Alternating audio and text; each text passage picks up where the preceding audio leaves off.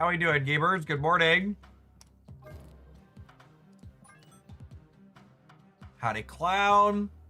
So a couple of resubs this morning. Pingo Papo, appreciate the 26 months. And Clown coming in hot for the 28.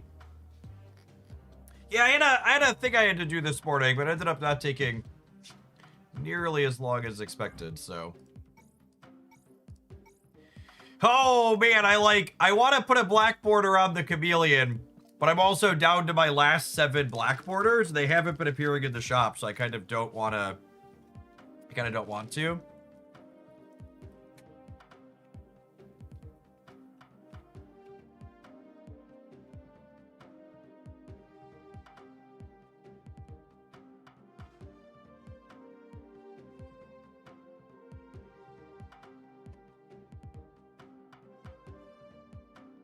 Jeff is separating the streaks of normal and true Oaklandians. Yep.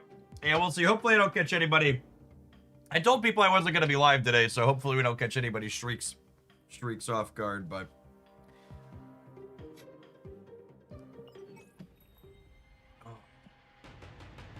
It's 500 bits, $10. 1,000 bits is $10. Number one thing to note if you're doing bits is never buy bits on mobile. The upcharge for bits on mobile is incredible because part of it goes to the App Store for a cut. So if you want to send bits via mobile, you want to, what's it called? Buy them through the web browser if you're doing it that way.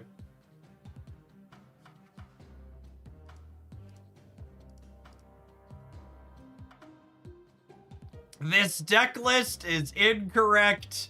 CHP Toxie is needed for maximum success. All right. All right. I'm gonna go buy the Toxie. Thank you for the present, not my dance.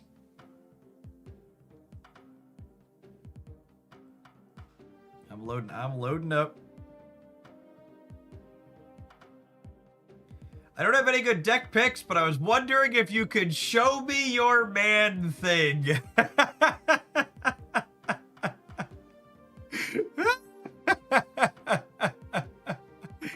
Oh man, that's a good one. Speaking of good ones, Minute Mensch, thank you for the not 1, not 2, but 20 gifted subs. That is incredibly generous. Happy holidays and end of year to you and yours. Thank you for the absurd support. I am buying a poisoned kiss here really quick so we can have a CHP Toxie. Assuredly,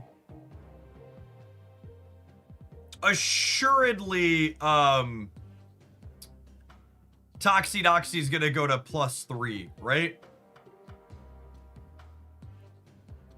I hit collection level 275,000 and I needed to give something to Jeff Hoagland. Collection level 275,000? We're not worthy. Chat, we all need to thank Minute Mensch because not only did they just support the stream, but they're single-handedly keeping the lights on at Second Dinner. They are the reason the rest of us get to play Marvel Snap as a video game. Thank you for both your support here and for keeping the game I love plowing ahead. Marvel Snap is really great, and I hope we get to play a whole heck of a lot more of it for many years to come.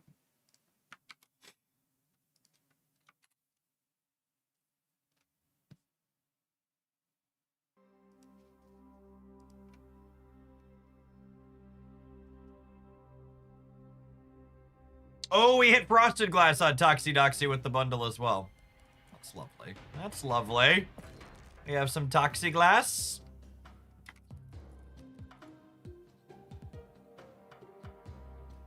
Hey, thank you, comics. Appreciate it.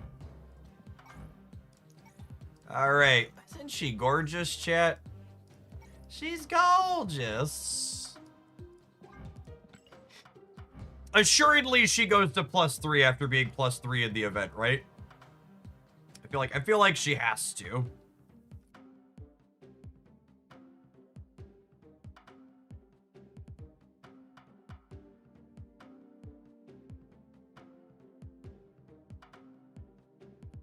I did, comics. Thank you. Bumble, thank you for the third of a year. This is a really interesting pile of cards. Because Galactus and Zombie Galacti both technically benefit from getting buffs. But they win the game in very different ways, right? Is this actually going to be good? I feel like there's a non-zero chance this ends up being actually good, yeah? What do we think?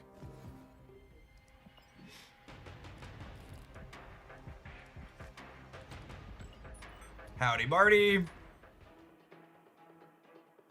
Yeah, it's a very, very neat concept at a minimum. Agree. The card I question the most in this deck is Chameleon, don't we all? Don't we all?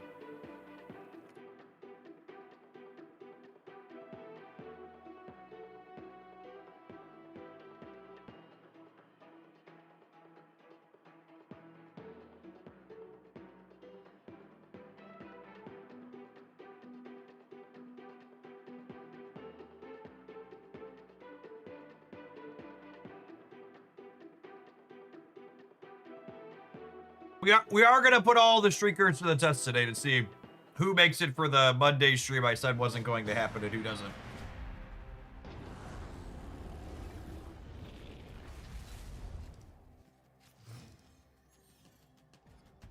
All right. The toxiest.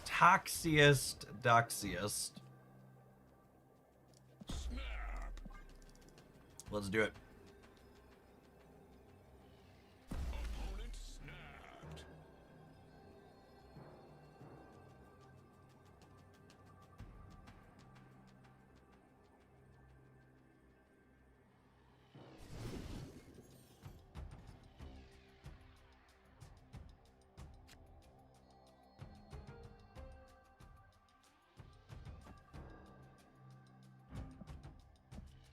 Oh man, this could be really bad for us, huh?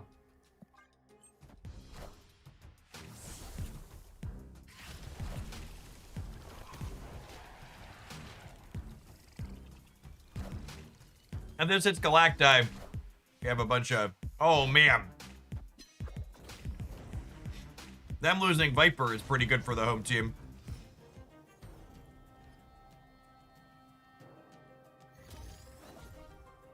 I guess there's a somewhat interesting bit of tension between... There's a somewhat interesting bit of tension between needing to prioritize having an open lane for this and needing to prioritize having an open lane for... What's it called? Oh, and then... This is pretty deeply problematic for us here. This deck is not capable of playing this card without Limbo unless Fastos cost reducing. Yeah, so I assume we're cooked here at this point.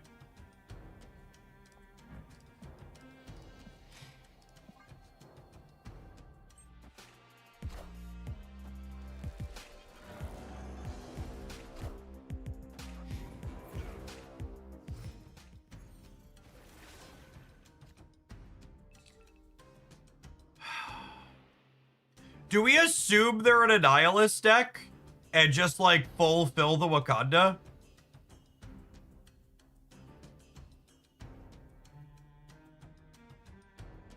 They gotta be an anti deck, yeah?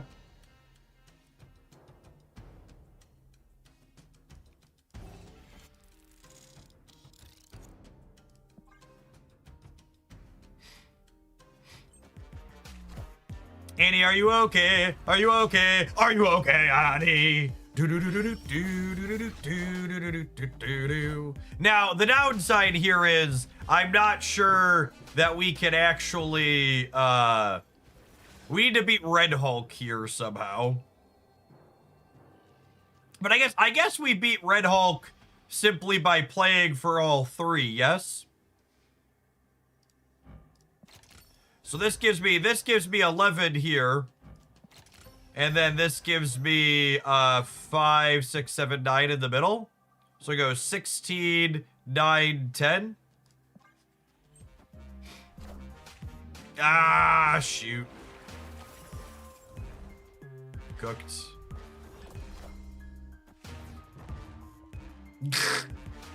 Absolutely and brutally massacred. Holy. I would like the record to reflect, not my dad said, decks cracked before we got brutalized in 2 different ways. So this is very clearly their fault. Thorborg, thank you for the 3 entire years of support. Here's to a happy holiday and good new year for you and yours as well. GG, opponent. You don't need to stick a meat thermometer into me to know that I'm finished, chat. We're done. We're done here. Well cooked.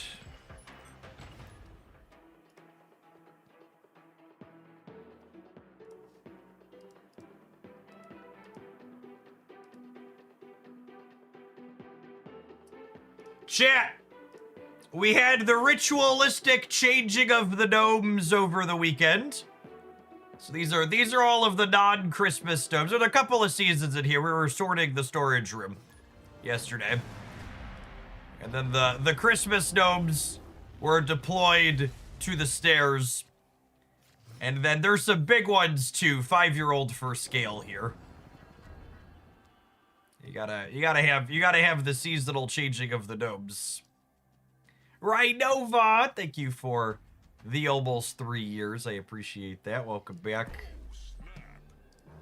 Buttons have been pushed here.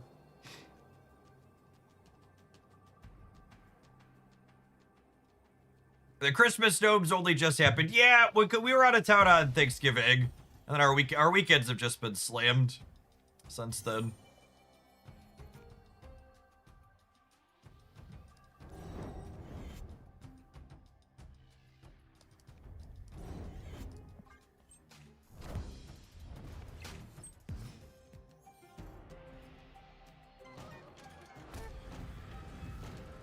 Well, I believe in magic. Gonna save my squad. Do do do do do do do do.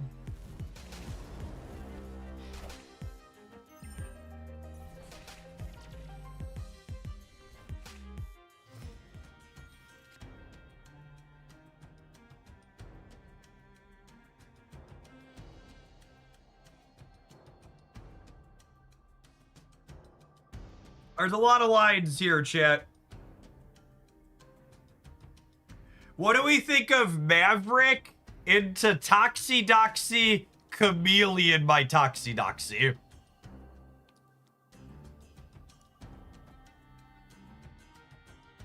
Cooking or baked? You be the judge.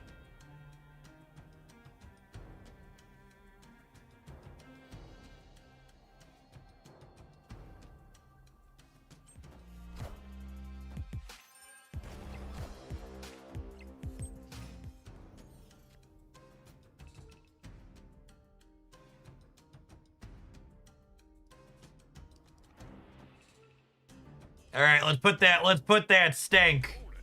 Oh yeah, snap me, daddy. I got double Toxidoxy. I can't be stopped. I'm high on the stank. We got lots of stank, chat. Toxie's got some stank. Zombie Galacti's got some stank.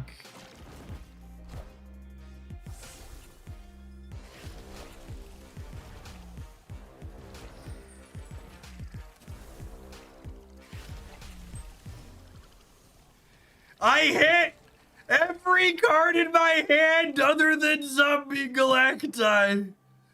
Oh, the betrayal. Oh, the betrayal. Classic Toxidoxy, if you would. Like Neo in the Matrix. Damn it, Toxie, you had one job.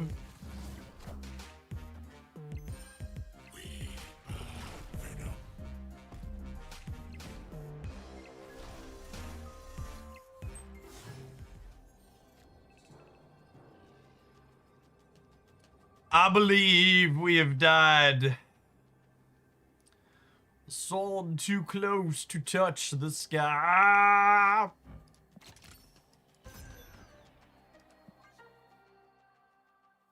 That's all I can do, chap. This is all I can do.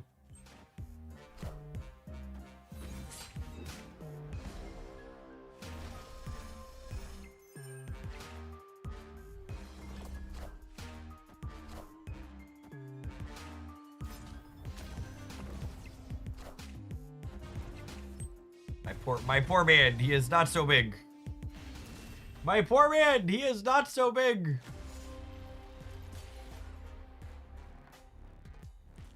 Bat Rastar, thanks for the deck submission. Could you do me a favor and drop it on a website like snap.fan? Or, drop it on a website like snap.fan or Untapped and drop me a URL link?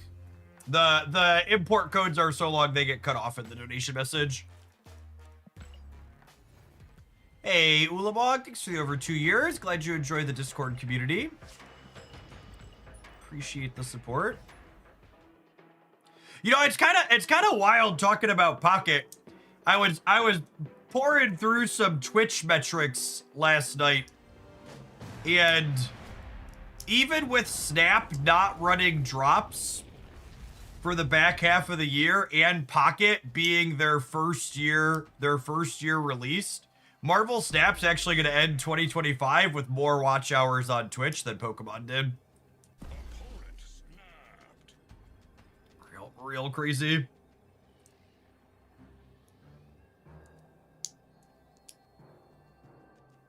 I think I would have lost the bet at the start of the year on which of those two I expected to do better numbers over the course of it.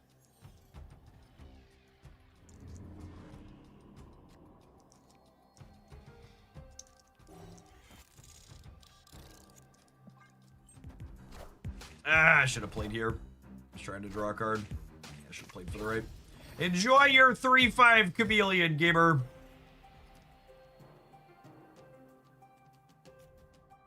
Hope you love it.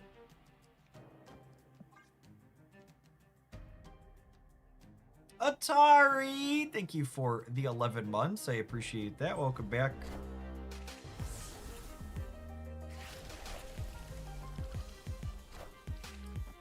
I, for one, can't believe that Toxie has locked me out of playing Turn 4 Galacta.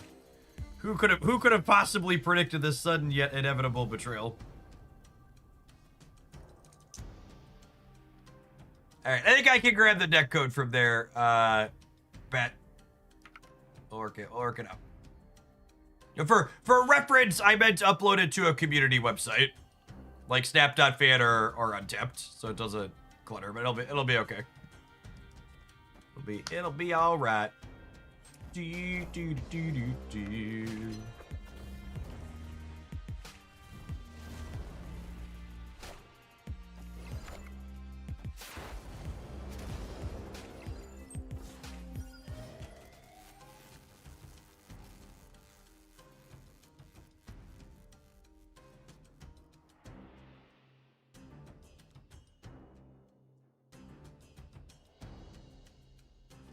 Okay, so we're gonna Galacta into Pump Maverick into Maverick the Zombie Galacti.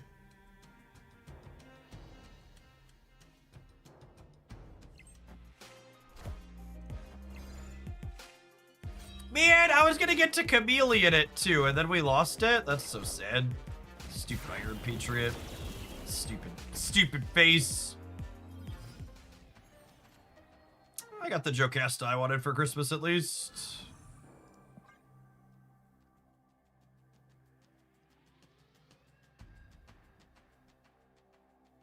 Yeah, technically we won the 50-50 on the Silver Samurai. Losing the Chameleon is better than losing the Maverick. Absolutely. Jocasta is better than Chameleon here. That's true. Even if we'd have kept the Chameleon, Jocasta is better. All right, you know what they say? Dodge a cosmic Ghost Rider, we can dodge a ball.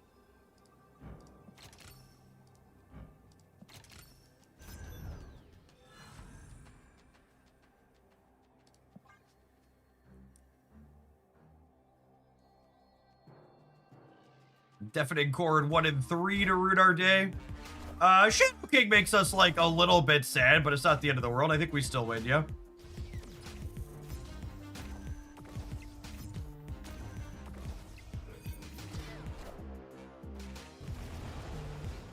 Look at us go!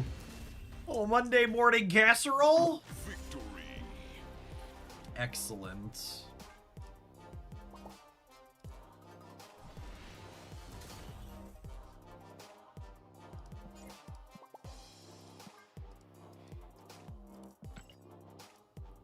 Switch DM, thank you for the 39 months. I appreciate that. Welcome back. I hope everybody had a wonderful weekend.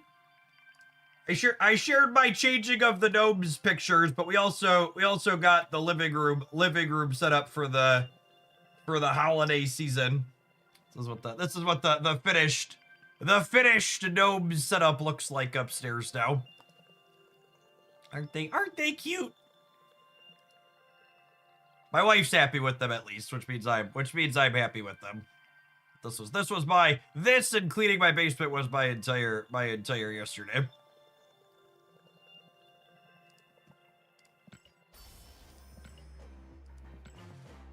It's a lot of gnomes. It is a lot of gnomes.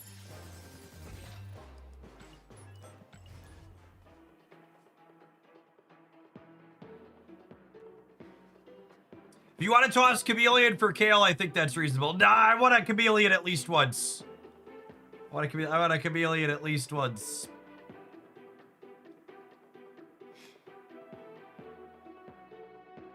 Two trees. Yeah, so in the past, we'd put one tree in the basement.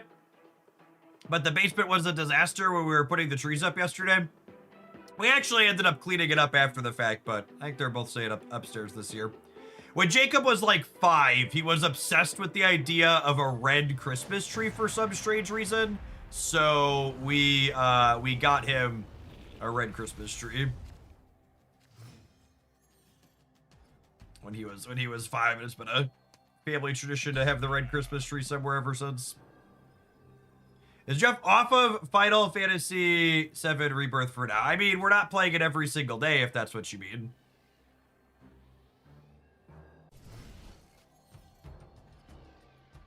I think we might start on it tomorrow. But yeah, today we're going to be playing Snap-a-Lapping, and then we're going to be checking out some more mobile dungeon later. We played a little bit of that on stream. I think it was last month, and I've been poking buttons on that off stream since then too. So fun little character collector on Android, iOS, and PC.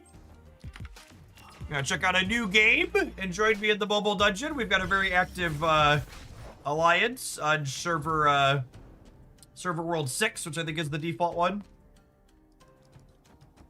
Got folks jamming along in there.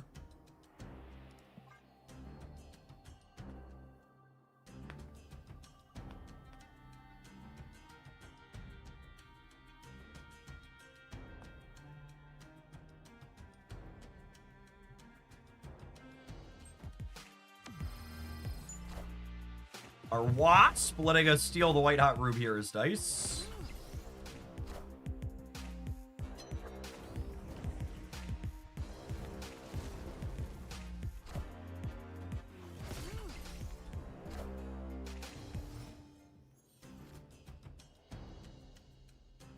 Oh me, oh my. Oh me, oh my. Okay, wait.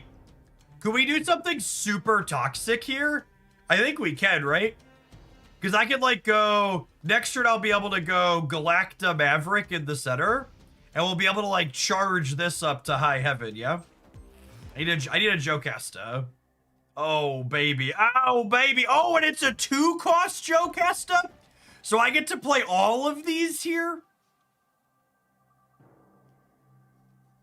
This game is so easy, chat. What an easy game for little babies. Marvel Snap.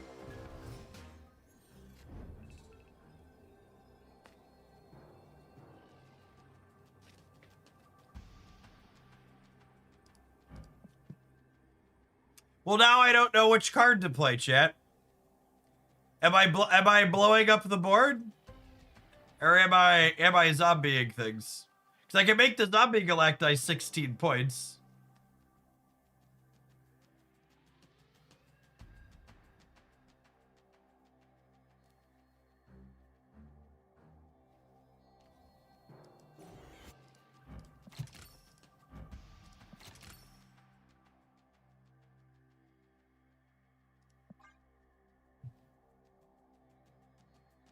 Oh yeah, we're committed because we have priority. So this is activating. So we need to win here. We need to win here, chat.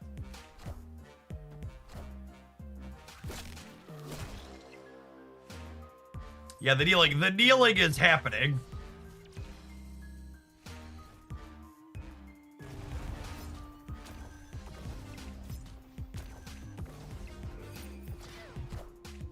The daughter helping to herald Galactus feels like a savor the flavor moment. Does their Maverick actually happen here? Because he's dead now, right?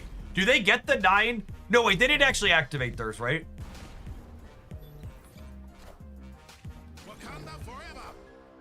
Oh my goodness! Mercy! Mercy!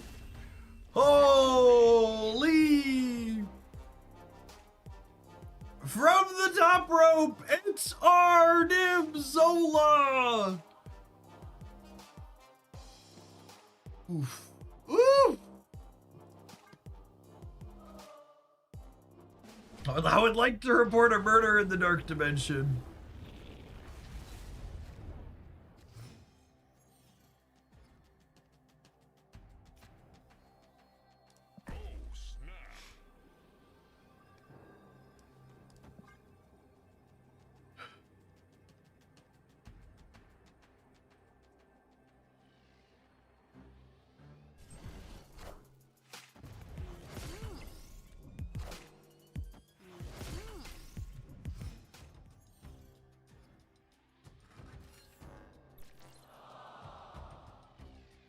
Why didn't your opponent play any cards that game? It's very strange. I'm uncertain why they would do absolutely nothing.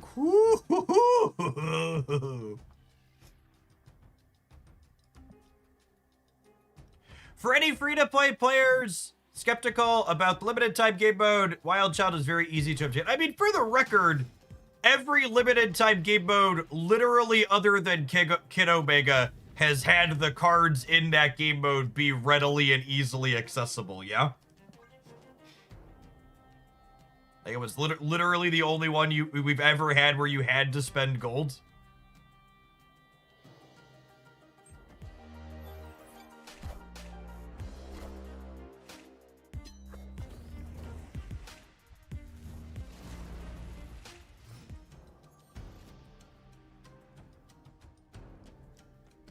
We don't talk about the Kid Omega shop.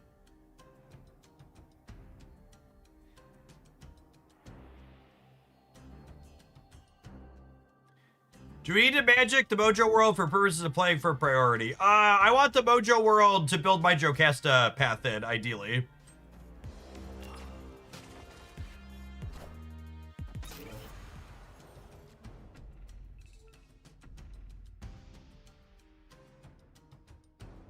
You could Jocasta Chameleon on turn 6. I think I want a Maverick Chameleon. It's like, what if I hadn't drawn Maverick till turn 6 is the thing.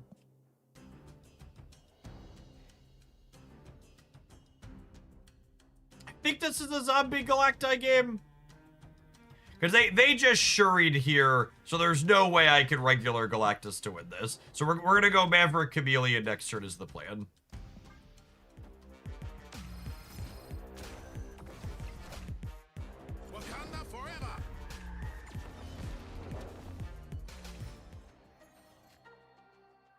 That is a big kitty.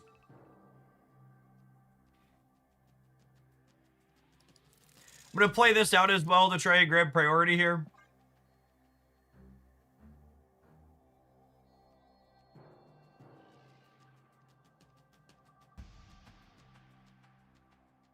Because if they Zola this Panther and I snag priority, I can Galactus here and win the game. We can scam them, yeah.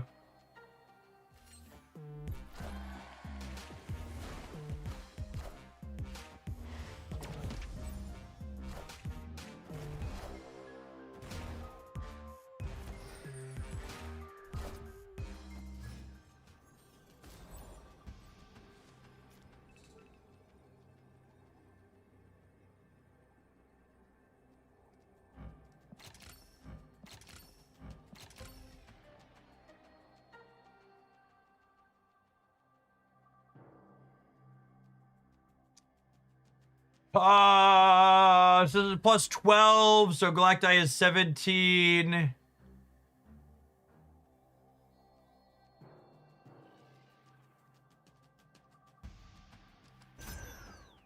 Oh, they could Zola plus infusion. That's cute. I mean, this is my line to win, so. This is what it is. We hope for the best.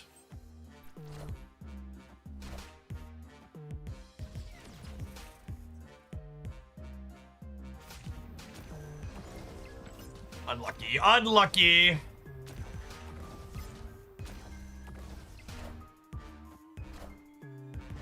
I think Galacti is the win. I mean, Galacti loses to them playing Arnim Zola, right? So you're just suggesting I flip heads when I suggested I flip tails?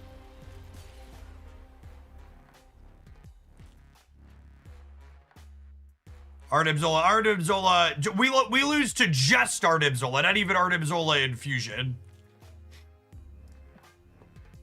Just Arnim Zola would have gotten us. They would have had plus 60 on each of their other 2 lanes.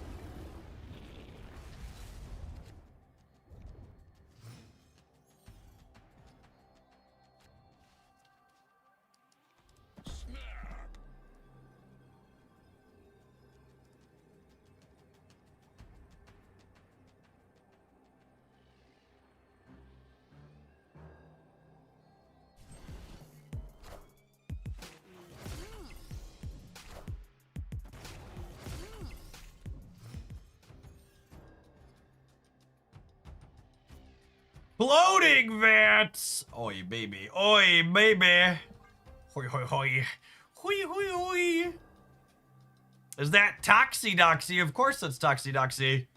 Need maximum stank in our stanky deck.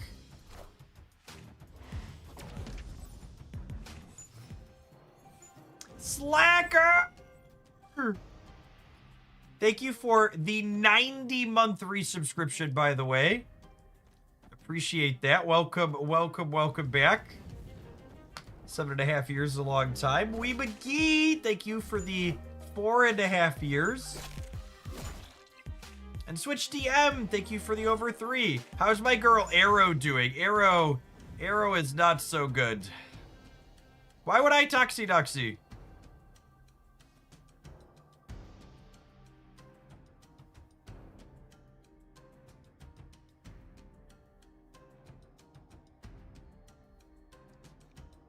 Why on earth would I Toxidoxy? Why wouldn't you Toxidoxy? I'm trying to win a game here.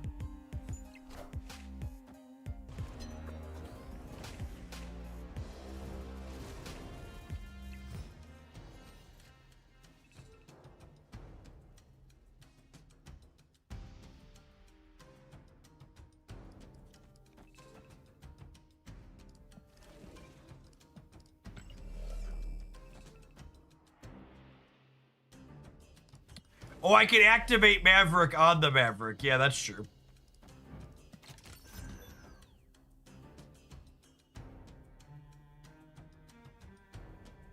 They're gonna Galactus left. I love that people are telling me that, like there's something I can do about it.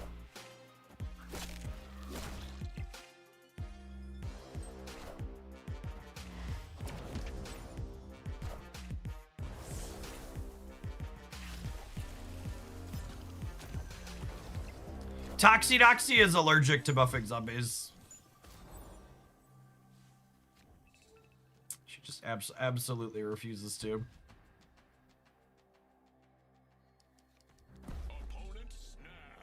Oh yeah, gamer. Take all my cubes. Take them all. You deserve them.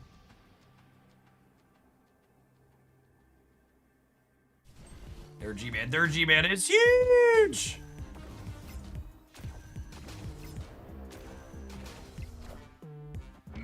Don't give them the boomer step. What are you talking about? I'm kind of encouraged my opponents to be terrible. Who could have possibly seen this coming, Chip?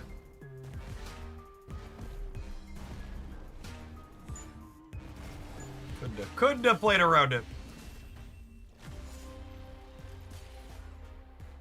All right. I think we're gonna, you know, it's funny. You were talking about I could replace Chameleon. Chameleon's been better than Toxie to set a low bar.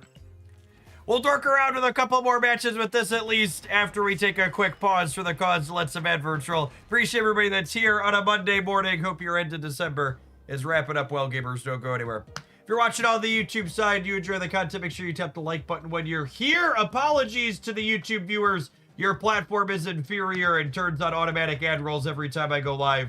That is now fixed. There will not be more ads over the content there. Sorry that happened to you this morning.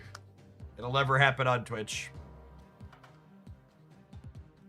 Just every single day like clockwork. Fucking YouTube chat. Automated ads can earn you more while optimizing the experience for channel members. Actually, this isn't even true. What does learn more say? How is it optimal for channel members?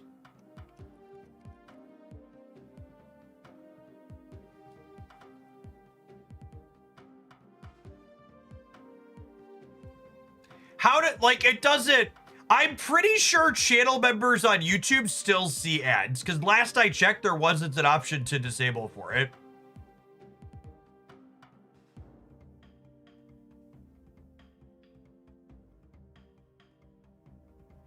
Are the automatic ads on YouTube not on timer? No, automatic ads on YouTube are absolutely diabolical, chat. This is something everyone consuming YouTube content needs to know. One of the infinite data points YouTube tracks on you as an individual is what your ad tolerance is. So different people get different ad densities on YouTube. If YouTube thinks showing you an ad is likely to make you turn off a video, it'll wait more time to show you an ad. So if you've trained YouTube that you sit through every advert, it's gonna give you more adverts. Milla, thank you for the 26 months. Welcome back. I don't see ads as a YouTube premium member. Yeah, this isn't talking about YouTube premium members. This is talking about channel members. And YouTube does not give you the option. So like on twitch.tv, because again, this is one of the reasons why Twitch is my preferred streaming platform. On twitch.tv, I have a checkbox that lets me say channel subscribers don't see ads. On YouTube, I don't get that. On YouTube, you just get the same thing as everyone else unless you pay for YouTube Premium. But that's telling me automatic ads make it better for channel members, but that's not the case.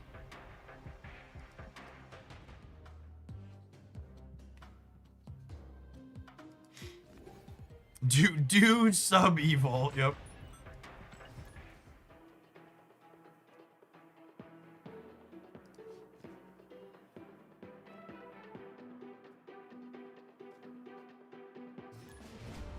So with automatic ads, YouTube does personalized ad length, frequency, etc. Where with auto ads off, everyone gets. So I don't think everyone on YouTube gets the exact same type of advertisement when I manually click run ad, but they all get some type of advertisement at the same time when I manually run it.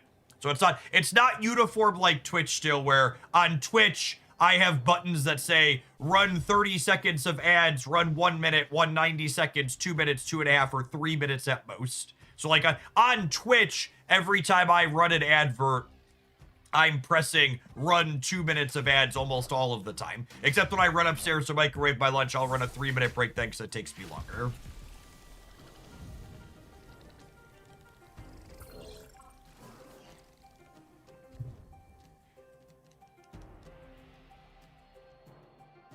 So I'm pretty sure YouTube is still flexible even when I'm manually running the ads. What they show when and to who. 2 Fastos I can't play on 3. Yeah, Toxie's pretty bad. This card's honestly probably still unplayable, even if she gives +3, which is the most baffling part of how they haven't done it yet.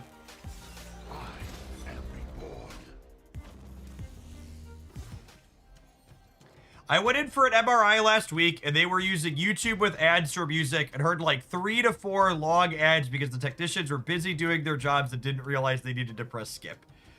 Yeah, capitalism sure is something. I don't know what, but it's something. She needs a work. I think Toxie Doxie just needs some targeting.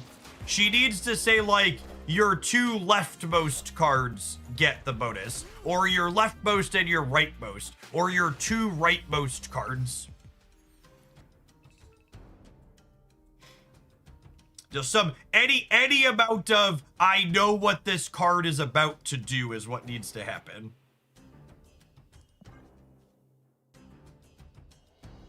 Oh yeah, was this randomly generated too? Sure was. Yeah, there's not gonna be another turn. We're dead. We're dead.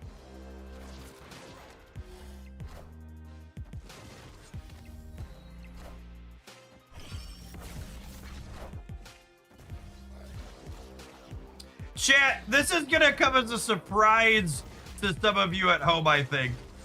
But I think there is a chance my Toxie Doxie Chameleon Zombie Galacti deck is not good. I know this is a shock. And maybe I should have given you a chance to sit down before I brought this to your attention.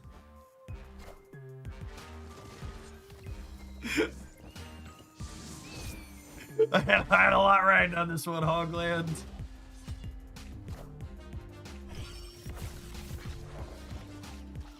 I heard not my dad say this deck was correct. I was fit. All right, I have one more loss in me, and then we'll play a regular Galactus deck.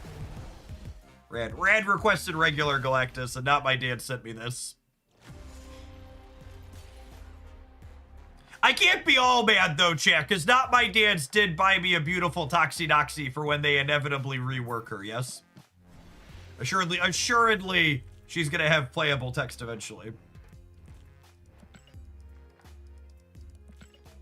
She's quite good in the team clash.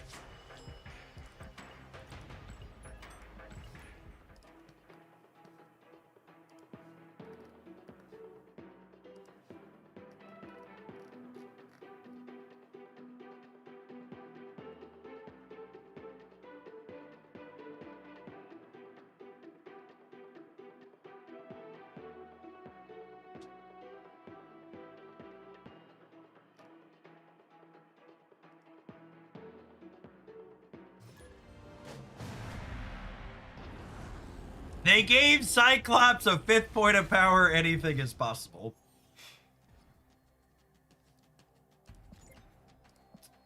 Be humble.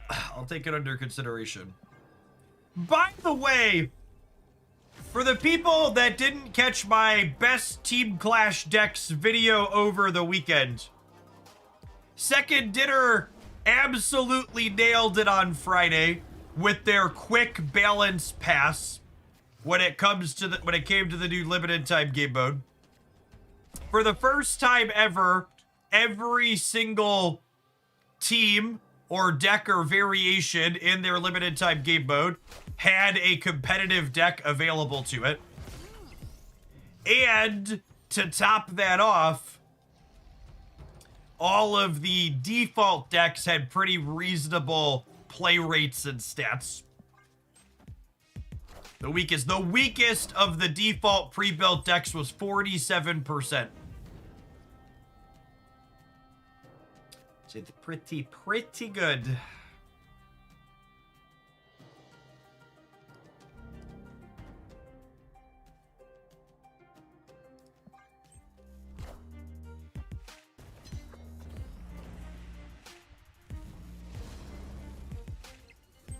All right, Toxie, I'm gonna need you to spray Zombie Galacti here, okay?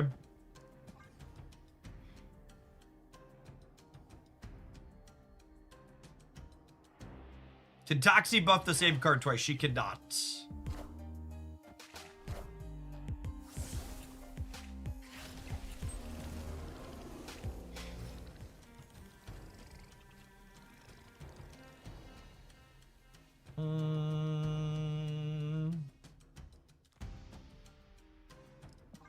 I don't think Galactus wins the right next turn, so I'm gonna play Fastos.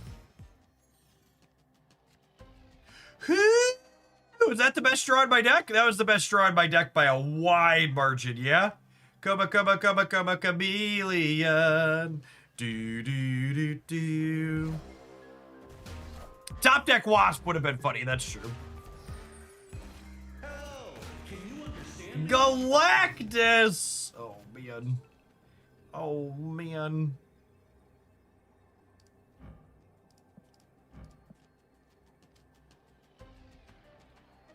I think I just Wasp center to keep them honest. Oh, you want to make them kneel in the center.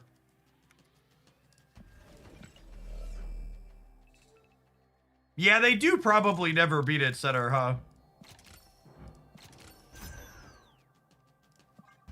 It's the more toxic play, that's for sure.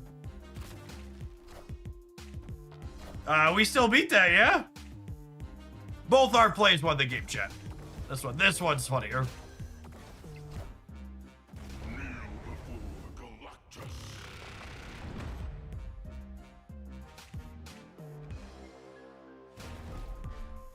All right, I said I had one more embarrassing loss in me for this deck, and then we won the game. So I think that means it gets to go again, yeah?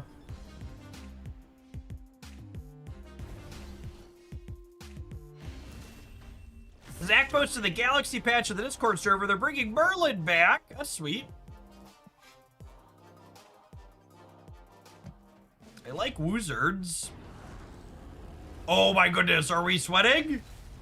You have 1 cube! I have 10 cubes! Are we doing this? Is this what we're doing? I can't even snap, chat. They only have 1 cube.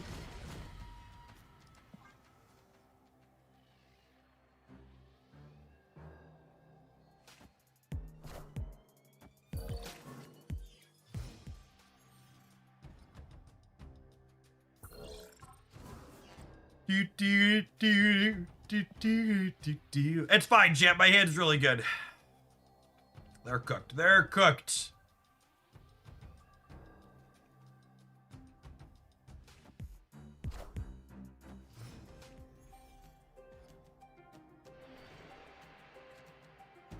If they want to kneel down in front of me one more time, I'm okay with that.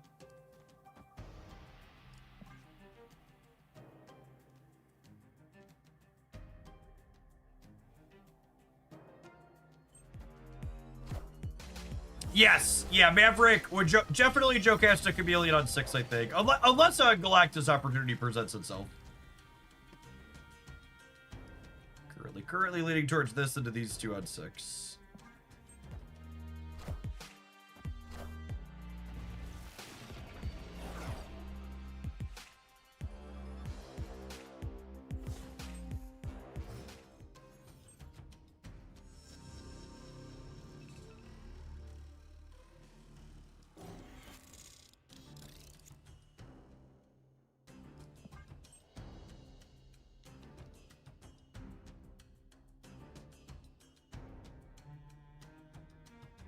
Oh, you know what? I should have played out the Hercules too, just because like my board space is kind of spoken for. I'm not gonna have a window to spend that energy. Put that card anywhere else. Jocasta, Chameleon, and Maverick is 15 plus 15. I believe so. Those numbers sound correct.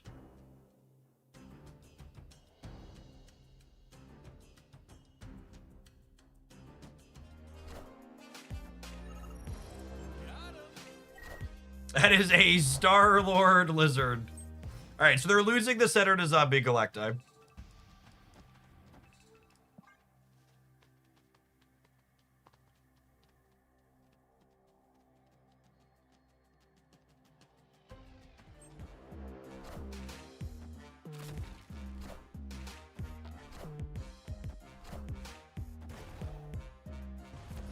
Alright, chat, stop me if you've heard this one before, but if we can dodge a tech card here, we can dodge a ball.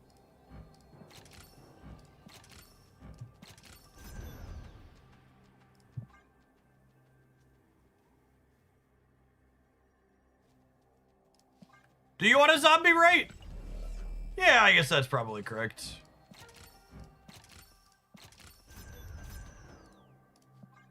Otherwise, we could lose to something random like a Scar.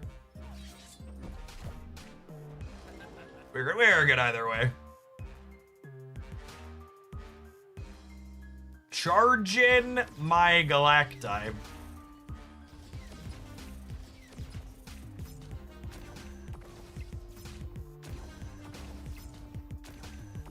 Hold, please.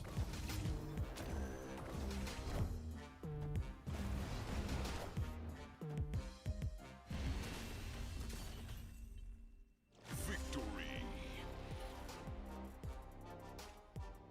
Oh! Oh, they could have played Lady Deathstrike on the right. My, how embarrassing for them.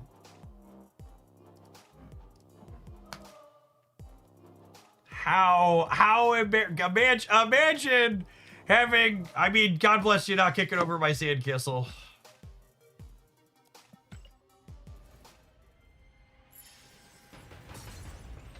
They probably forgot. They probably forgot what text box they had.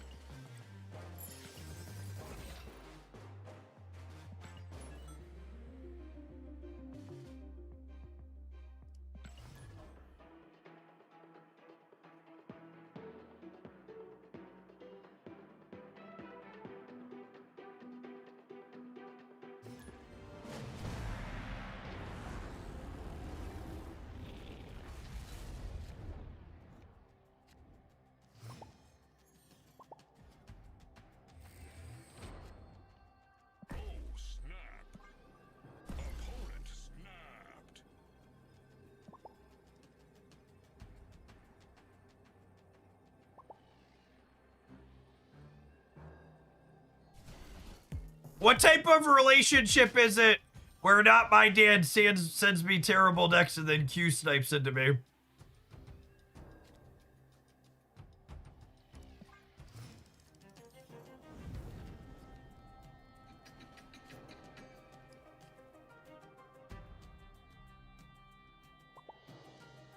I think we're gonna get rid of this one, yeah?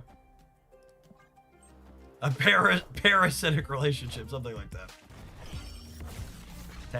Thaddeus Thunderboltros.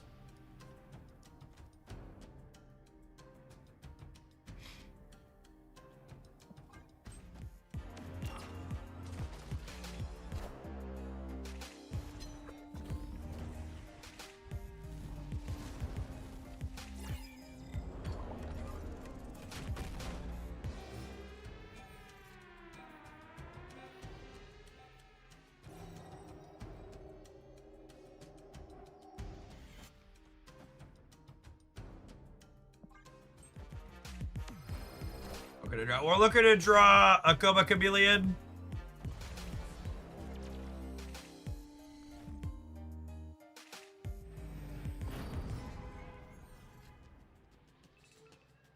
Unlucky. Unlucky.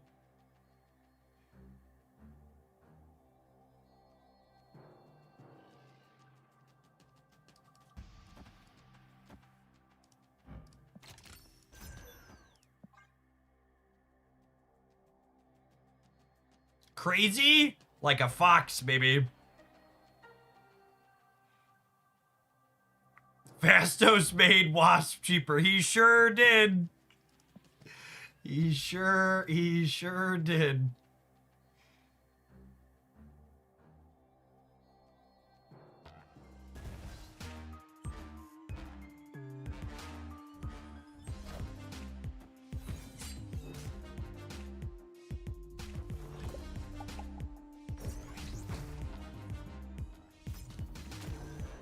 The fucked up part here is, I don't even know that we've won the game. Because Adamantine Infusion still spanks us, yeah?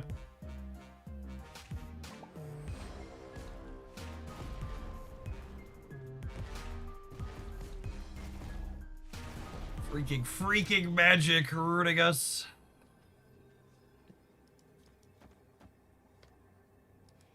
This is 8, 12. This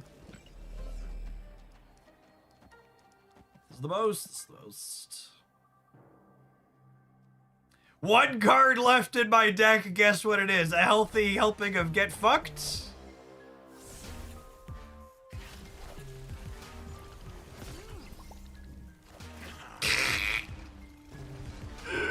Good to see my check to Benjamin cleared this month. Excellent. The holiday season. Doo-doo-doo-doo. Boo-doo-doo-doo. Do-do-do-do-do-do-do-do-do.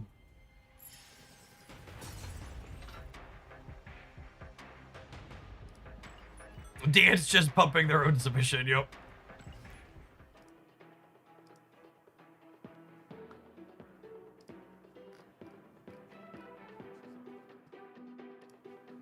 I didn't need to draw Kid Omega on turn 7, but didn't you? Didn't you?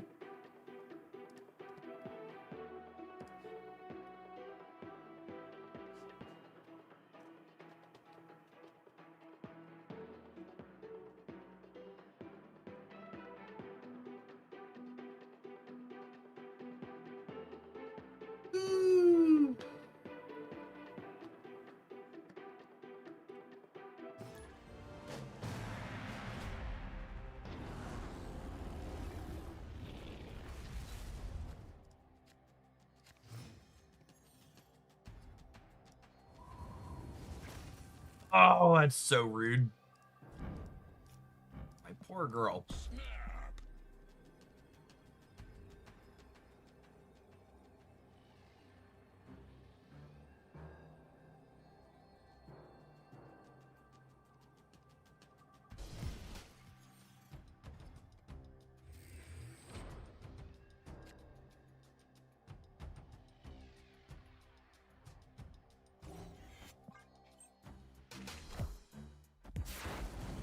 But I wanted to be winning the right. That's why I played there while it was face down.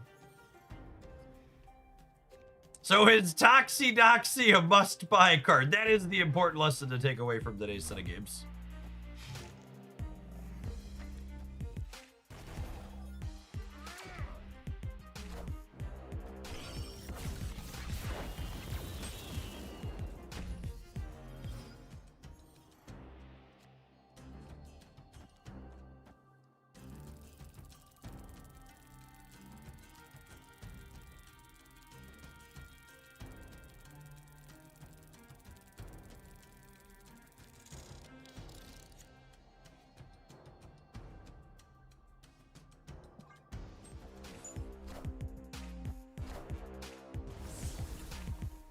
Hey, Fawn Pug, thank you for the 14 months. Appreciate that. Welcome back. Hey, Doxie Doxie's gonna buff Zombie Galacti whether she wants to or not, okay?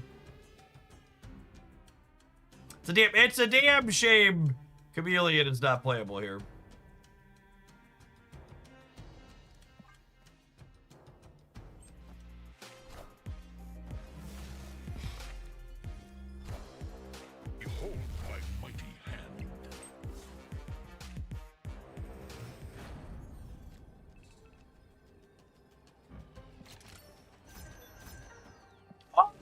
Order of the card! I'm not on a line, you're on a line!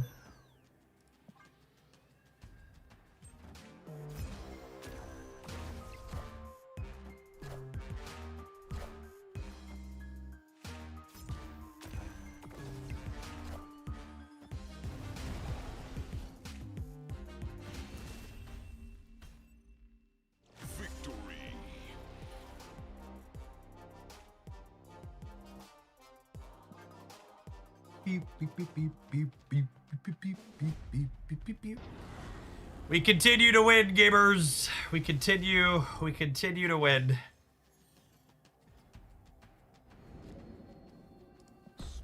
Imagine looking at this deck list and thinking it was anything other than a winner. I bet, how bad do you have to be at card games to think this deck is anything other than a winner?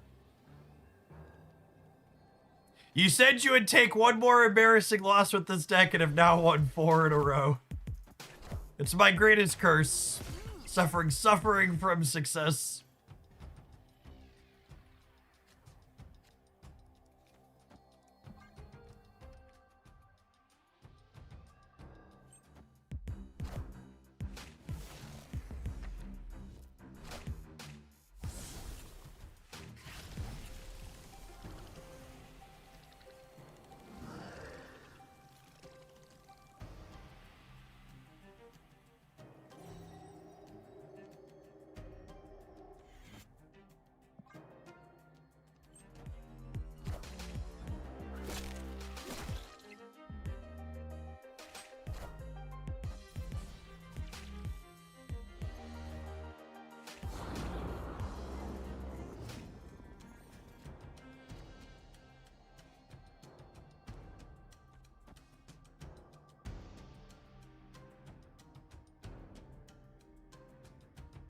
Man, I have to draw magic.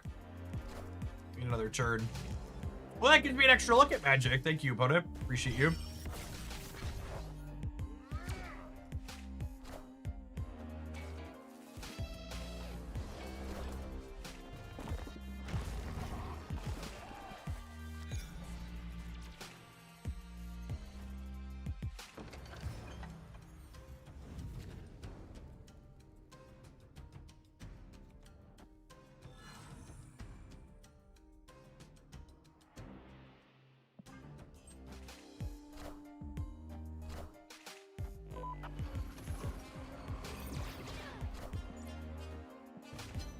Oh no, they did cable our Maverick.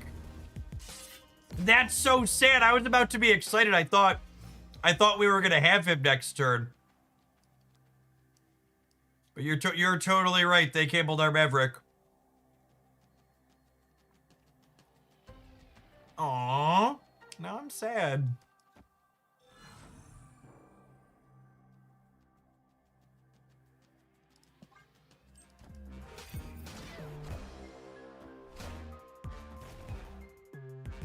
Feel like we still overpower them. Yeah, maybe.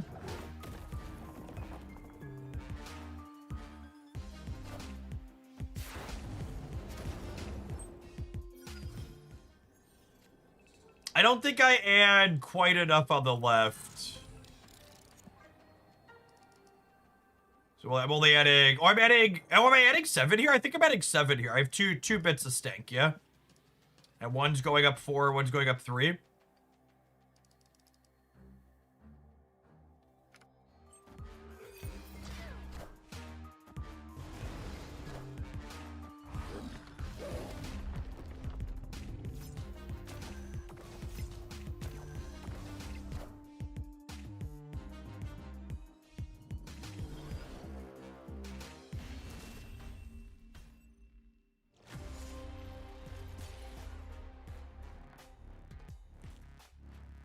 Flipped head, should have flipped tails. Unlucky. Unlucky.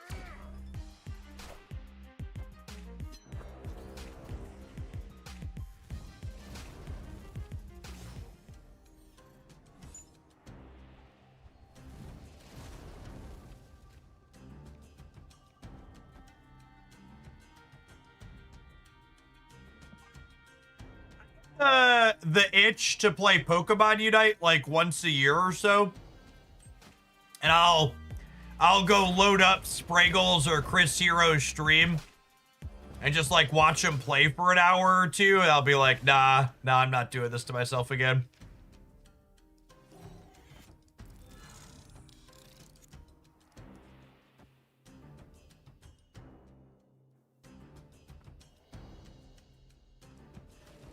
Spraggle's very awesome. He's a good content creator and a very good person. Bullshitted with him a lot over the years. I wish I knew which Galacti I had in my deck, so I have to leave this path open. Yeah.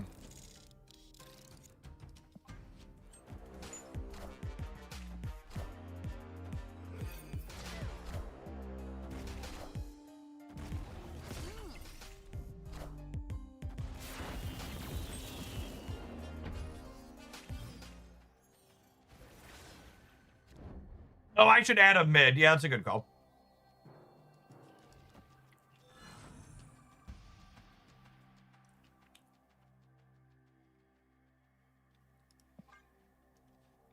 Watch them have generated 2 Omniversal presents with Merlin in 2 turns.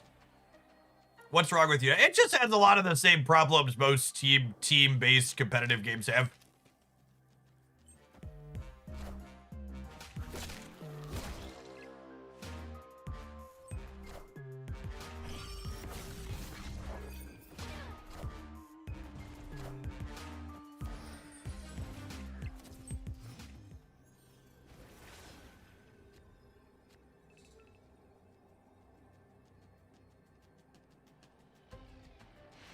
No!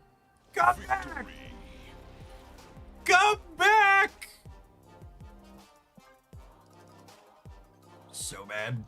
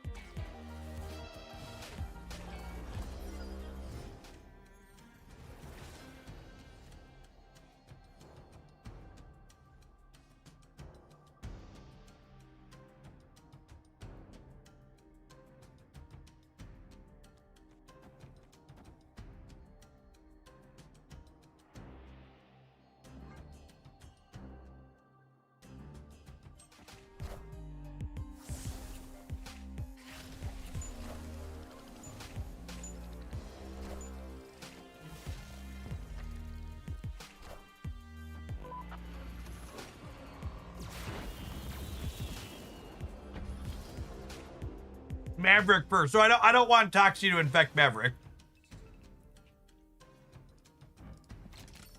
And I want to be able to do this. I don't want Toxie's stank getting on him. I swear to God, that's like the 3rd or 4th game in a row where Fastos had made Wasp be -1 cost. So dumb.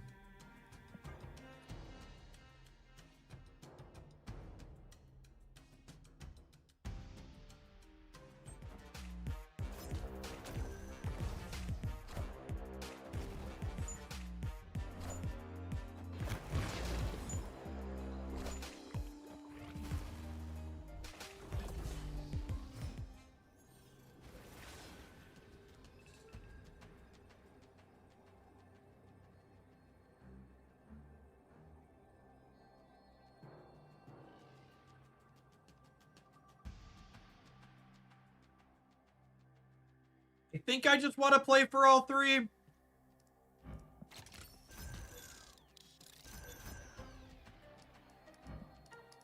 Math, not even once.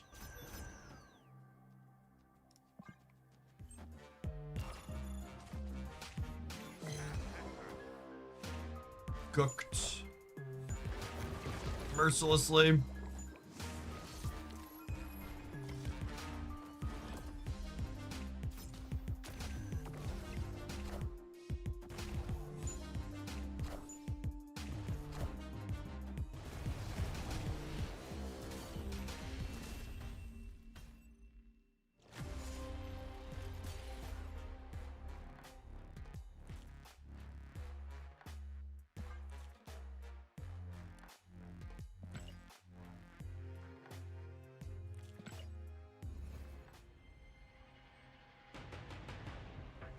I said we were gonna play until we lost one more. And then we had a really solid set of games. So I think we can stamp exceeds expectations on this one, Dance. Toxie Doxie is still unfortunately a very unplayable card. The Zombie Galacti and Galactus both having similar things that pay them off is fun and reasonable though. Honestly, it's probably just like this with maybe you swap Chameleon for Prodigy. Chameleon was honestly kind of okay with copying Joecaster or Maverick on turn 6. Doxie's definitely bad though, and Kale is definitely something I wanted to be able to play Zombie Galacti in 6-turn games. You suggest dedicating a lot of my time towards Grand Arena. It's my first time back in a few months, and it seems really time intensive. I mean, I would recommend just playing Marvel Snap in a way that brings you joy. The important thing for Snap in general, in terms of like progression rewards, is just making sure you get your daily missions done and you finish your weekly. Most of the account progression that you make in Snap comes from getting the credits and stuff from here. So long as you're clearing these, it doesn't really matter where you're playing the game. If you're just looking to collect cards up. There's 2 Series 4 cards that you can get inside of Team Clash, and I think Team Clash is quite fun. I've played a bunch of it. And even the default decks are quite reasonable and pretty powerful. So whatever you're into, there's not really a wrong way to play so long as you're getting your missions done. All right, I owe Not My Dance a Galactus deck. A different Galactus deck when we return. Let's find that real quick here before we go on break, huh?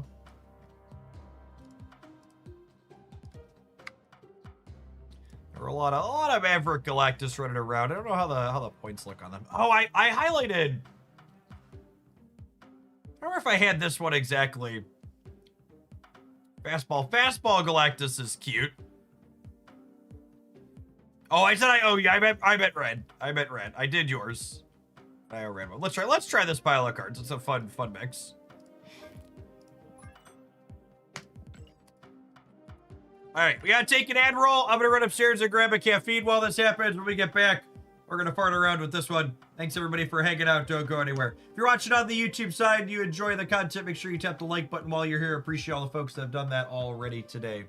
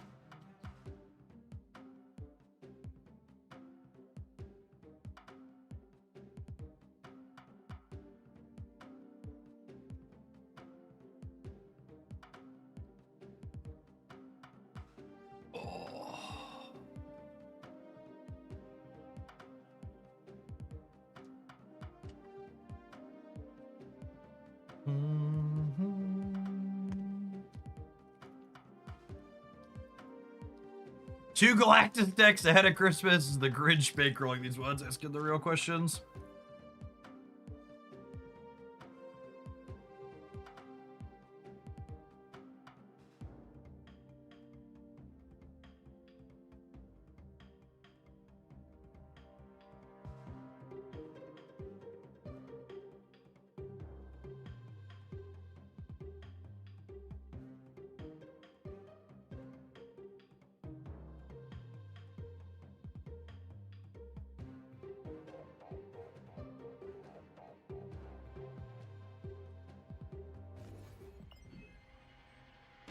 Do you normally play Conquest on hot location days? I normally play Conquest in general. I find playing the ladder very boring because 90% of ladder games end in someone retreating. I would rather Conquest. Conquest, a lot of the time you'll have people actually willing to stay. Just play like casual, fast, fun, 8-cube games constantly.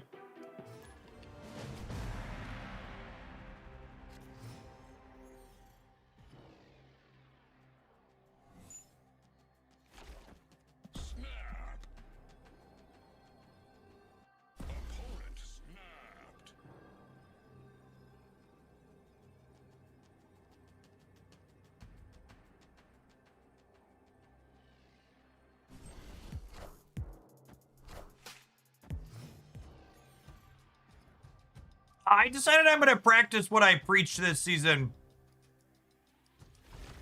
and just not play any more ladder.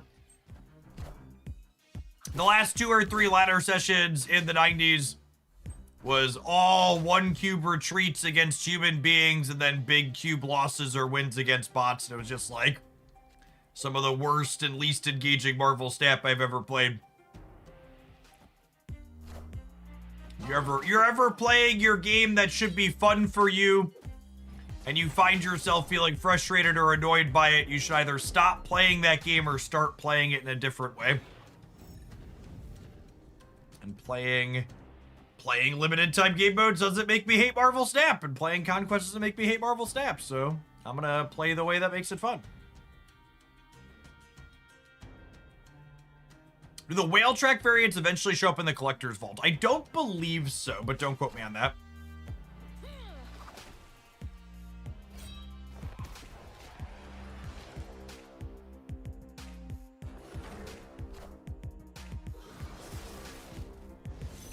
I'm finding that advice applicable to most things in life. Yep.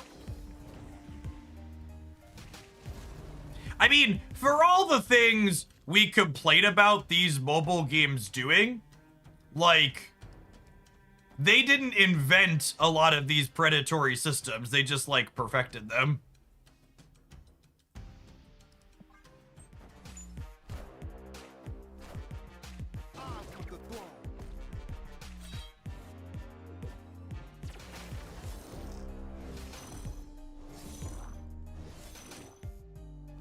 Yikes. Yikes! He's so big, chat. He's so big.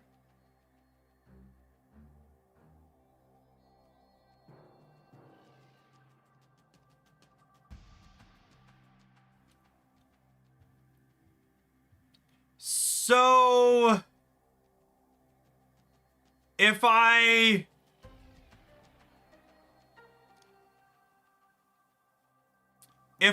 we could infuse the agony back, that's true.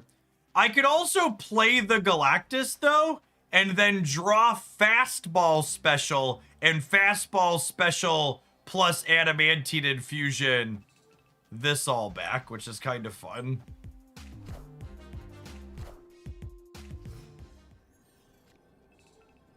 Unlucky. Unlucky.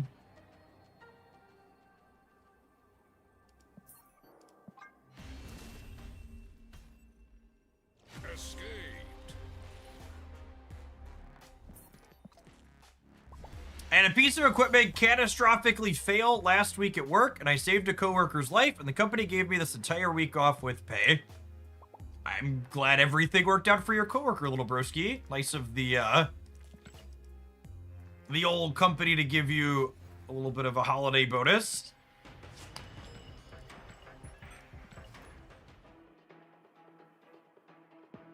I'm certain Time Theater cost us the fastball draw. Yeah, probably.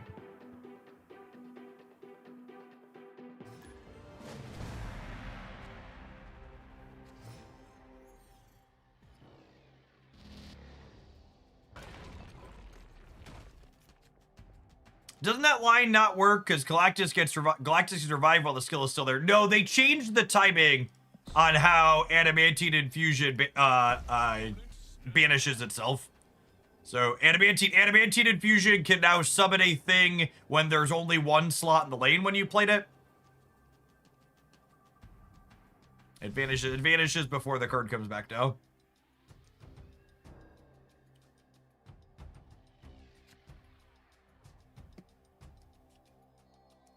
Yes, it also ruined the fire hair interaction and killed a sweet highlight I had queued up but hadn't published yet.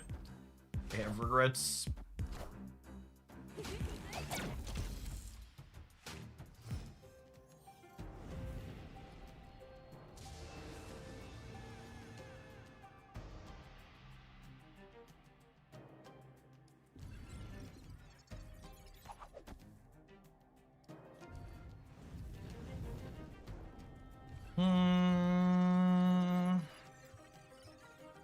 My top deck Man Spider playing this out is really good.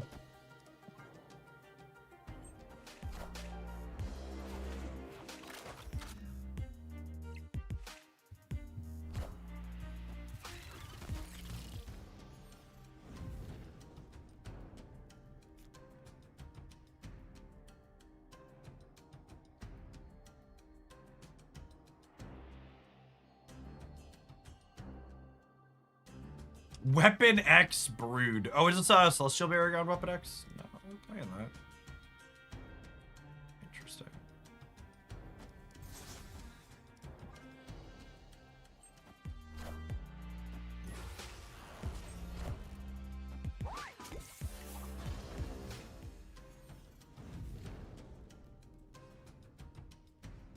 We won the priority coin flip. Hit me, dealer. Hit me, dealer. I don't know if this actually wins the game, but we get to blow up the board, so I got that going for me.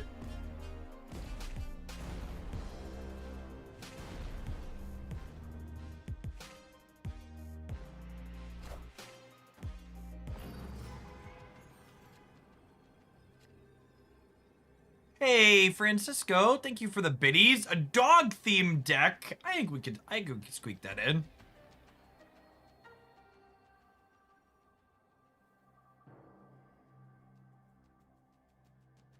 Oh, yeah, if we would have hit Infusion, we probably would have been okay.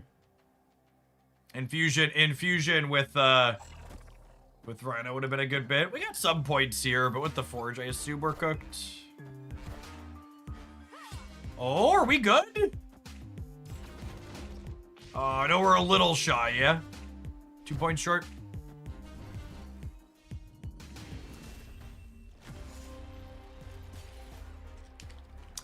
Yeah, there's unique badges on the channel for every 6 months through 10 years, I think. 10 or 10 and a half, one of the two. Infusion would have gotten us there.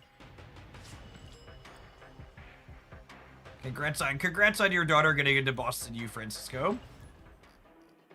Love to hear good news over the holidays for folks in the community.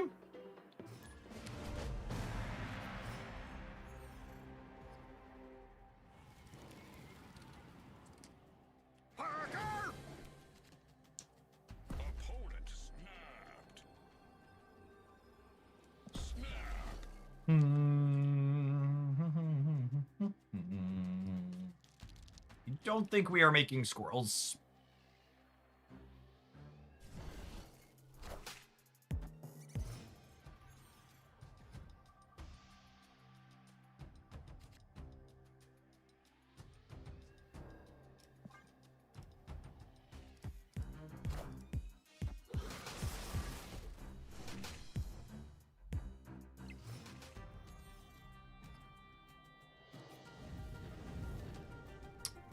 Check.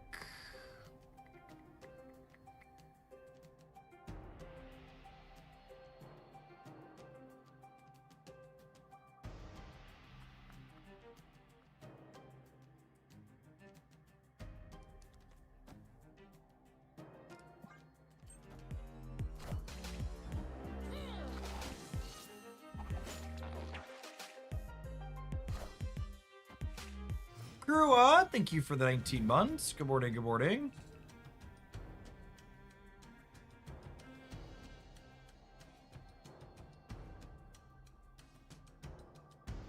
Has you ever played with Morrow or Wild Child at all yet? I've not.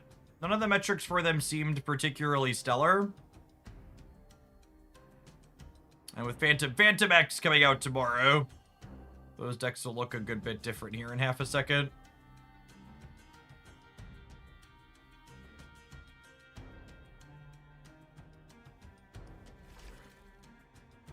Oh, Phantom X isn't for another week yet. I missed that.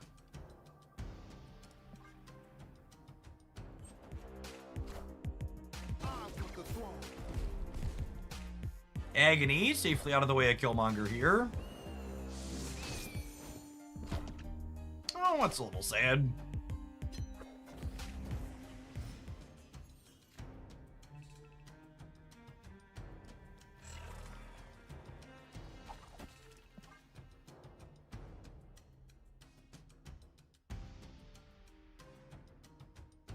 Yeah, that's true. The way they sequenced here does mean that Limbo gets to live, so I got that going for us.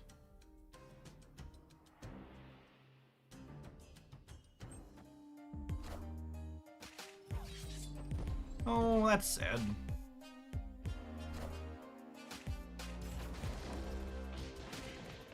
I think we're still okay.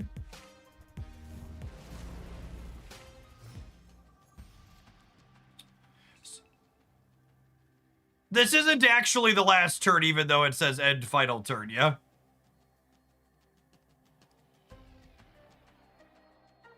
This works the way I want. I play this, I merge this, and then I'm technically absorbing Manning the Man Spider, yeah? Anyone fact check me on that? Pretty sure that's how this works. Order, you'll copy Penny right now, I think. No, I'm pretty sure Penny goes into the Man Spider and then I'm merging with Man Spider. So this happens, and then Symbiote Spider merges with Man Spider, which triggers his on reveal, which causes him to merge with Penny. And now this is considered my last played card, and it has the text box of Man Spider. What a wonky interaction there.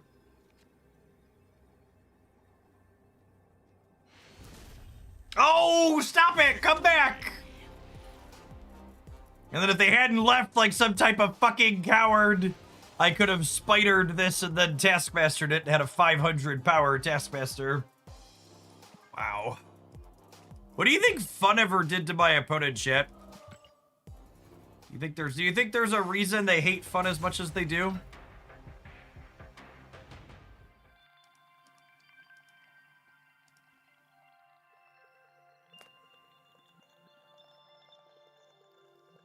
You could also fastball special Galactus Center to Galactus Elaine with negative 400 power. Oh yeah, that's true too, isn't it? That's funny. We've got lines is what we're saying.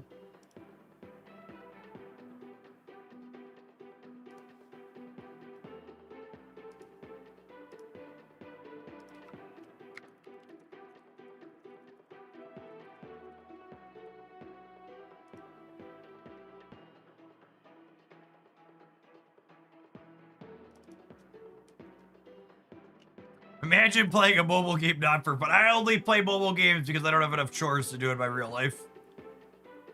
If I'm not suffering while I'm clicking buttons, what's even the point?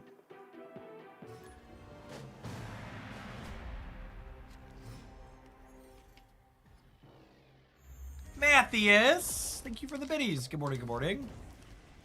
Or good afternoon now, I should say, here in the cornfields.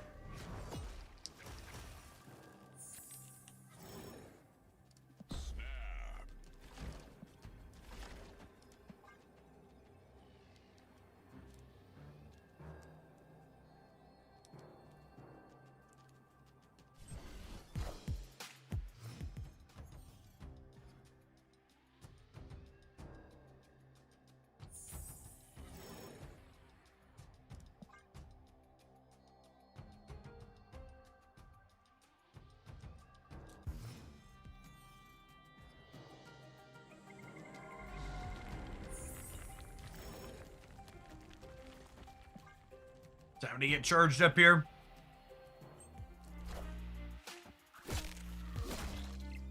So we'll have 15 energy going into this turn, our next turn. 16 energy. 17 energy, there's an ice cube. How much power do we have? Unlimited power.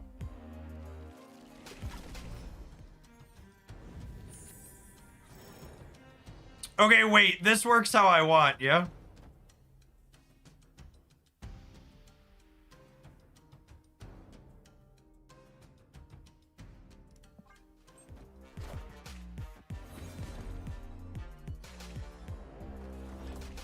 Oh, if we play Penny first, we can have Spider in hand. Yeah, that's a good call.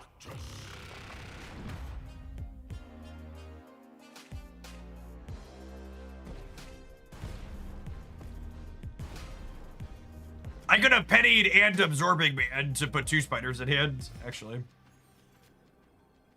Holy! It's beautiful. Do do do. Do do do do do do do. Be do do. Gosh, our opponents are allergic to a good time today, champ. Adamantine does not need space any longer. It has been re-templated for gamers at home from release week. So on release, Adamantine Infusion needed an extra slot. It no longer is the case. It's part of the reason why this deck works. You can Adamantine Infusion back a giant Galactus, and it will trigger now.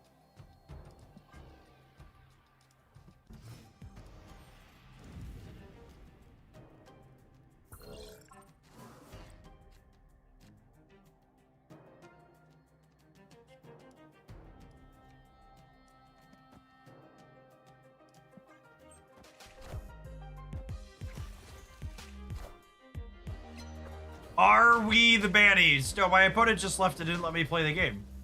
How can I possibly be the baddie? How could I possibly be the baddie, chat?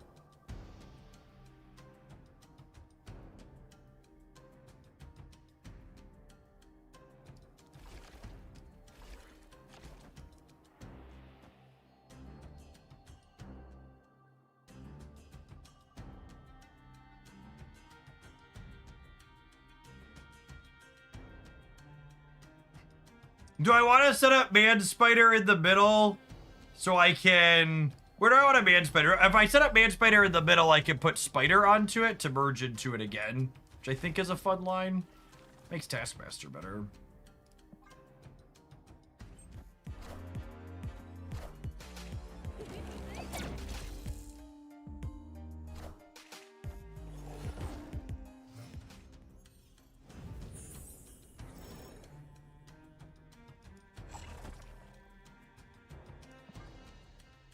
The best round. No one's ever going to bring us down.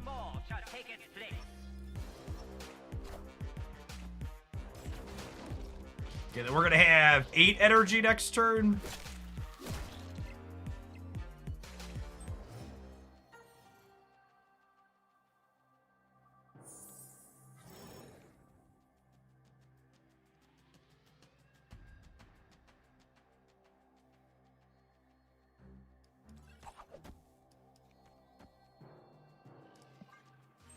I like to shmove it. I like to shmove it.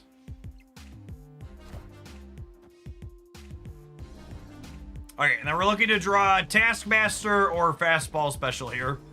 Says local man about to draw Fallen One. Taskmaster. Taskmaster is unfortunately the more boring of our two possible plays. If we would have gotten Fastball Special, we could have Fastballed and then Galactus them in the center. Everybody clench! Oh, Benjamin. Oh, Benjamin.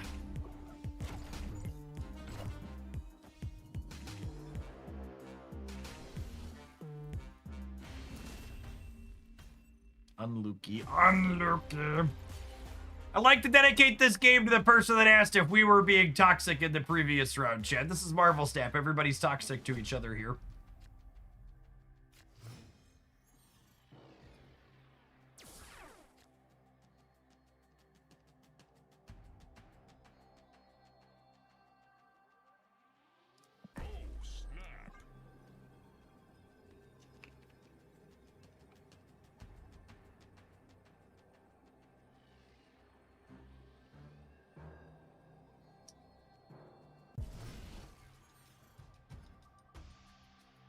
Was that a hub gambit? No, they're playing Wong combo, chip.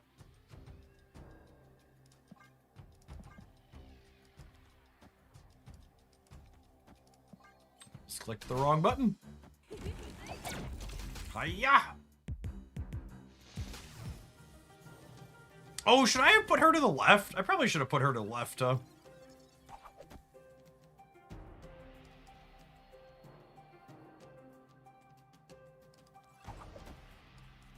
I should get Luna down, yeah?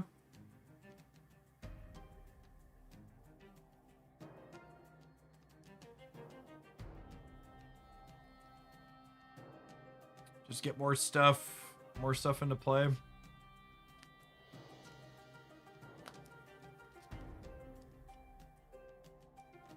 I do this, and then I do this, and then I do this, and then I do this.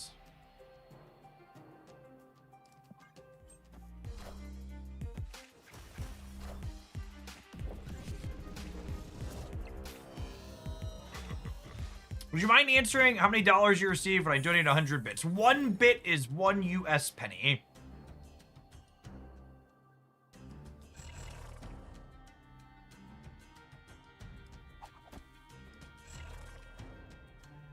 So it works out to $1 for 100 bits. Do we want the extra energy? That's a good question.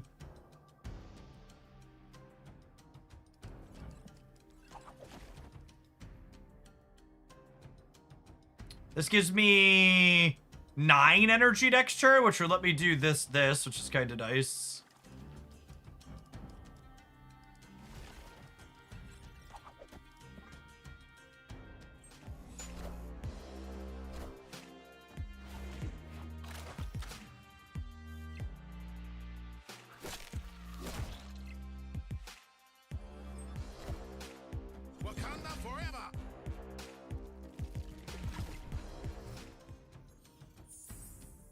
You ever seen an ice cube grow legs and walk around, chat? Well, now you have.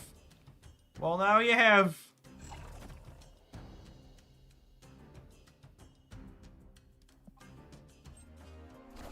Spider cube, doing whatever a spider cube does. Do-do-do, do-do-do, do-do-do, do-do-do-do.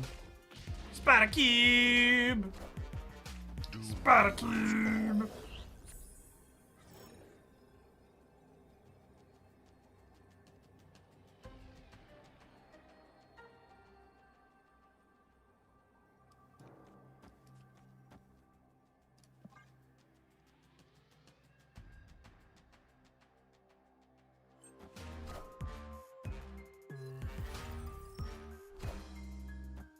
Whip it good. Do do do do do. Do do do do do do do. Do do do do do do do do. Do do do do do do. Do do do. Unlucky.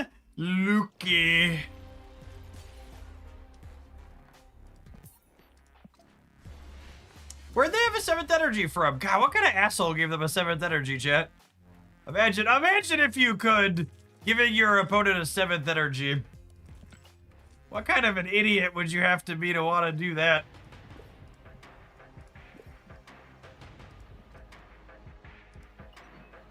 I actually, like, and I say this as someone whose Gambit's on, like, my top 5 most hated cards list. I don't think they should change Gambit's text box because he's a very good top-down design, even if he's pretty toxic.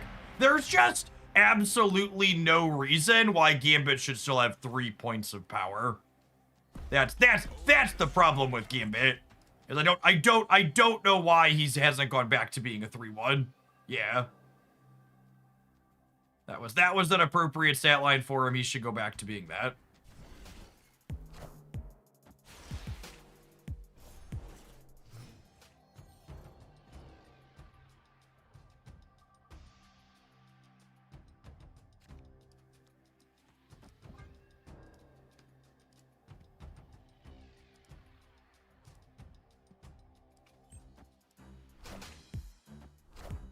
Yes, Discard's gotten a ton of support since Gambit gained 2 points of power.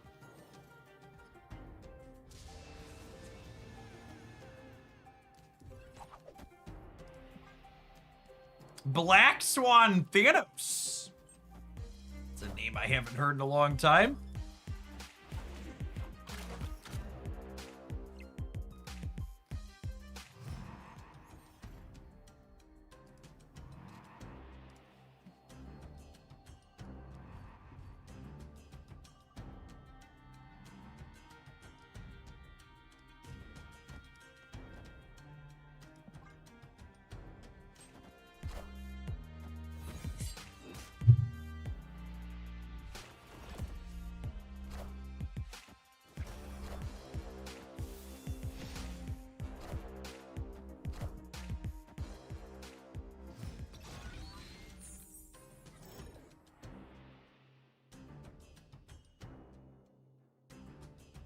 Let's go. Infusion back, my big spider.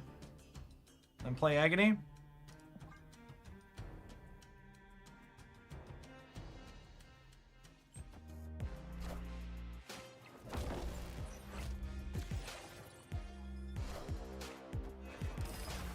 Ooh, we're tied on the left.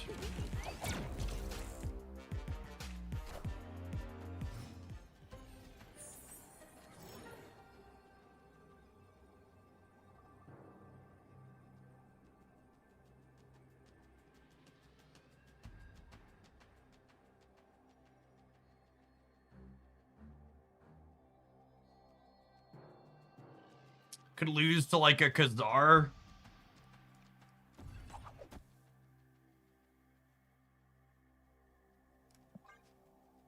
Spectrum also gets us.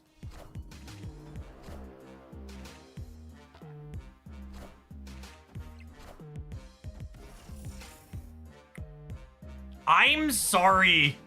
What? Excuse me?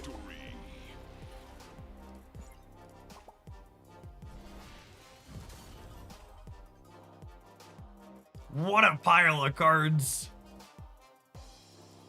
Thanos Cerebro. What a gamer. Marvel Snap really is such a phenomenal deck building game, chat. There are so many things to do in this game.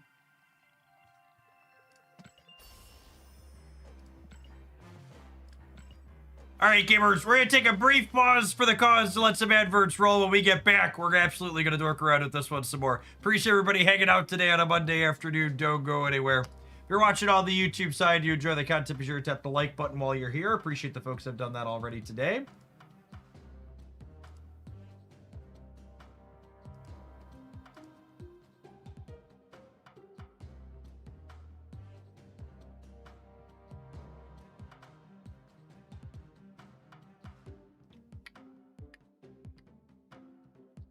A fun pile of cards so far.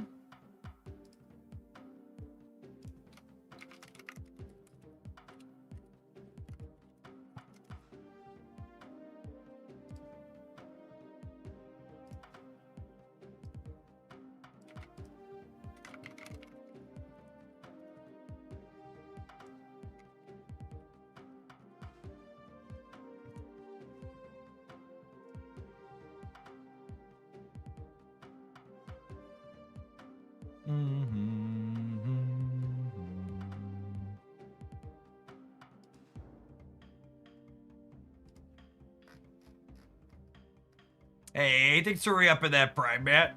Appreciate the 29 months.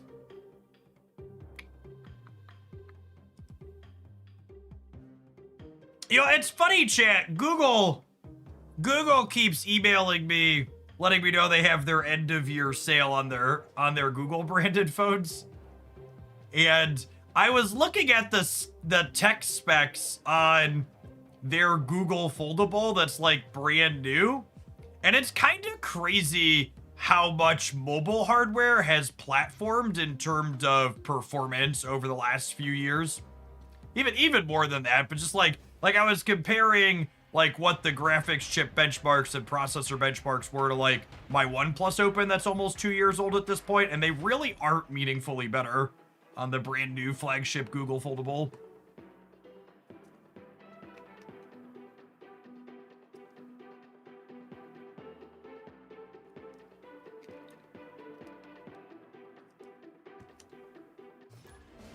Which is extra wild considering I think the Google foldable is retailing for like $1,800 and I paid $1,200 a year ago for my OnePlus Open.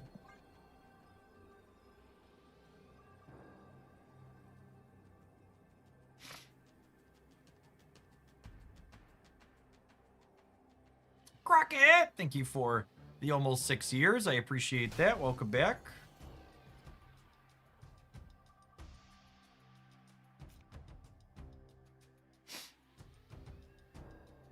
My phone has a Snapdragon processor. I don't know what that is, but it sounds cool. Yeah, unfortunately, the way mobile hardware works, you can't just strict compare like gigahertz and stuff because there's so many different companies that make chips. So you need to look up some websites that benchmark them.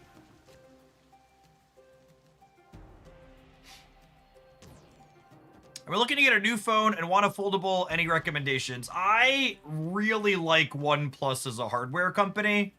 And my Samsung foldable is the worst experience I've ever had with a mobile device, so I don't think I will ever buy a Samsung product ever again. I've had my OnePlus foldable for a little over a year, and I'm very happy with it.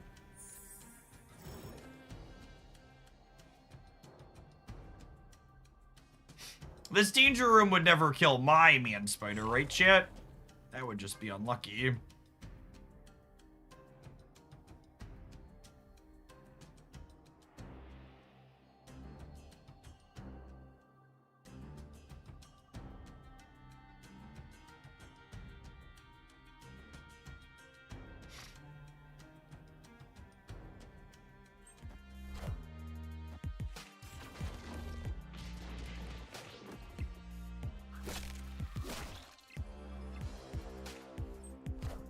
I was gonna say, once the agony's gone in, that means he's lived, right?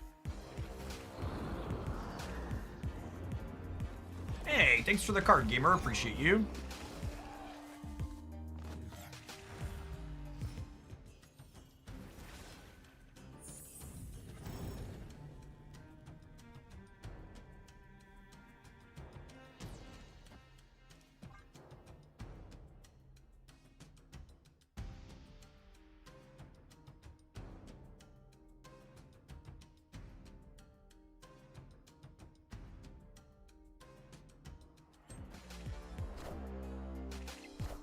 Tech card, baby, tech cards.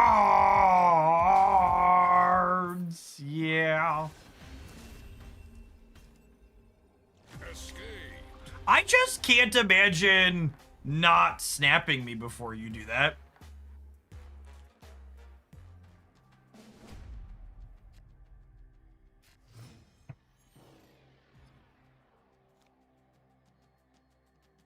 It's so weird. After watching Stat for a few months, do they have some series drops to Series 3? They're not doing regular series drops anymore. You just get lots of collector's tokens as even a free-to-play player these days. I believe the numbers are free-to-play players get like 24,000 collector's tokens-ish a month, and season pass / gold pass players get around 30,000. Yeah, the economy It's literally cheaper than it's ever been to get every card in Marvel Snap as it releases. But no, they're not going to make it even cheaper than that by dropping card series. It's just not a thing they're doing anymore.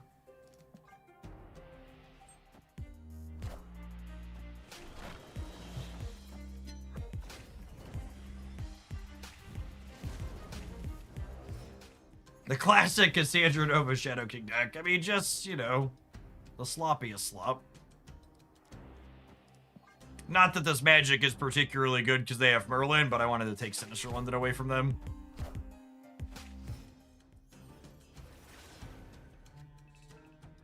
It's funny, we were having a laugh about it in the Discord server last night because, well, I hate myself, so I was reading through some of the Marvel Snap reviews on Steam, and it's crazy to me how many Steam reviews are just say something along the lines of Marvel Snap is more expensive than it's ever been, when it's just like, that's not true at all.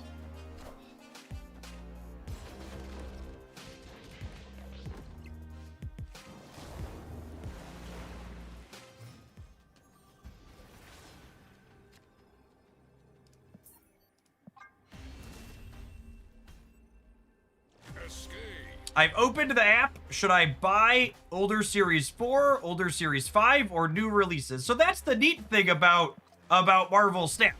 Is Marvel Snap's not a poorly balanced game like Magic the Gathering or Pokemon Pocket or others, where, like, you could show up to a stream like this one and be like, Jeff, what are the 3 good decks that I can play right now? Which one should I build? Marvel Snap's a game where there's 50 different decks that you can find success with at any given point because it's so well balanced. So the answer to the question, what card should you spend your resources on, is really a question back to you of what types of decks do you enjoy playing? Because there's plenty of things you can play that'll let you have success in this game. So figuring out which ones bring you joy is not a question that I or anybody else making content can answer for you.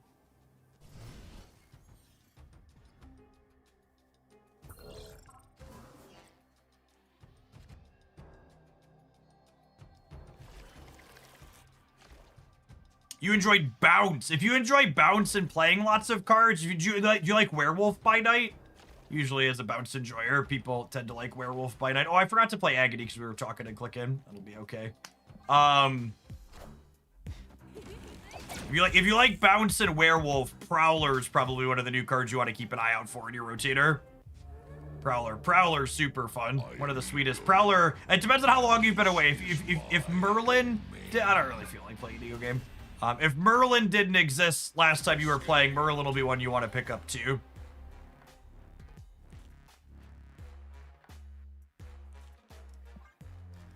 If you're missing Merlin, he's very good and sweet.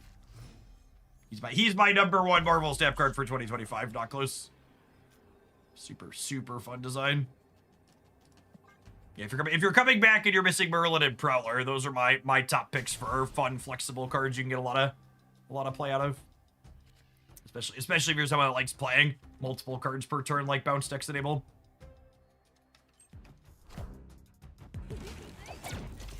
If you want some specific thoughts across the range of higher series cards, I update a tier list every couple of months here.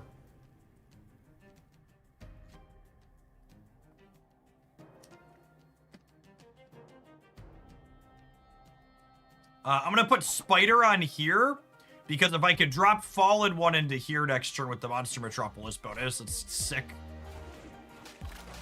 Can Penny be replaced in this deck? I think Penny's unfortunately pretty important in Man Spider decks that are playing her. She gives you merge synergy and extra energy.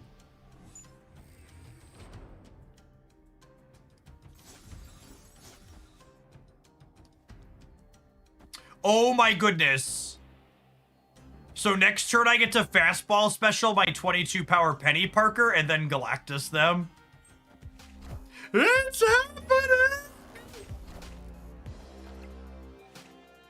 Call me Brittany, baby, because I am toxic. So fastball special throws my card here and gives them a power penalty. And then my lane is empty, so Galactus can take it over. Is there a catch-up mechanic for returning players? Yeah, there's 28 days of login rewards when you come back after being away. And they include Series 4 and Series 5 cards. You have to log in 28 times over the first 35 days when you come back. Right now is also a really great time to poke back into Snap if you haven't played for a while, because a limited time game mode is going on, where you can play the default pre-built decks without owning any of the cards in them. Why'd the opponent play this negative 20 power card? I feel like if my Sauron had negative 20 power, I probably just wouldn't have played it out. It's a weird line.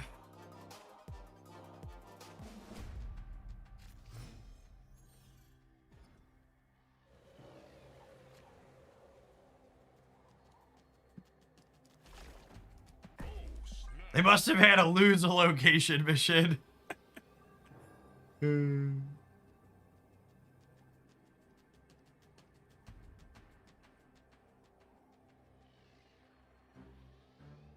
I have a feeling that Fastball Special is going to cost 3 energy in the next OTA. Well, 1, I would have been able to play a 3 energy Fastball Special there. But 2, this makes me roll my eyes extra because there are only 2 types of cards in card games to most gamers. Unplayable ones and ones that need to be nerfed. None of the data that we have on Fastball Special from the first weekend with it remotely implies that the effect is too good or the card needs to be changed.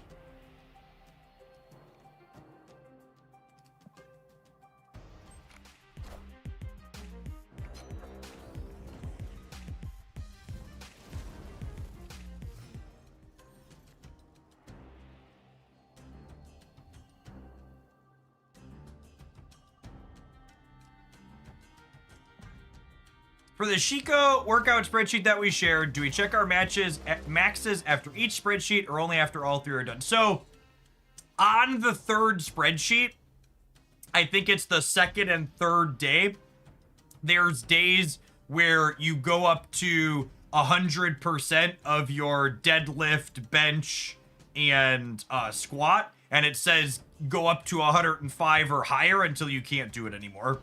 So there's a maxes day built in there at the end.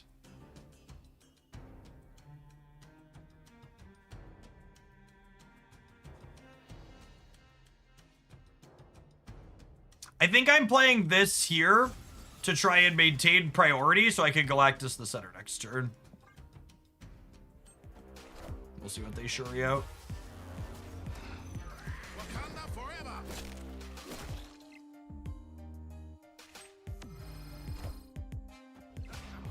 Big boy. And now this could definitely be a call an ambulance for me moment, but like, what do you want me to do? Not Galactus them in my Galactus deck?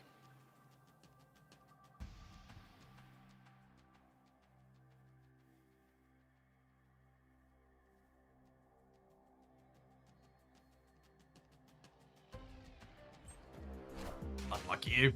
Yeah, I really like my Flexi Spot desk. They make good stuff. They make my my desk, my office chair, and my big chair.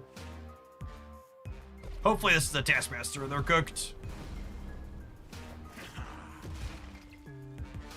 Unlucky. Unlucky. Did anybody call that ambulance chat? I could really use it.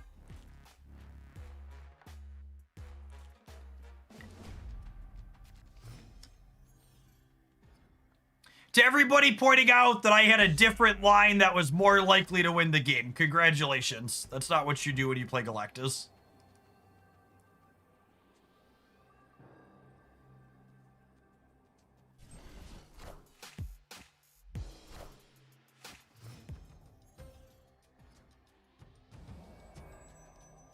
I'm not here to make good choices and win games.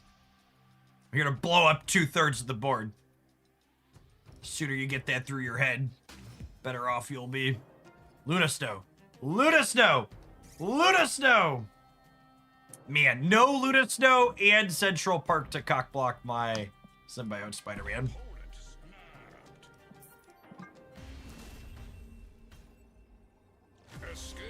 Is it odd that Sauron doesn't have an animation? You know, It's really telling how good they've been about adding sweet animations to lots of cards, that like the handful of older cards like Sauron or Shadow King that are missing them really stand out now.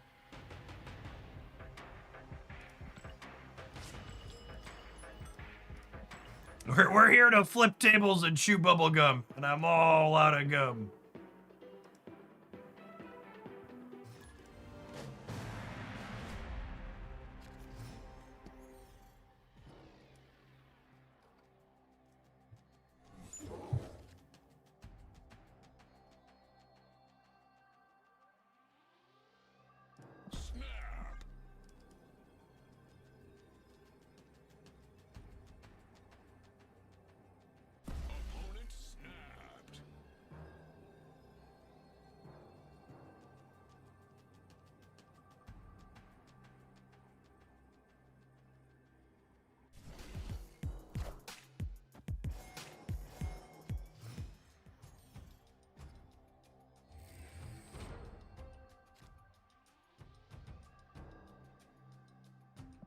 You played Zombie Galacti with Maverick yet? We played Zombie Galacti with Maverick on this stream even.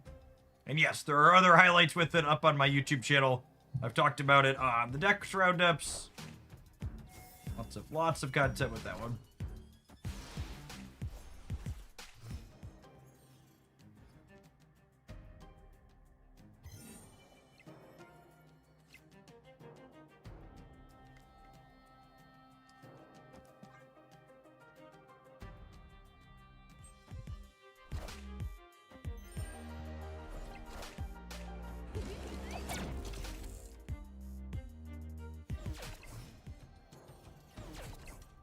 I remember when Galactus was only obtainable from the raft, and there was an unspoken rule that if you got it, you had to do it. Absolutely. Absolutely. This is Symbiote Spider-Man into this, and then this will be 8, 13, and the last year will have 14. I can go Man Spider, Fastball, and Fusion.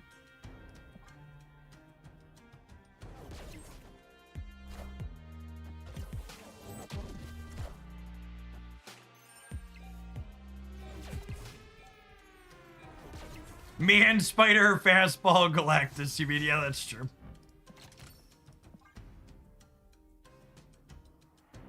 Do I have enough energy for that? I think we might. When I originally came back to this game, I thought the catch-up mechanics weren't enough. However, looking back, I feel like it was pretty good. Yep.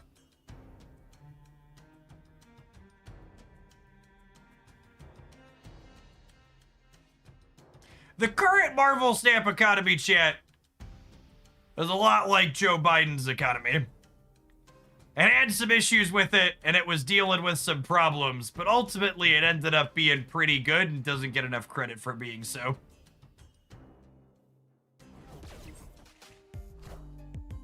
LaCarp, thank you for the 77 months. I appreciate that. Welcome back.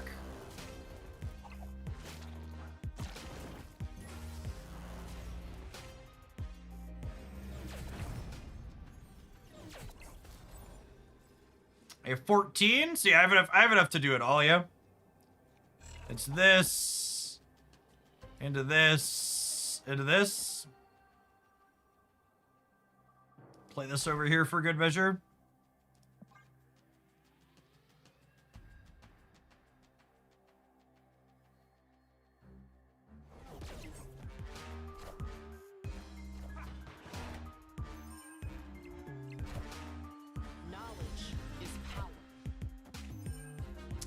They're still dead, yeah?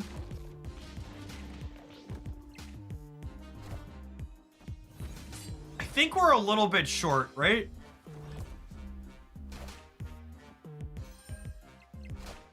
One point short. One singular point short. The adamantine infusion line also didn't do it, right? Would it have?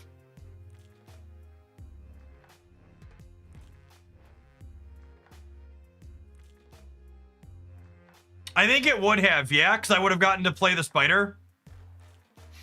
Okay, so that was again. So what would the infusion line be? We would have won if Xandar hadn't been there.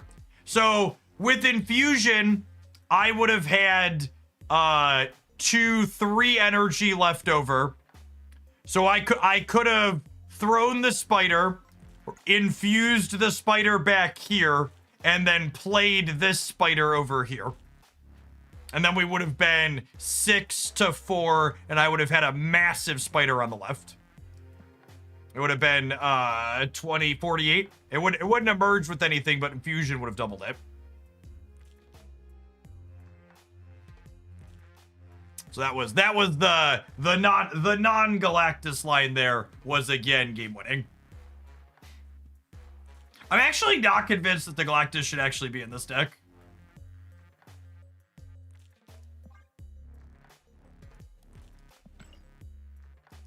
You couldn't have done this line without Xandar. I would have just not played the Agony without the Xandar.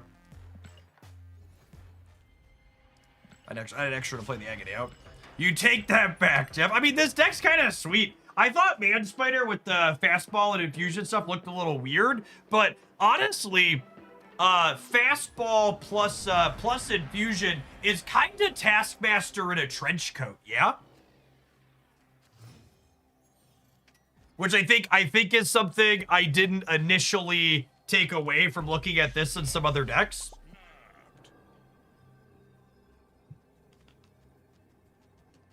You're like, these two cards combined allow us to... Yeah, it's a Taskmaster with an extra 2x somewhere on the board too, yeah. Yeah. Honestly, the Galactus is probably fine. We just need to stop being all in on it, yeah? We need to take lines that aren't Galactus when they're available.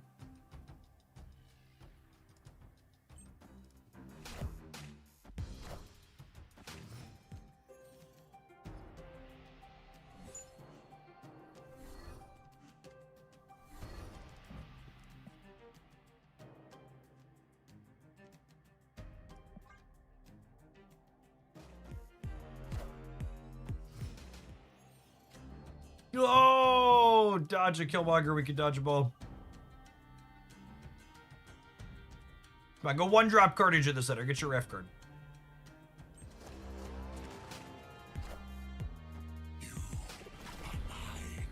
Speaking of Galactus, must resist.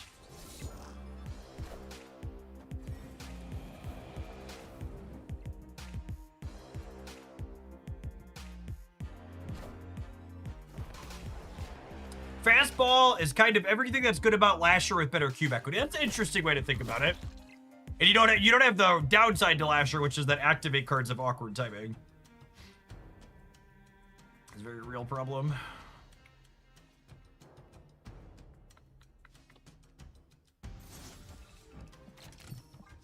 We have the power. Ooh.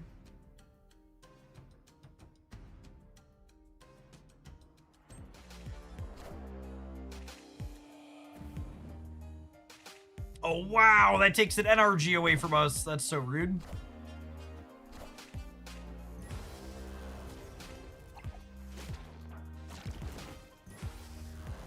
All systems go.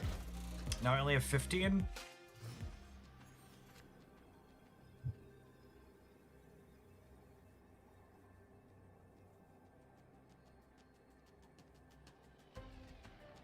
Assuredly, chat.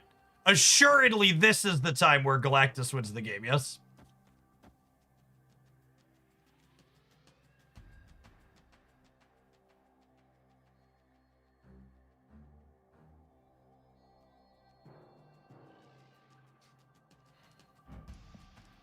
Oh, you want a Galactus, right? Oh, yeah.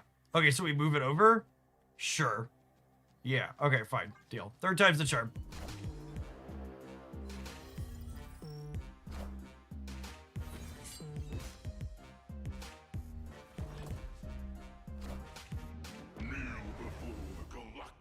Right is where they're going to Dormammu. Did I just get fucking Twitch chatted? Oh my god, we did. We did just get fucking Twitch chatted. Oh my god, I bet we win the center. I bet we win the center. Wait, what? What? Oh, I'm so confused. What is happening?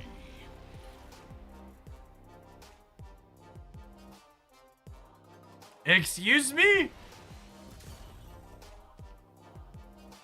Dormammu was discarded to Sokovia. Oh my gosh. Twitch chat's just let another level. There's not another level, chat.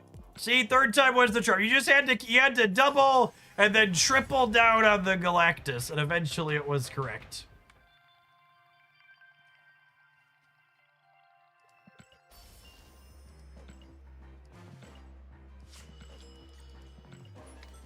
Twitch chat. Twitch chat is the competitive advantage.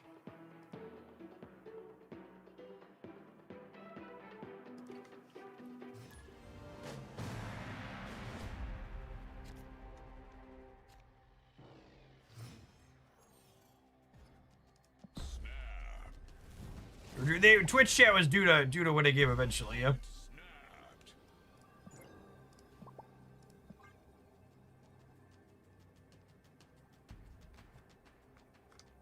Yeah, 100% Dormammu should be able to grab himself from exile.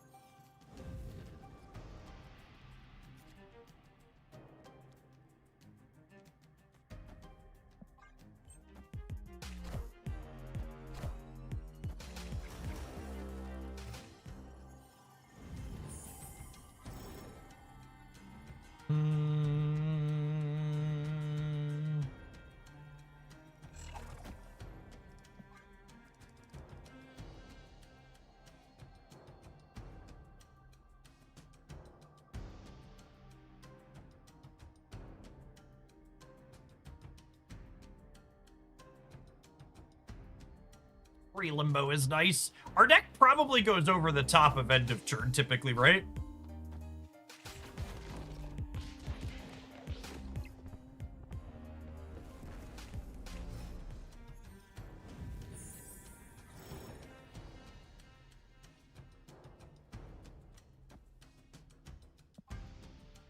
Our entire combo fails if we can Galactus then. That's true too.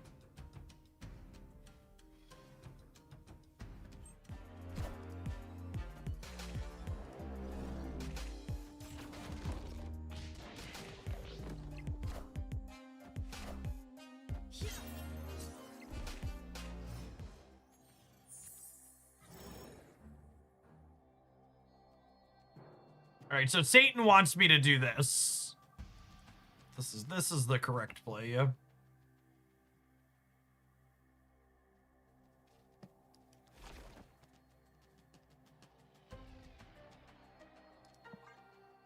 And we'll top deck fastball special.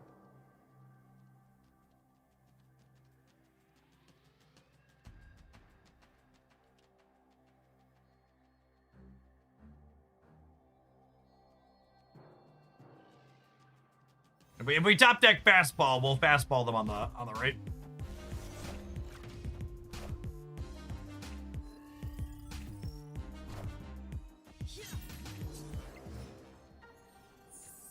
Oh my goodness, mercy! See, chat, we were just getting warmed up. You said you had to wait for the Galactus to be the right play. Just had to wait for it.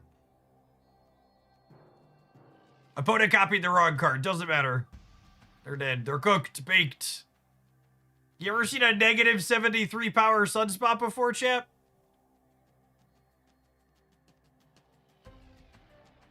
If we hadn't played Agony left, it would have actually been better to combo there. Sure. My opponent would never tech card me. That would just be rude.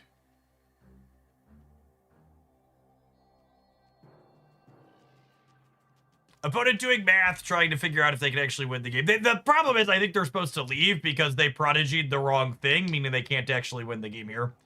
They prodigied Invisible Woman instead of Jocasta. Which is unfortunate. The Luda Ice Cube making it so you can 2+6 on 7 is it's quite good.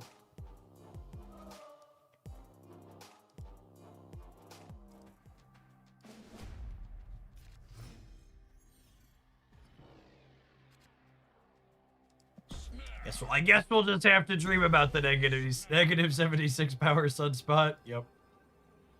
Yep.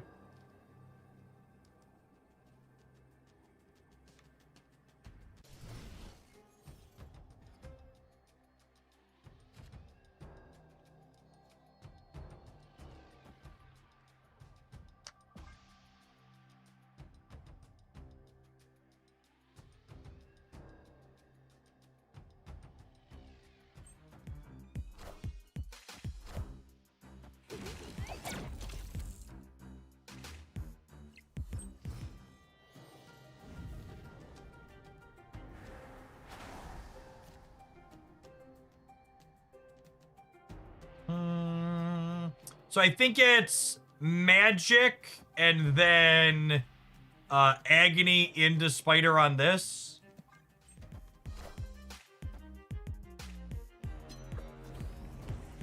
We get to play the game out on 3 runes here, which I think 3 runes favors us. Assuredly.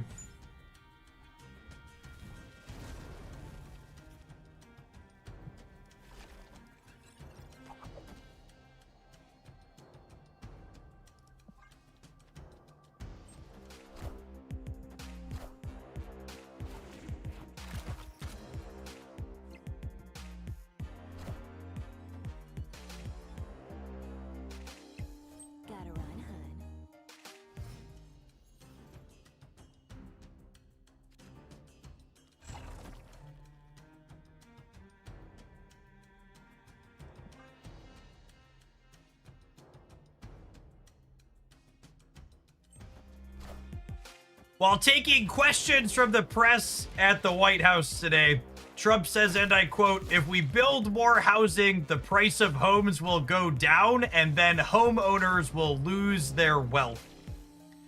I feel like future generations are gonna study what happened with boomers and the silent generation in this this current timeline.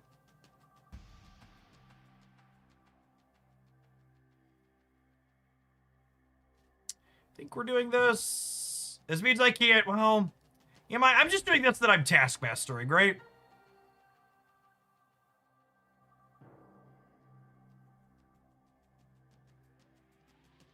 I think I'm doing this.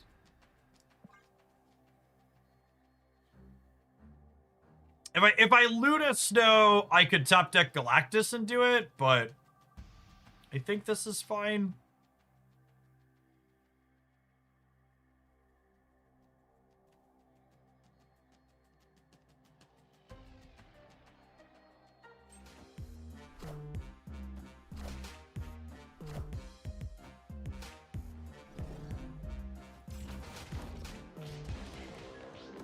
Would love to draw Adamantine Infusion here.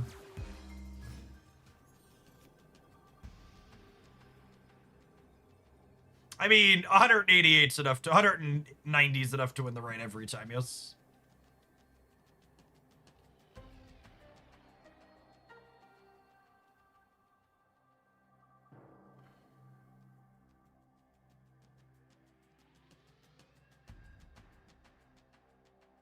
If they have Juggernaut, they could win the coin flip. That's true. The downside to this slide is we have to sit through their turn if they stay. Well, they didn't copy Jocasta, so they won't actually have that many end of turn things here.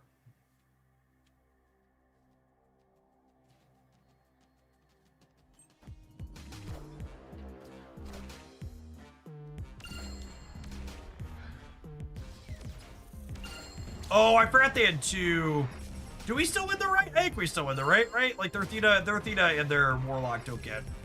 They get like a lot of points here, but they don't get 190 points.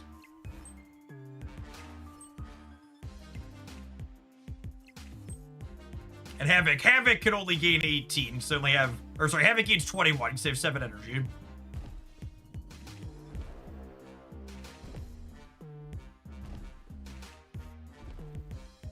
Find out next time on Dragon Ball Z how many points my opponent has here.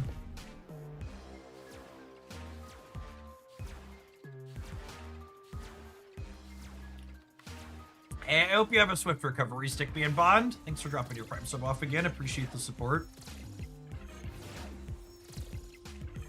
This is where I would put my fast forward if I had one.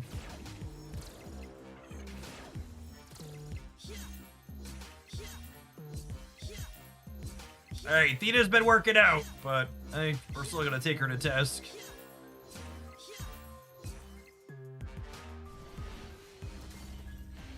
Yeah, yeah, hiya, hiya.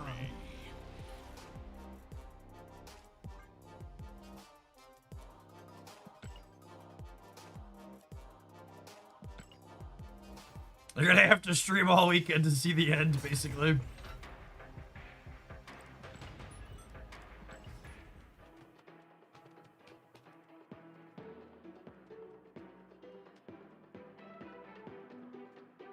Could you imagine doing that much work to lose? Yeah, we call that life. Work really hard and lose anyways.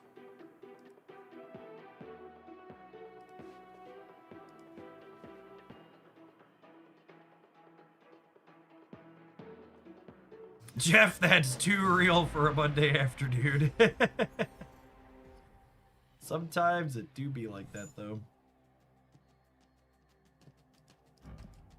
This location's so lame. I'm playing my combo deck.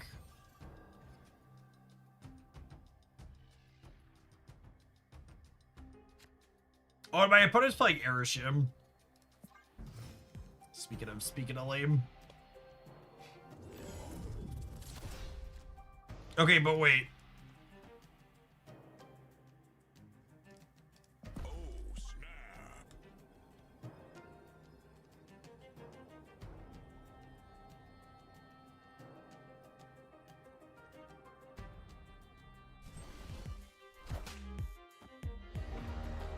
You've got to be forking shirting me right now.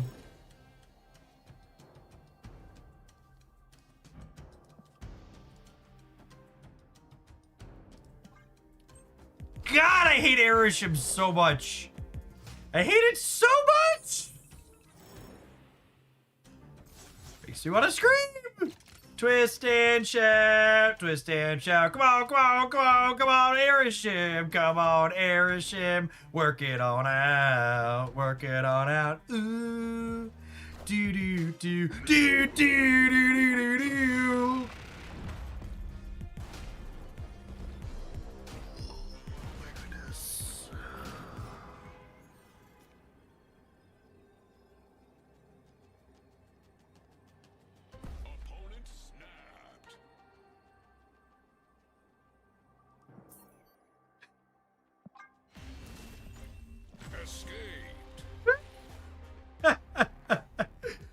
Oh, man.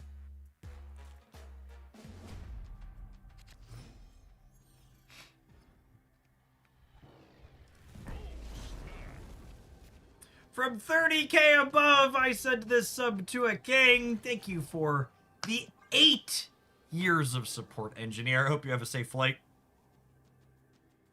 Appreciate you dropping in this afternoon.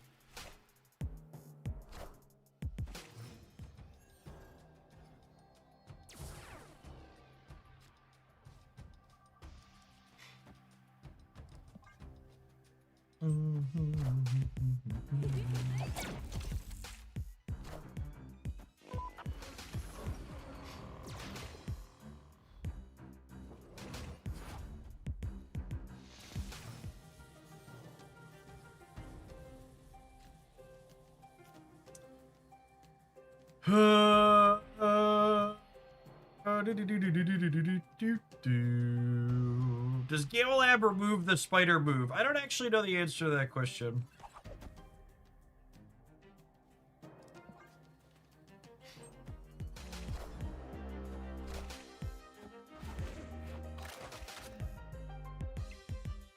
Find out together.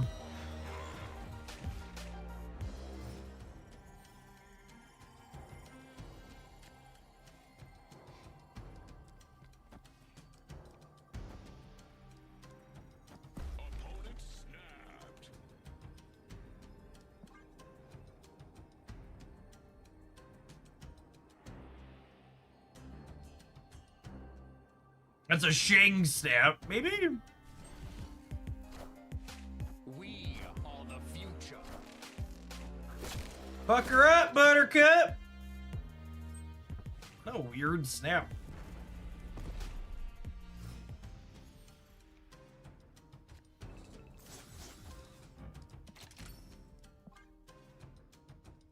I have priority here, so I'm getting my 15 energy.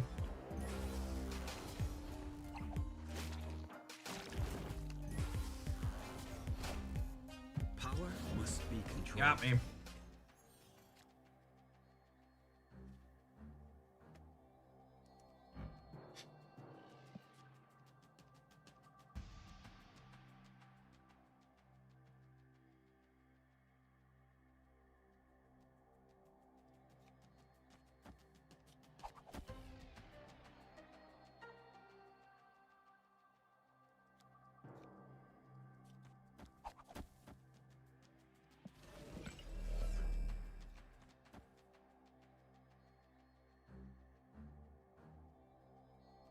They have a Goliath, and they've already played their Shang, so I think I need to do this out now. It also hedges a rug pull, yeah.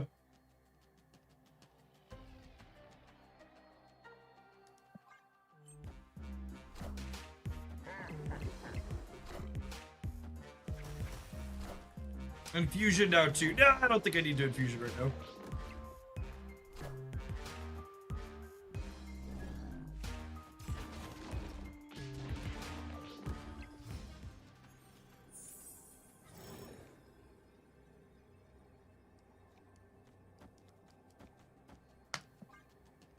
Please stay. Please stay. Please stay. Please stay. Hi, my name is who? My name is what? My name is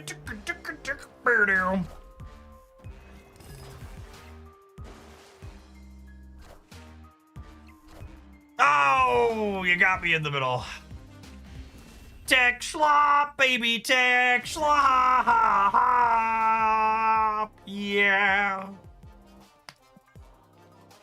This deck's really sweet at the fan out and play for all of it, huh? I'm picking up what's being put down here. They shagged Goliath and Shadow Kinged us all in one game and are now roping us after they lost 8 cubes. What a bitter shitter. So many flavors in the world, and you chose salty.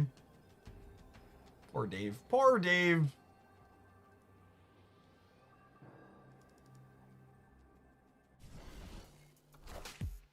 Trump's expected to unveil plans today for a new fleet of large warships that will be referred to as battleships during today's announcement at Mar-a-Lago. Do you think anybody's going to ask him how we're going to pay for it? Real question. Will anybody ask the question, how do we pay for it?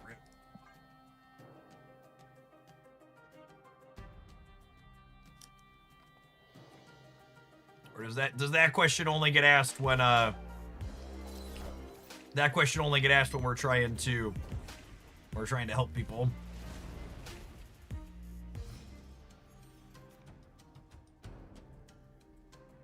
You know, maybe I should have let them get the destroyer to kill Quicksilver.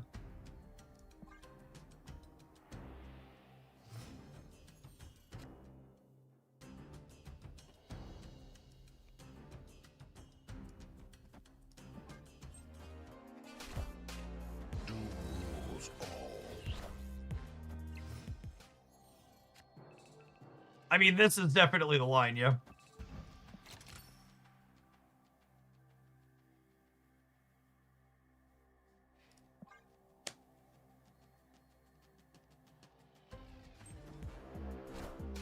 Guys, gals, and non-binary bells, we got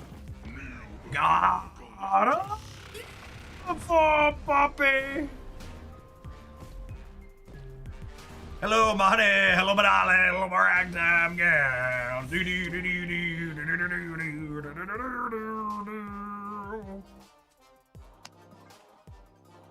Bye, Felicia.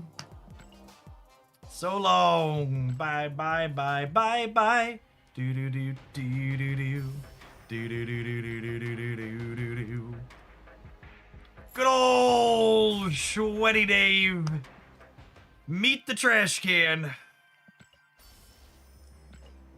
You know, chat, the last couple of times we'd played Baku Galactus, it just really didn't feel very good. And I like to keep a toxic deck in my deck editor.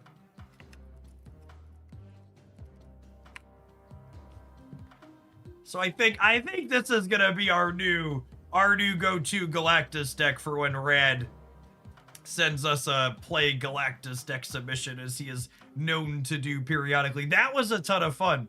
I really enjoyed that. I think, and I've talked about this aspect before, but my anecdotes / gut check say that I think Man Spider's actually the best do a big linear number deck in Marvel Snap now. I think for a long time, that crown was very firmly on Mr. Negative's head. And this card's, both the size of the number that it makes and the consistency that it has in doing it is really strong. And when you pair it with the Symbiote Spider-Man Fallen One stuff, you have similar amounts of cube equity, right? You have the ability to just do your whole combo on the last turn of the game, the way Mr. Negative does this big flourish on the last turn of the game. And Fastball, this, honestly, I wasn't expecting this angle to be such a good addition to these decks, but it really is just another way to Taskmaster, essentially, where it takes 2 cards, but you get to keep the power in one lane and then even make it double in the other lane, making it even stronger. That's really, really sweet. Yeah, I like it. I like it a lot. Wilker, thank you for the very generous tier 2 and for the over 3.5 years. Welcome back. Does anyone know, I done the event math, if I buy the pass and start playing now, could I get Fastball before it ends? Yeah, I'm pretty sure, because the events for 10 days total as well. So I believe you've missed almost half of it, but not quite. It goes through like the 28th. Just make sure you do all the quests and you can just play regularly, etc. All right, gamers, we're gonna take a slightly longer than normal ad break because I want to run up upstairs and heat up some lunch. But we've got 3 more viewer decks to play today. Let's get the next one loaded up here on screen. We're gonna be checking out some Agamotto ramp stuff. Love it. So we'll be playing with this one when we get back. Thanks everybody for hanging out today. Don't go anywhere. BRB. If you're watching on YouTube, don't forget to tap the like button while you're here, gamers.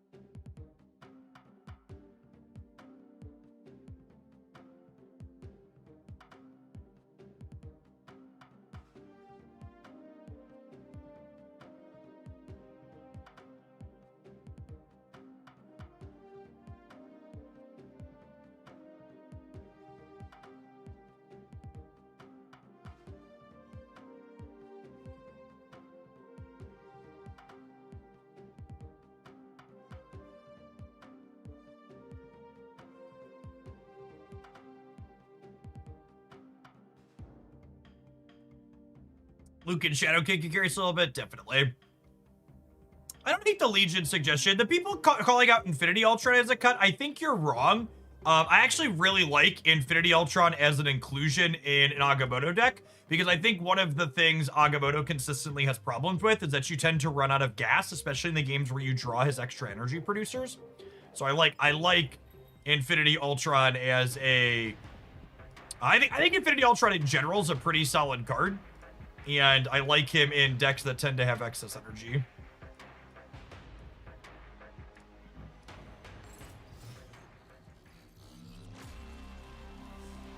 What is that Galactus? Did you miss that one, Steric? That one's been in the shop for a little bit. That's not new today. That's why I scrolled past it. I have not had a chance to look at the Galaxy update yet.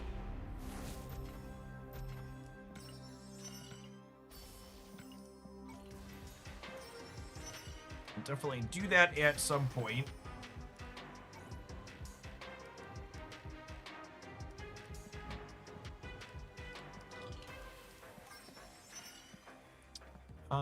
And then there was a new Ajax 700 gold variant, so let's open some boxes and get that. People always ask me why I hold my reserves. I hold my reserves when I'm 700 gold variant complete, because you can't get 1200 gold variants from these, so I wait to crack them until there's a 700 gold variant I'm missing, and then I open boxes until I get the 700 gold variants that I'm missing or run out of boxes. One of the two.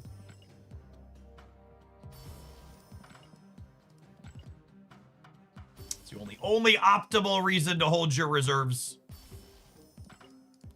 If you're missing if you have all the 700 gold variants, then when the new one comes out, you can open until you get it. Mastery.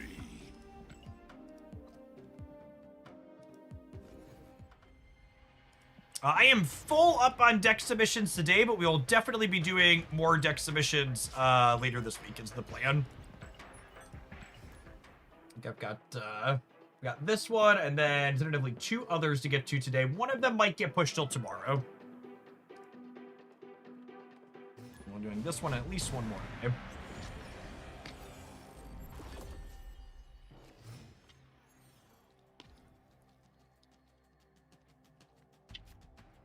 What's tomorrow's card? Tomorrow is her name Aurora or something? Yeah, Aurora. The new not Spectrum.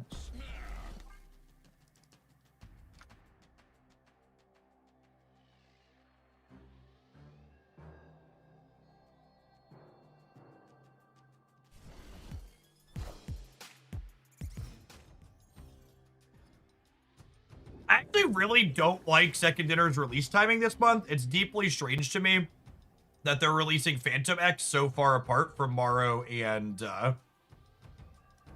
Wild Child.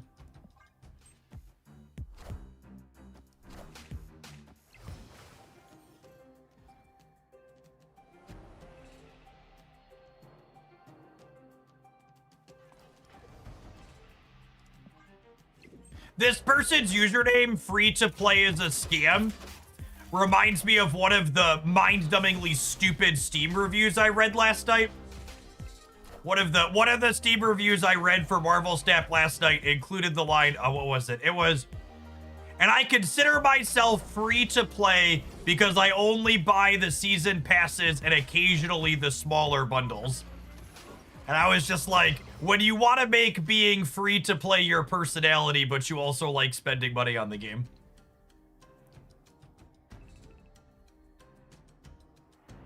It is a Valentina buff for the Hulk. What a lovely lad he is. Ooh, that's a sweet Winter Soldier variant. Love that.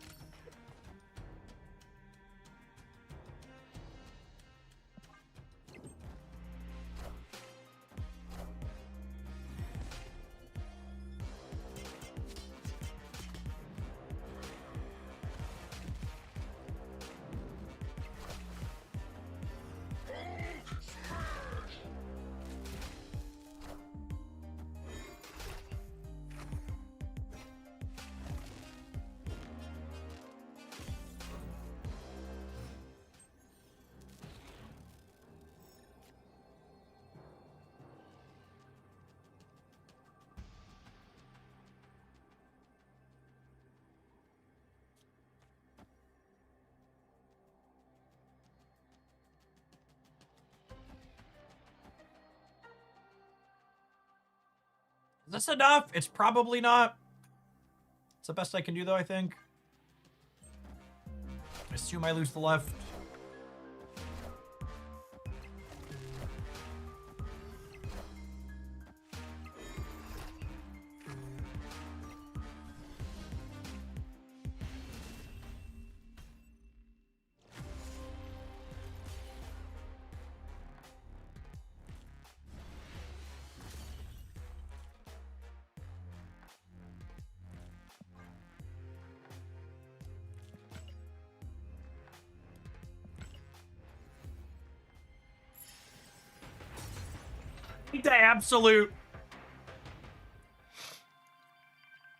I think the absolute funniest one of the Steam reviews I read last night was, it was a review that the person wrote in November of 2023 when they had played almost 300 hours of Marvel Snap.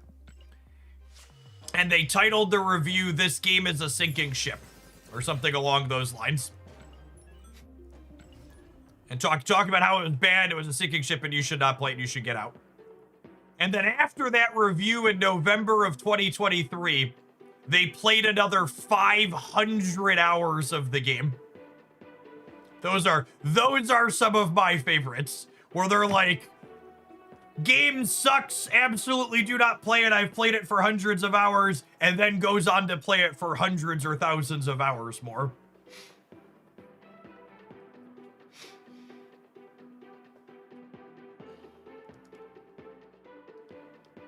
Big fuck you, and I'll see you tomorrow, Energy.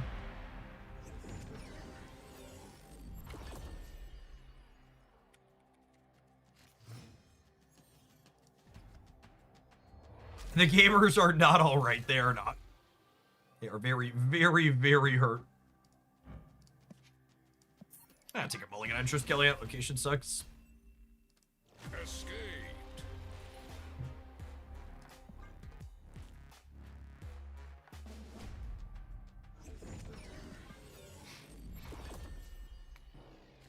Oh, snap.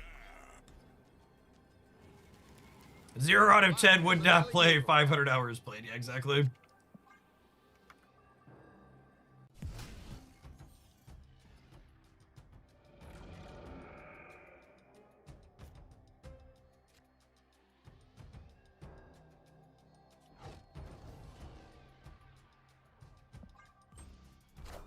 You know people who will tell you free to play is a spectrum. No, it's not.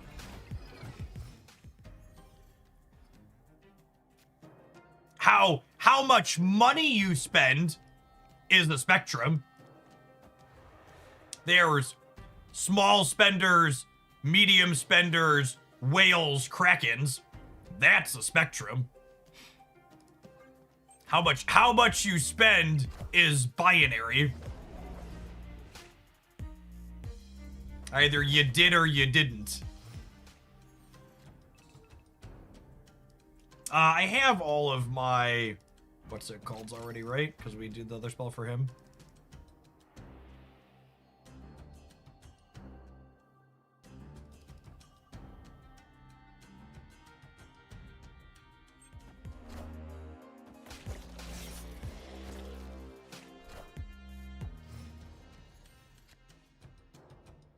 Also, for the record, just so we're clear, there's nothing wrong with enjoying Marvel Snap without spending money on it.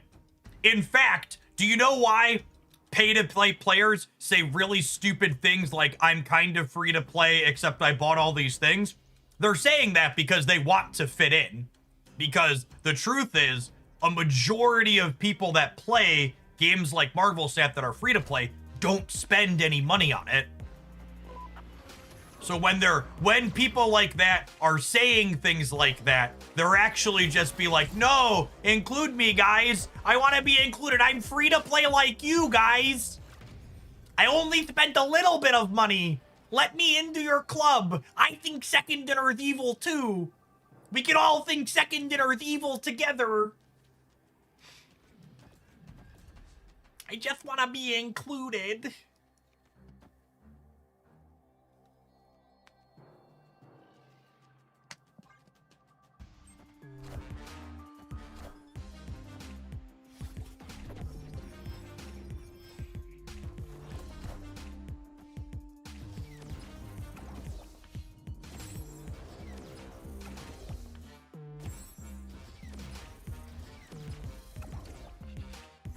in my opinion, I think the only legitimate asterisk you could put next to a free-to-play player, if you wanted to be like, I'm free to play, but, is if you were like, I'm free to play, but I won a season pass in a giveaway one time.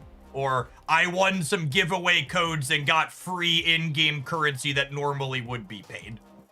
I think that's the one, like, okay, this is like a fair and reasonable asterisk you can put there. Which, speaking of, that reminds me, it's December 22nd. I have 3 more December season pass keys to give away. If you're in my supporter Discord server, I'm putting a December season pass key in the Marvel Snap General channel that's only for people who support. And I'm also putting one in the announcements channel that's available for everyone, even people that don't support. If you could let me know when you claim one of those so I can mark them as claimed. They're both in there now.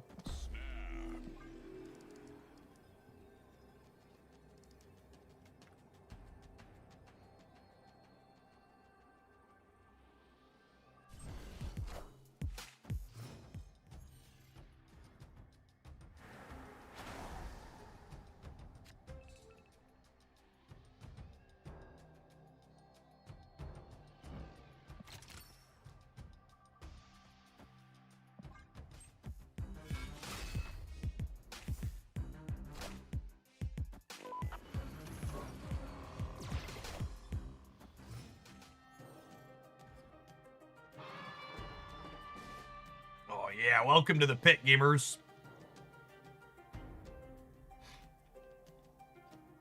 What if you used to spend money? Is there a place I can get a 1-year free-to-play chip?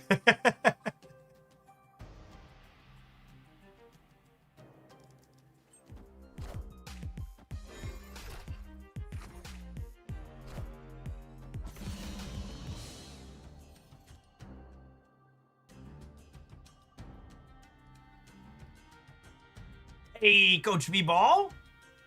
Glad you got it. Oh, Esme gave me a spell. That's interesting.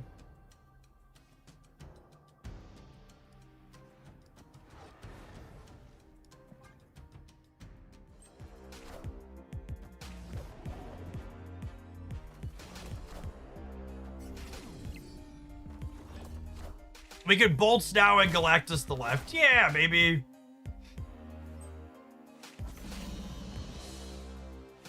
I don't know. I just got done playing a deck where chat just constantly told me to Galactus, and then I died because of it.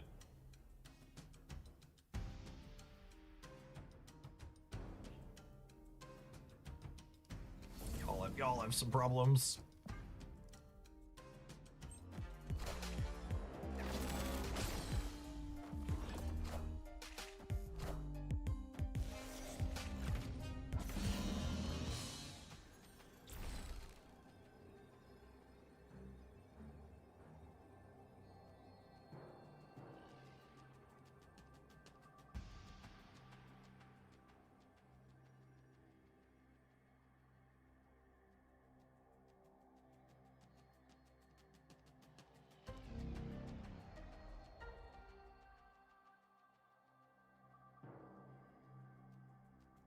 Chat, this one's for you.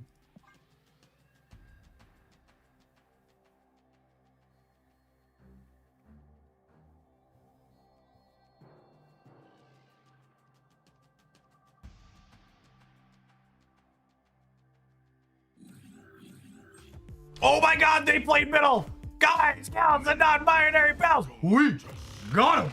Woohoo! Looks like both those keys have been claimed.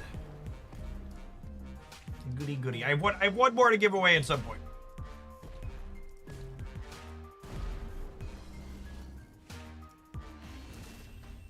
Victory. How do you get access to the supporter channels in the Discord server? You link your subscribed Twitch or YouTube membership account to your Discord account, and then it'll sync up automatically. Get you access to everything in there. Snap.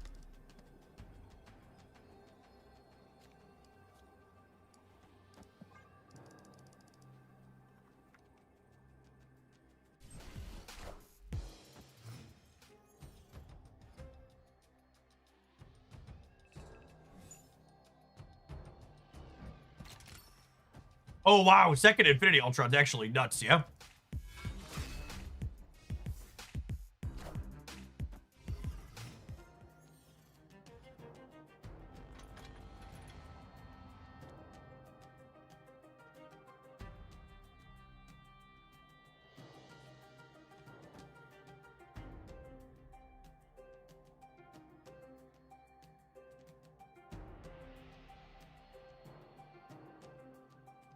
Kumalo, thank you for the 17 months of Prime. I appreciate that. Welcome back. Jeff, do you think it would be viable for Marvel Snap to offer an ultra premium pass where you got access to every card in the game for the duration of the pass? So, the problem with suggestions like that is that, well, for starters, let's do this. The problem is that most people inside of... Hold on, my brain is bad. I need to think before I articulate.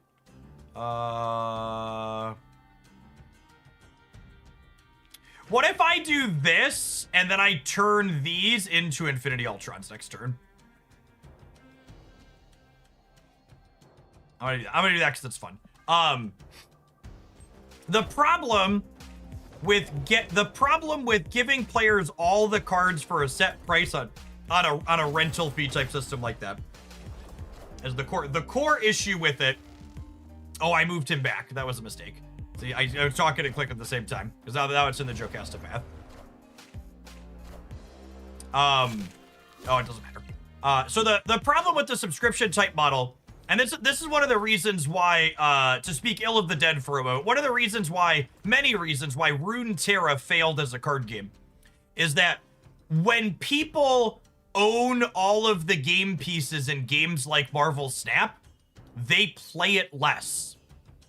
And you could say, well, they should just make a better game, and if the game is good, people will want to play it. And like, to a degree, that's true. But the reality of human nature is that that's just not how human beings work. And without a carrot at the end of the stick, most people don't continue playing games like Marvel Snap. They need something to entice them to continue playing. Yes, Mind Stone's the long stone. So I think I do this because it lets me play for all three. I could play Luke, but there's only one Omega Sentinel, so I think I'm just gonna make big numbers and call it a day.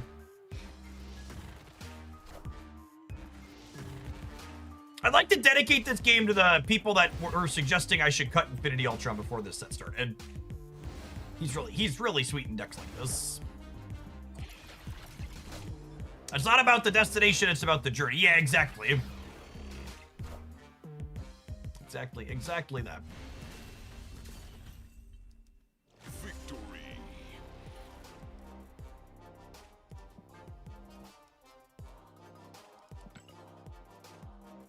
How big was that drone? 96.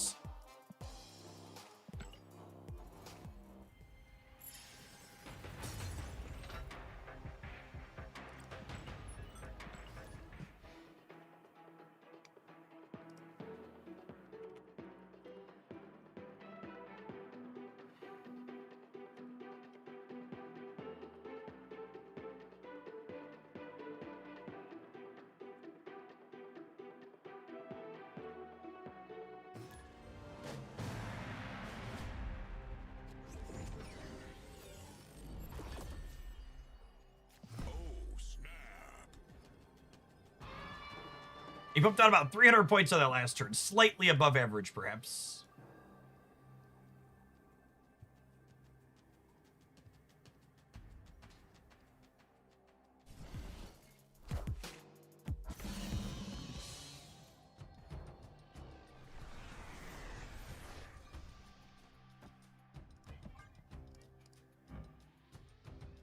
So this cannot pork my skills is notable here. So 50-50 on these two.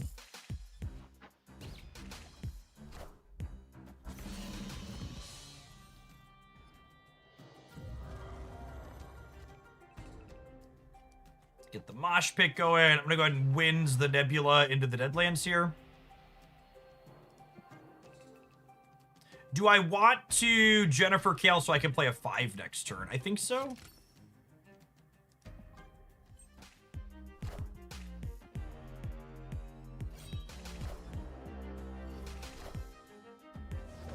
Wow, Agatha put the Nebula middle turn too. That's a good beat.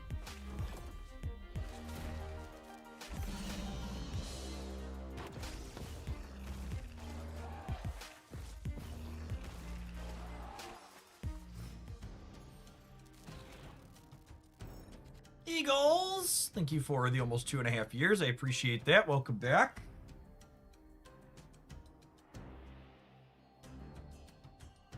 And now I Ultron, yeah.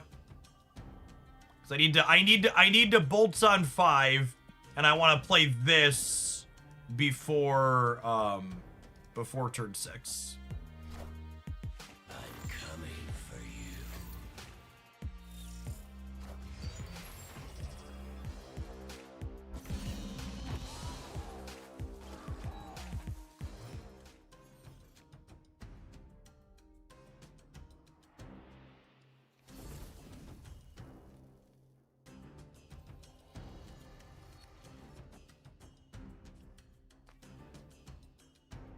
This is gonna give me 9 next turn, which I think means I play these so I can go 5-4. Yeah, it kind of gives away which stones I had and how many points I have to play in places, but my energy's accounted for here essentially.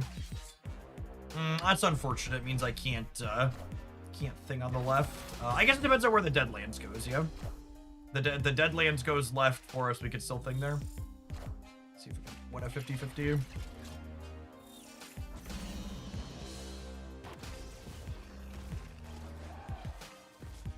Nice.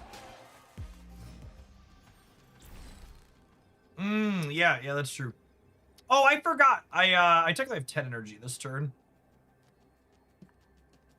And I think I do this, right? I don't think they can clear us here and here while we clear them here.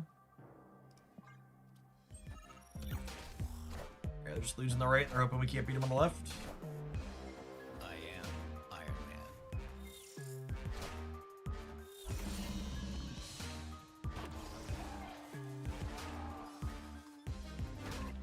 It's clobbering time!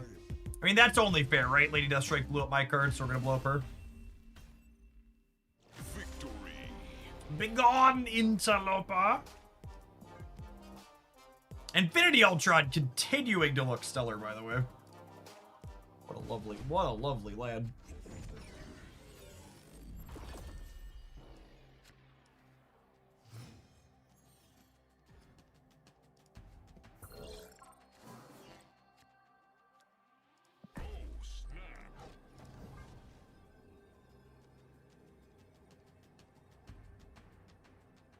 Infinity Ultron equals stellar thing equal existing in the deck. My thing was a 5-15 that last game. Be nice to him.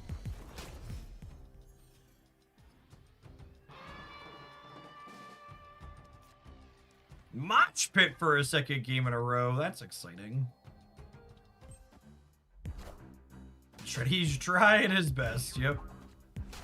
Nice. The card we care about the least got porked. Really weird they didn't put Madam Web in the center. Cue this up on turn 4 again here. So the way this works, Mosh Pit goes and then Bifrost goes. Sad to lose that, but that's what it is. Blob's a pretty big boy. Take those. Oh, Agatha didn't play Madam Web Center. Yeah, good catch. I forgot they were doing that.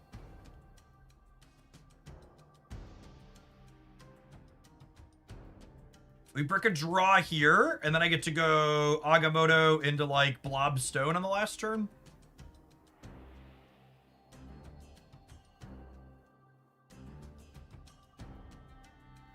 Which, honestly, breaking a draw means our 6 and our 7 are more likely to stay in the deck, which makes the blob better, so that's nice.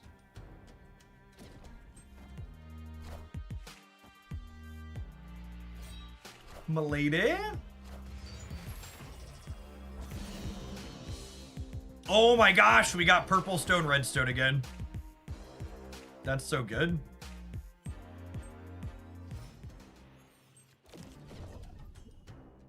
Huh? So having hit purple stone, red stone again, do I blob this turn? No, blob's probably smaller than Agamotto, right?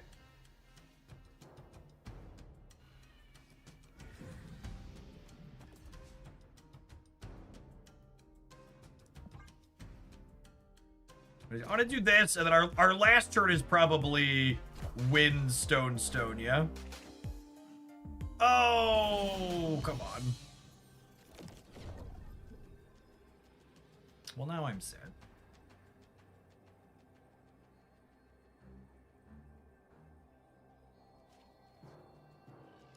I think it's just this. What do we think? I don't think they can compete on the right.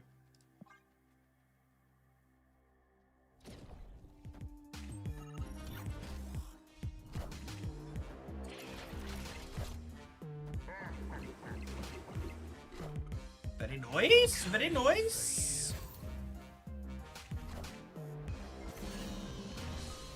Atheldu, pig, Atheldu. Victory.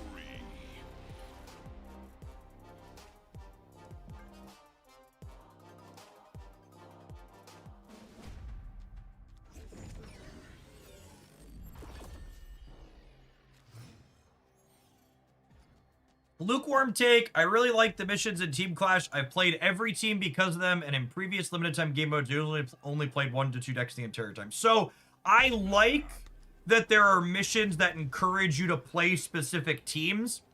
I think they need to get rid of the missions that require you to win with certain teams. I think play cards and play games are great. I think have to win games is bad.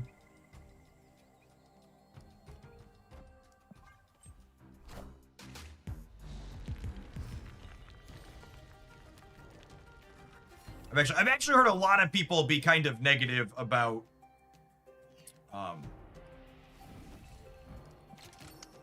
those missions in that mode, in no small part because of that.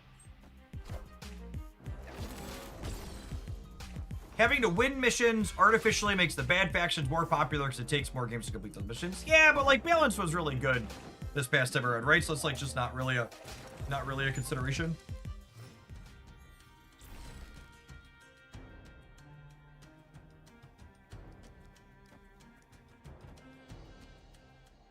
If I don't Jennifer this turn, I can't activate her, but I think that's fine.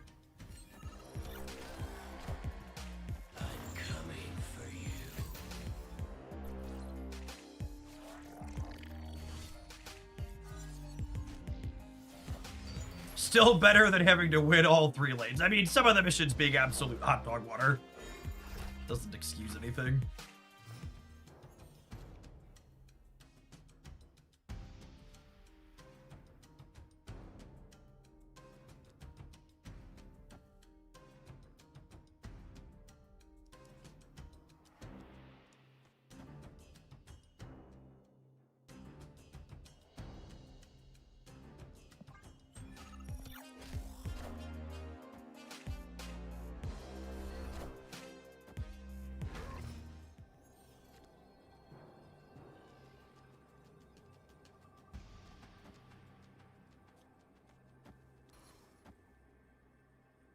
Just play for all 3 here, yeah?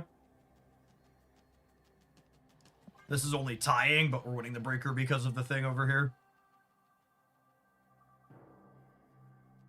So they need to put 1 point here while putting 5 points here, which with stature they could do in theory.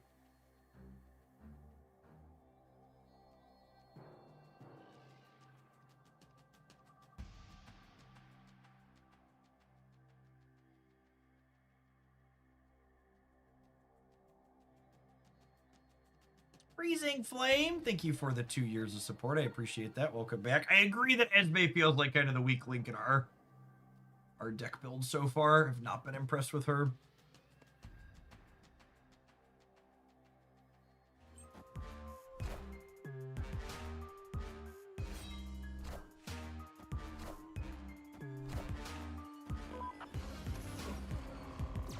We'd have lost if they would have put Lady Sif in the middle.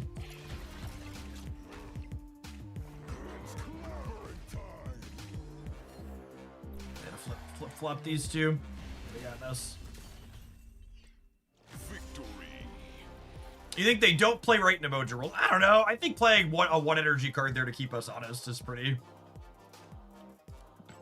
reasonable.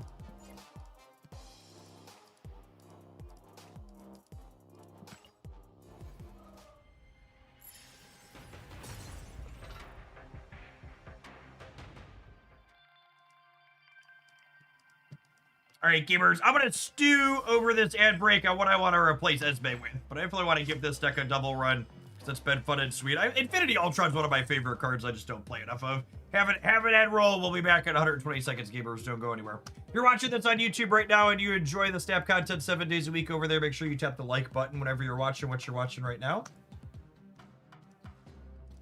Thafred, thank you for the 1.5 years. I appreciate that. Welcome back. What do we want to sub out Esme for? I think we probably have enough 5s. I don't hate the idea of her being a card generator to be another way to spend energy. Her being something that works with Quinjet, I think is nice. No, I like her being something that works with Quinjet. I think we have more than enough energy acceleration. I want a generator there. It's probably just like Iron Patriot, yeah. It could be Mirage as well. It's probably Iron Patriot or Mirage. We don't have a ton of great 3s to curve out the Patriot into. Agent Coulson. Honestly, I don't hate Agent Coulson. It's been a minute since we played it. Wait, they made White Queen a 3/5, right? Can I cope and play that?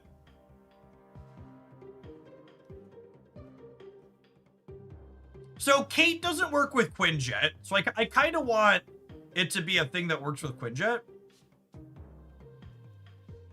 Mirage usually works with Quinjet. Sometimes she grabs a 1, but a lot of the time she's getting a 2 and a 3. I will say Mirage is pretty appealing in a world where destroy stuff is popular with Weapon X missions right now. It could be White Queen. Yeah, Cable doesn't work with Quinjet, unfortunately, the way he's templated. The way Quinjet is templated. Let's do Mirage. I think having a 2 to play on 2 tends to be quite good. Brings the curve down a touch while still giving us stuff to do with our energy. I like it.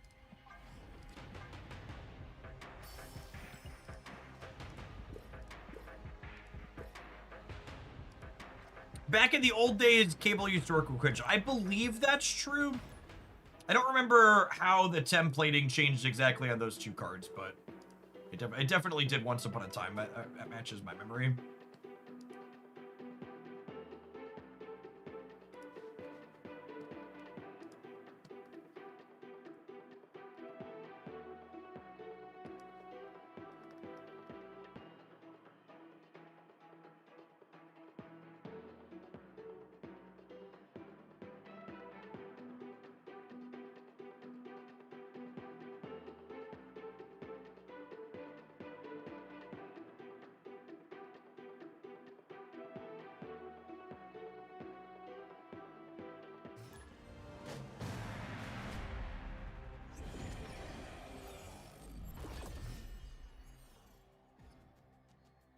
Is there a character in the game yet that generates a random skill from any character? There's not, but that definitely sounds like a when, not if.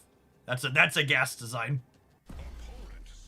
Eyes man, thank you for the 15 months. Good afternoon.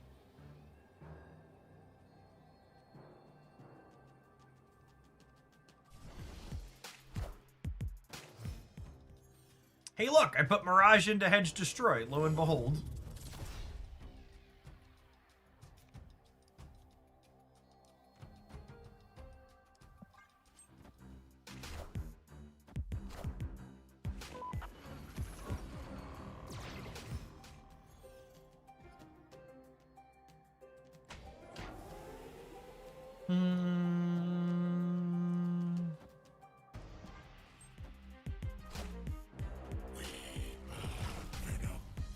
I can't decide if I want the Nexus delivered or not.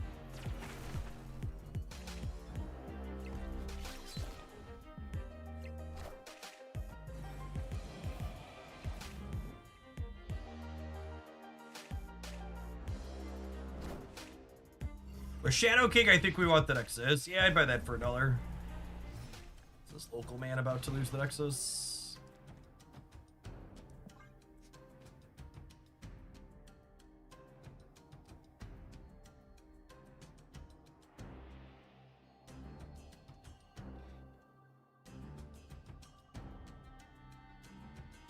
That would be a good rework for Loki. 10 out of 10 would love a new text box on Loki. Love him as a character, hate his design and stat.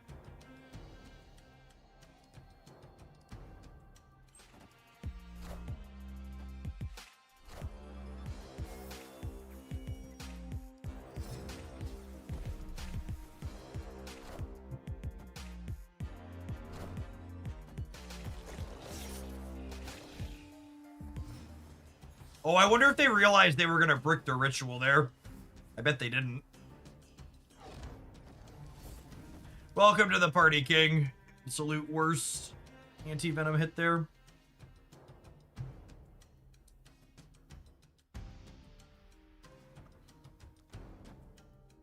I guess there's no reason to play it out. I can't activate it.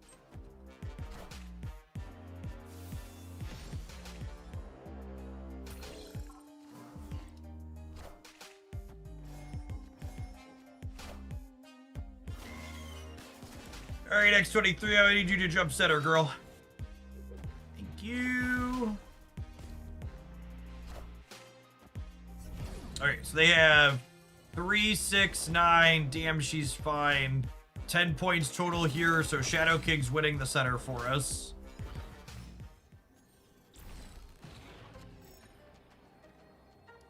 So we'll drop that there like it's hot.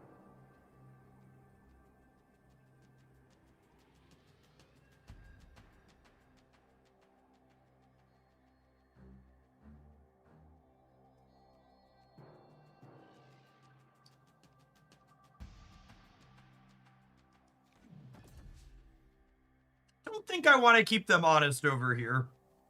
Oh yeah, free tiebreaker on the other King Center. That's true. He's 0.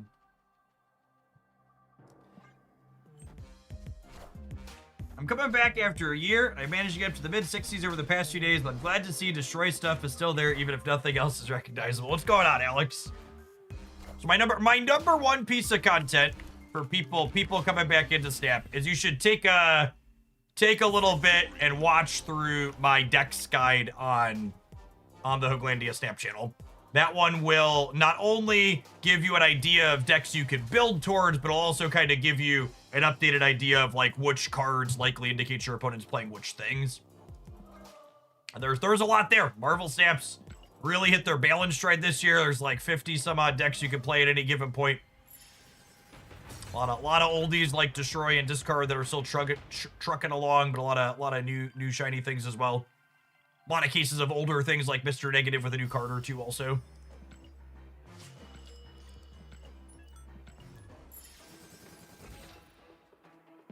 Awesome. Yeah, you have any questions about Snap, feel free to ask. The new economy's much better. No more spotlight caches is lovely.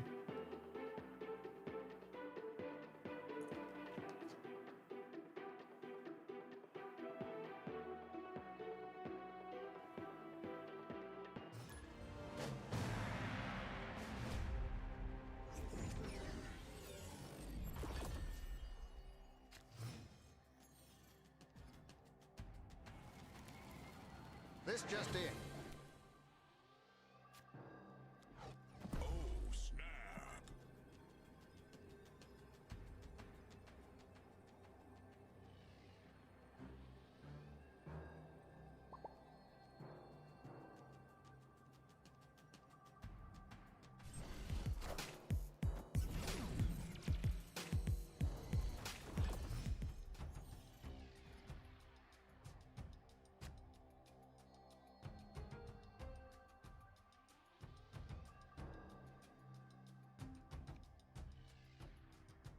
think I hold the Ant Maze for a potential Infinity Ultron buff here.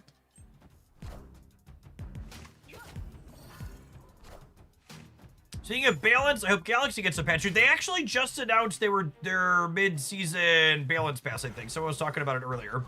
I've not had a chance to look at it yet myself, but some gamers were rumbling. This is 4 extra energy, so next turn I'd have 8, so I can go 5 plus a 3.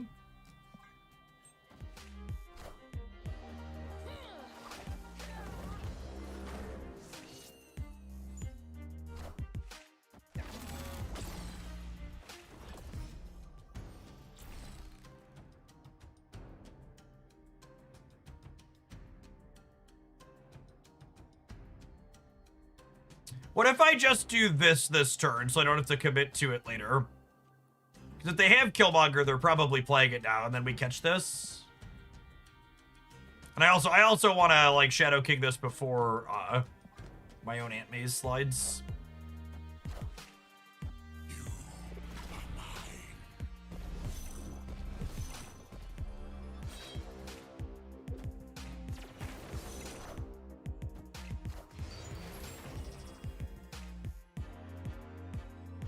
And that is a double Infinity Ultron's Power Stone. Nice. Bass probably also screwed with them. Yeah, that's likely the case.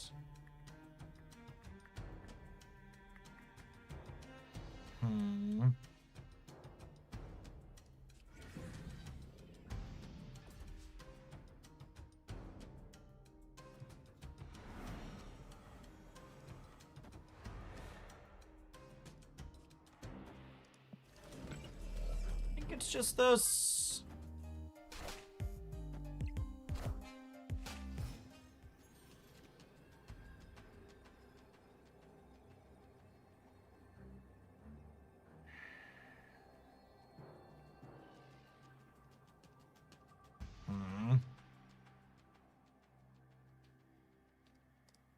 Are we cooked?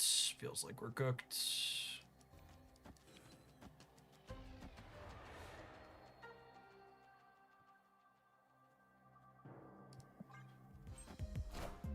I'm gonna try and hit this Venom out of here so they can't destroy it. Trying to avoid making their null bigger.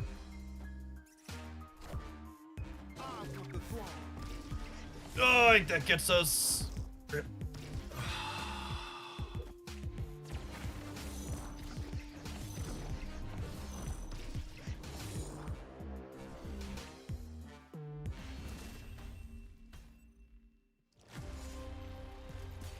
Don't make him angry, chat.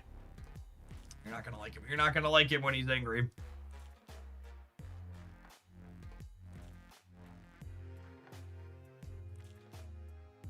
We Shadow Kicked Weapon actually still ended at 17 power. I mean, we Shadow Kicked it very early intentionally.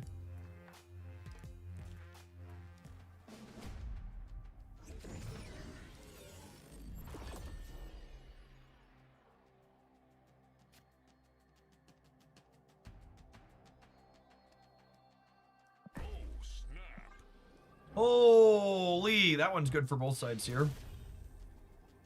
Victory.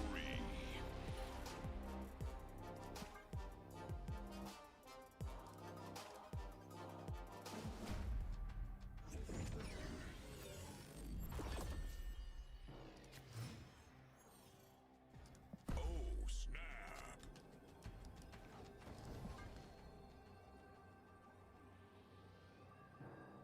I like how weapons animations become more aggressive as it progresses.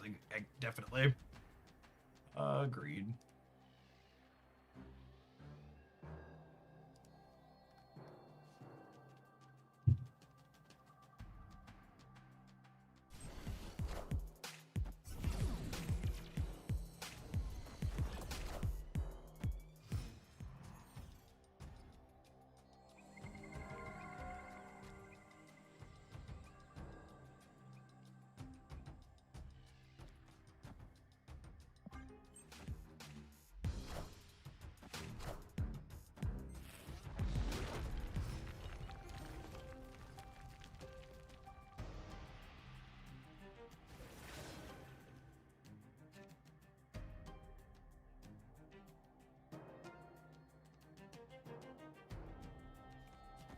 Yeah, and honestly, with the once and future here.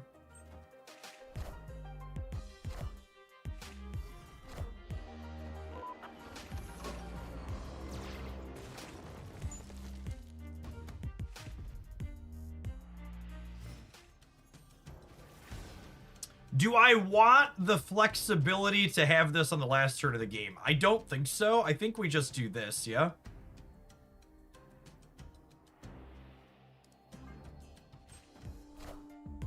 There's no strings on me.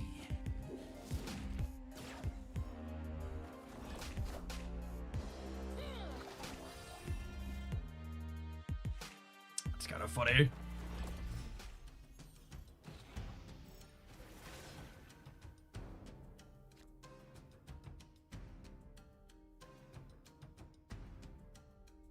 They are absolutely killmongering this turn. Agree or disagree?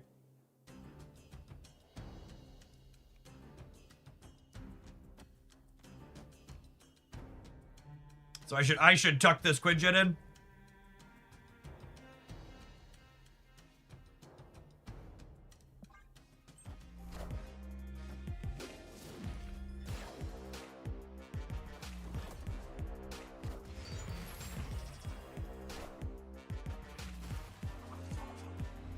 God damn it.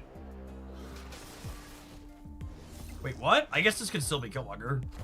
Alright. That's annoying. Power comes.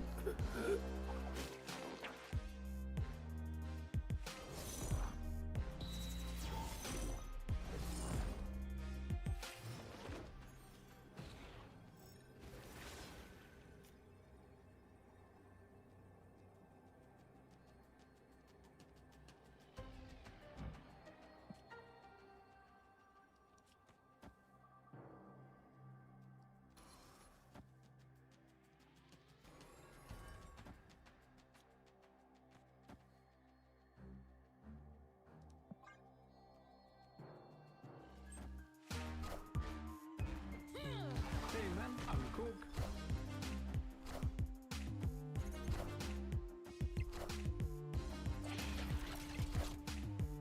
I see Merlin not to screw us here, yeah?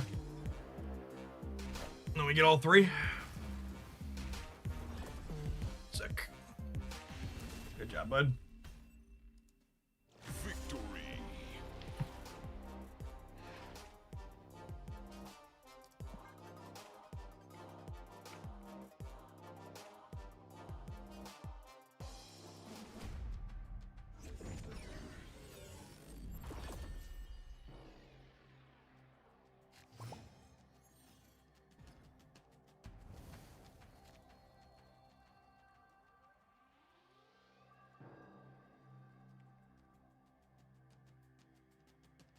Snap.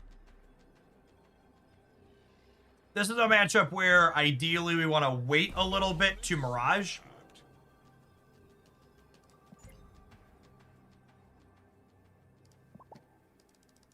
So we want their chance for their death to get cheap. Phoenix, thank you for the 11 months. I appreciate that. Welcome back. Lovely drawing a different 2 to fill the curve here. I don't think I would have played her even if I missed there, but I want to chill on this.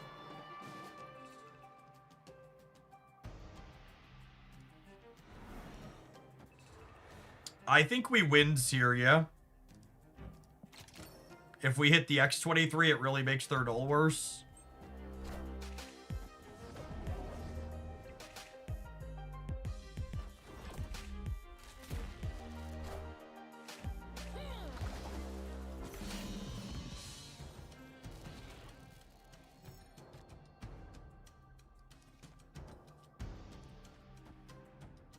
And then we do this, and then our turn 5 is Bolts plus Mirage.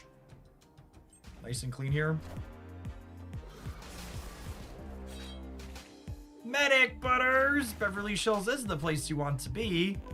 Thank you for the over 2 years of support. Welcome back.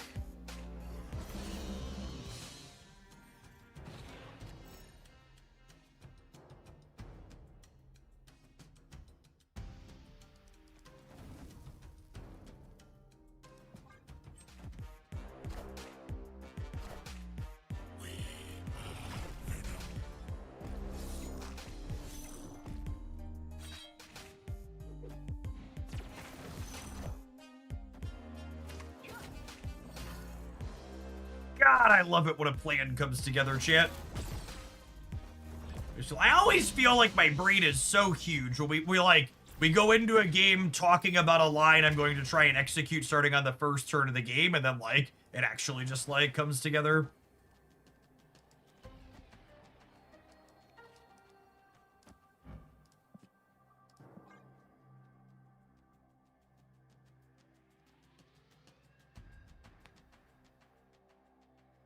It is dead. We're short of orc and death images. I agree.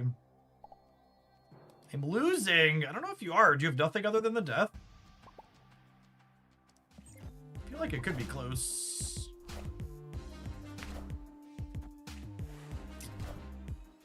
Oh, I guess they were only tying the right with Moira. That's fair.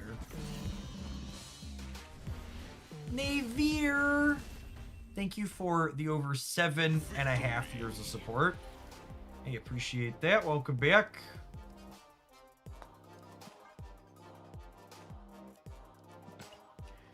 I have a question, chat. I have a two-part question. First, do I say this deck is such a good example of how good of a deck building game Marvel Snap is too often? And then follow-up question to that, am I ever wrong when I say it?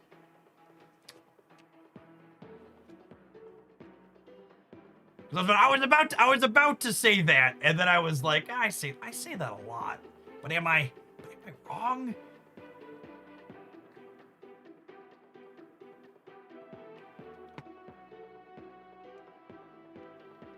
Just like a phenomenally sweet and interesting mix of cards. I haven't played against this mix of cards in probably my last 300 or 400 games, but it still feels good and reasonable and powerful. We've got a good mix of like some interactive stuff, some proactive stuff.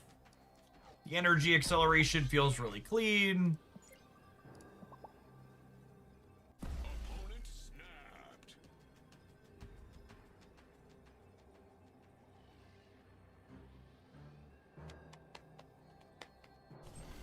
Hey, Uzanani, thank you for the 1.5 years of support. Appreciate the prime. Welcome back.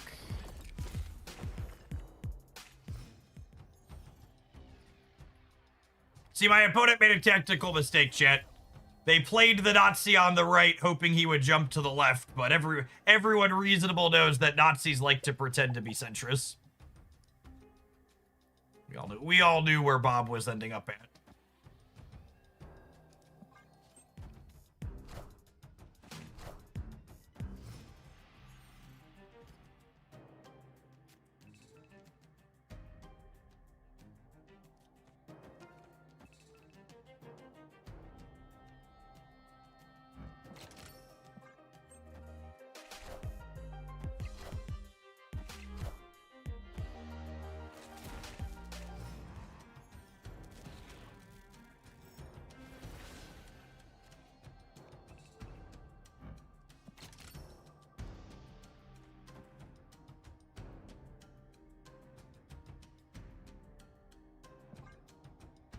It's kind of crazy how many cards Magic releases regularly, and I feel there's more diversity in deck building options in a game like Snap. That's because there are.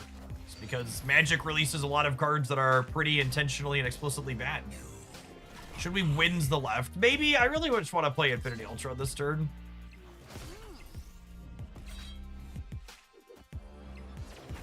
Clear for takeoff.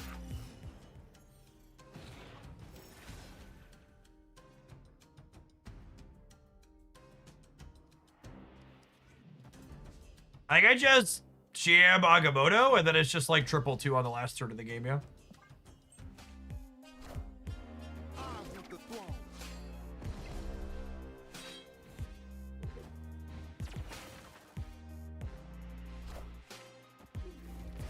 Ooh, spicy, mama.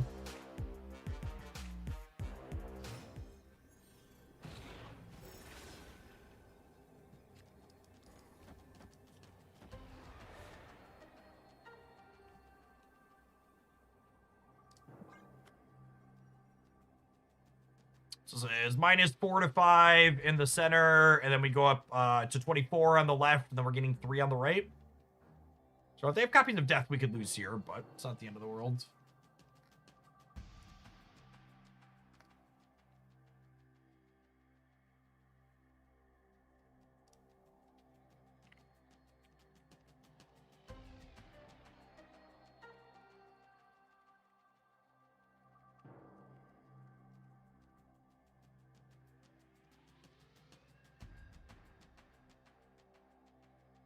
Do we want wins on the Yellowstone? That's an interesting question.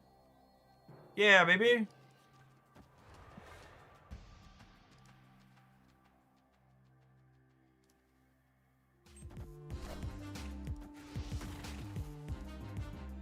I just got Twitch chatted out of this game, didn't I? Oh, I just got Twitch chatted out of this game. Hopefully 24 holds the left.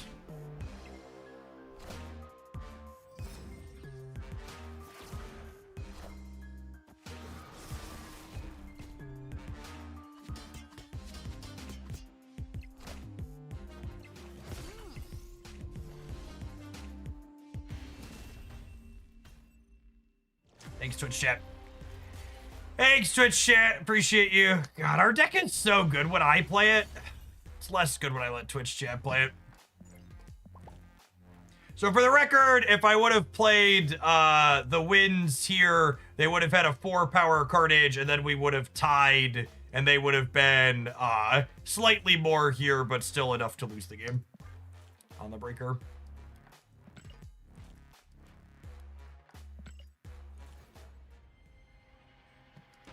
There's a reason why pilots don't let kids into the cockpit anymore. That's funny right there.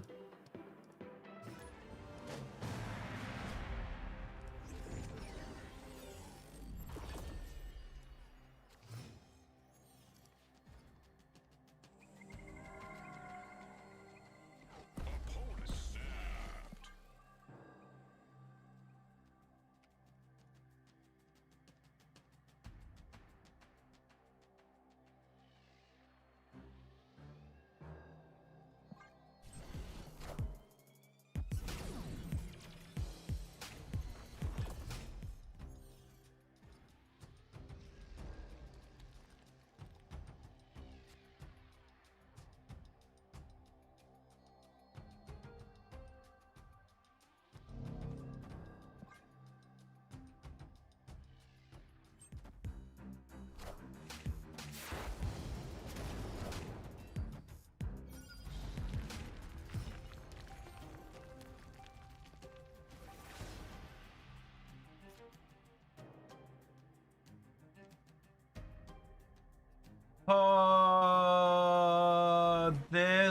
This, and then if they win here somehow, we could once in future still. Bye, bud.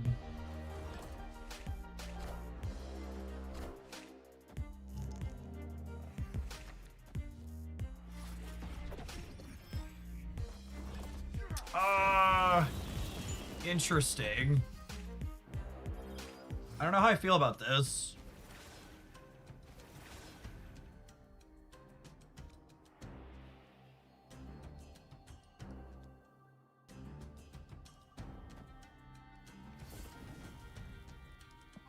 We have a little bit of energy.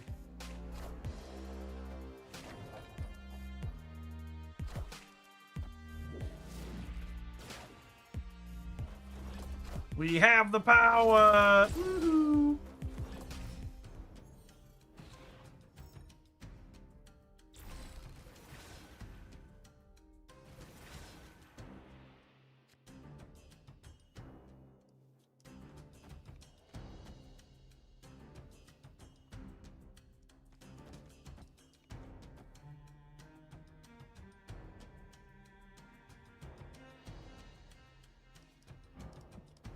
Yeah, they're probably a Luke Cage deck, so I should get rid of this.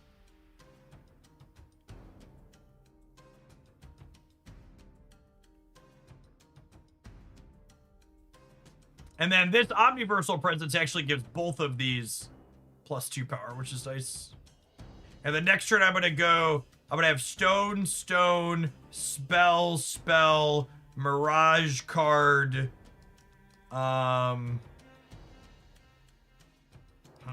Okay, I think I actually have to do this. I don't want to brick a draw. And I don't want to transform any of these. Because I'm going to add 1, 2, 3, 4, 5 cards to my hand. So I would like to get rid of Sewer System against the Luke Cage deck, but I think it's more important that I don't brick a draw.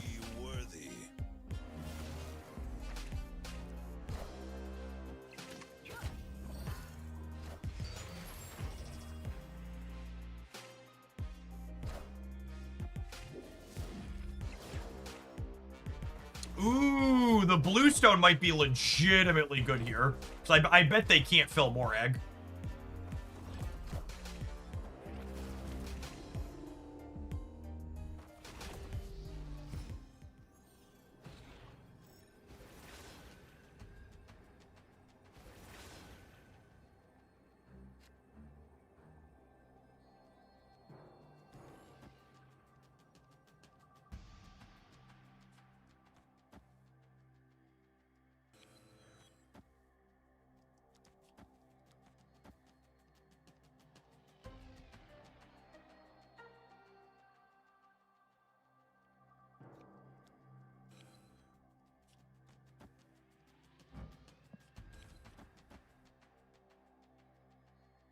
Final answer. Final answer. Final answer. No, wait. No, wait. Not the final answer.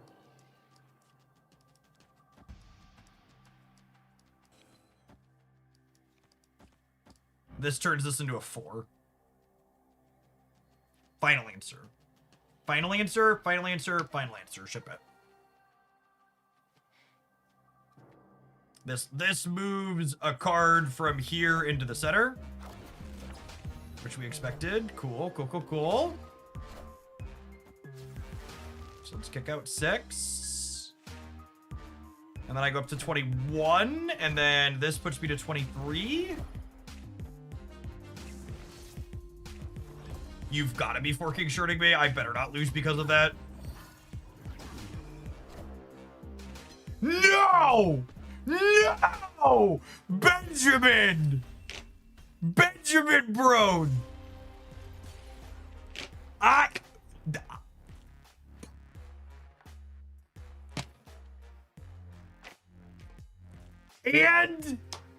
the kicker in that whole thing, chat, we only lost this path to the Electra because the orange stone hit the fucking Bob. If the orange stone would have hit any of these 3 in that path, we would have won there still, despite losing the Bob. We would have been -6 instead of -8. We would have been 17 over there. Brutal. That's some tough RNG.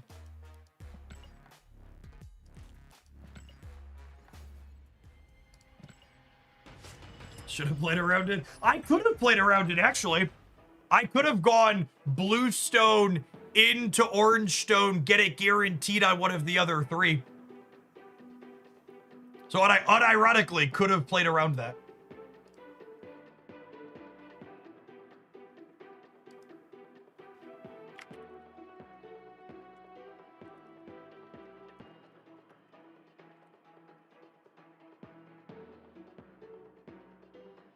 You considered being luckier. It's a strong line, honestly.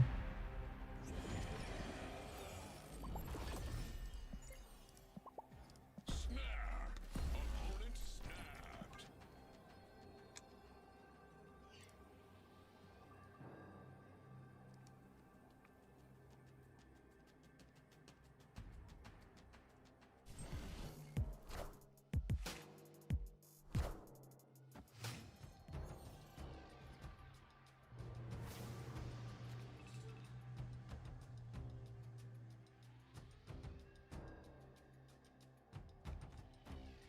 Well, I guess we're waiting to do this until after this, huh?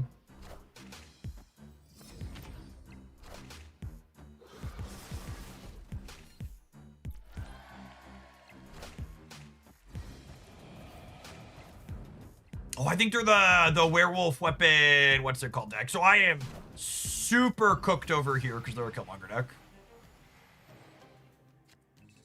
I guess that assumes they draw it.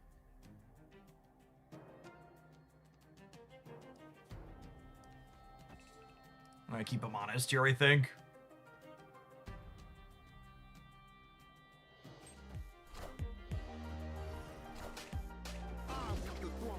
Sad.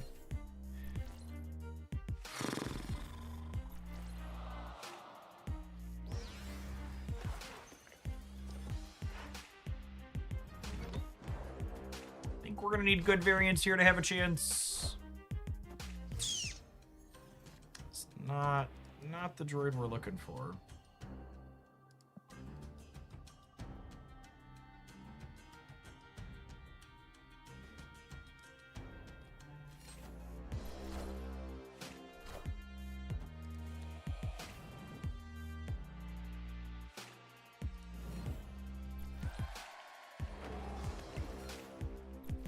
Wow, they redrew their Dormammu and hit the dog.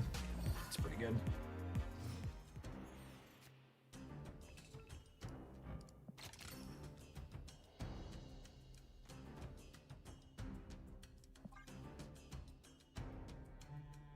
Dormammu can't win here, and this is the most appealing path for them to summon him in. Now I gotta figure out, can I beat where the wolf ends up at? I don't know that we can.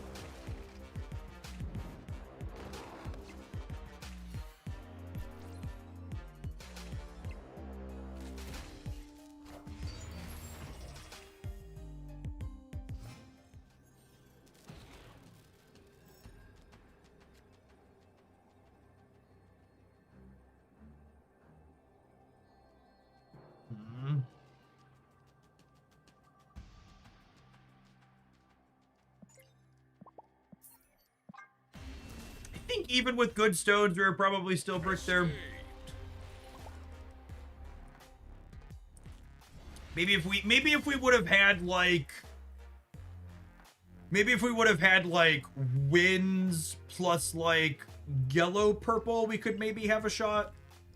Like winds could let us steal. No, winds doesn't even let us steal Mojo World, right? Because we'd still be 3-3 after we kick one of them out.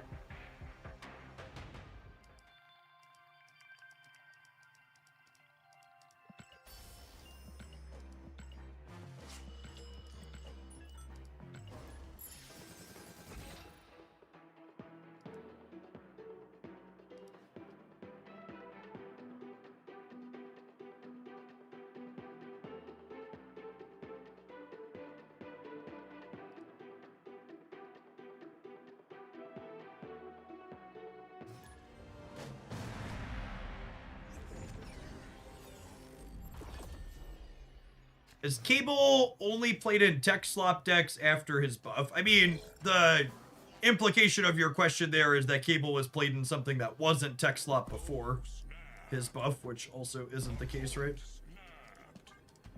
The only deck that's like remotely been interested in playing Cable for the last long while are like the people who are playing mill decks, and the mill decks just play a bunch of tech.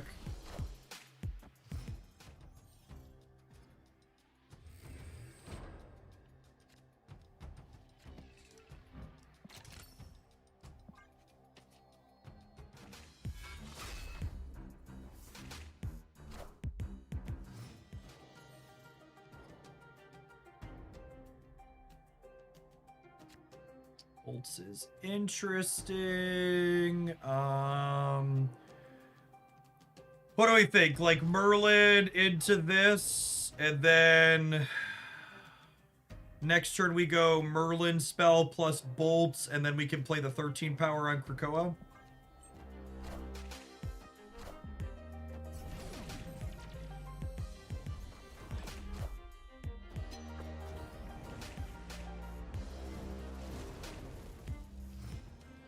Well, that's rude.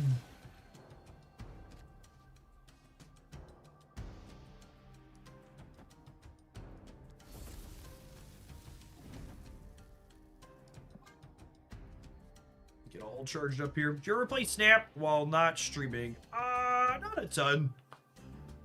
We're live with Snap like somewhere between 20 and 40 hours a week.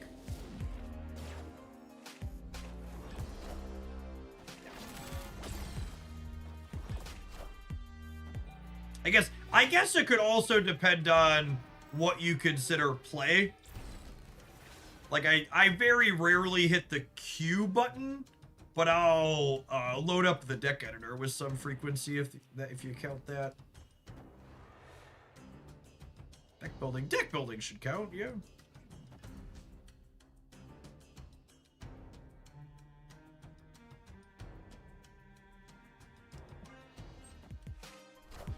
Maybe I didn't need to play.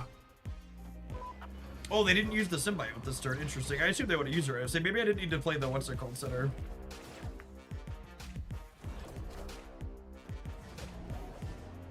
Bye, friend.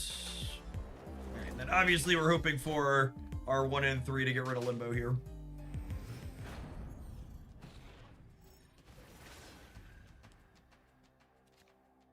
That is not that.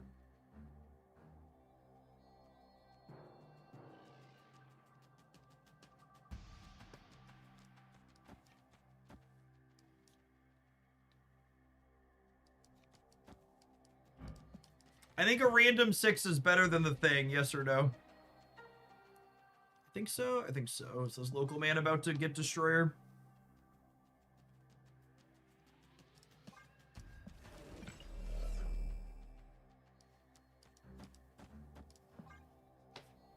Yeah, sounds like this Final Answer.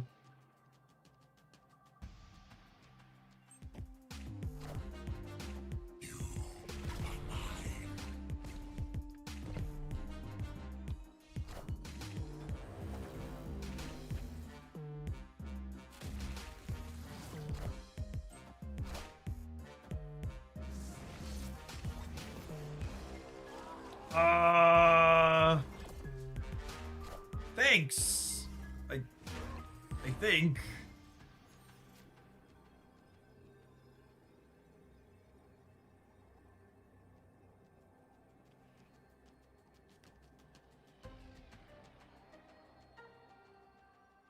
Incendium.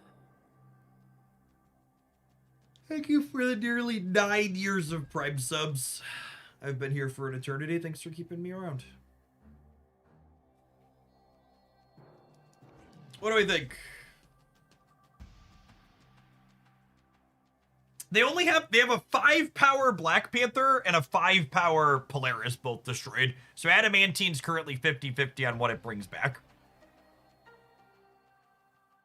They could be Zolaing the Venom, but that's only tying the center, so that seems not great.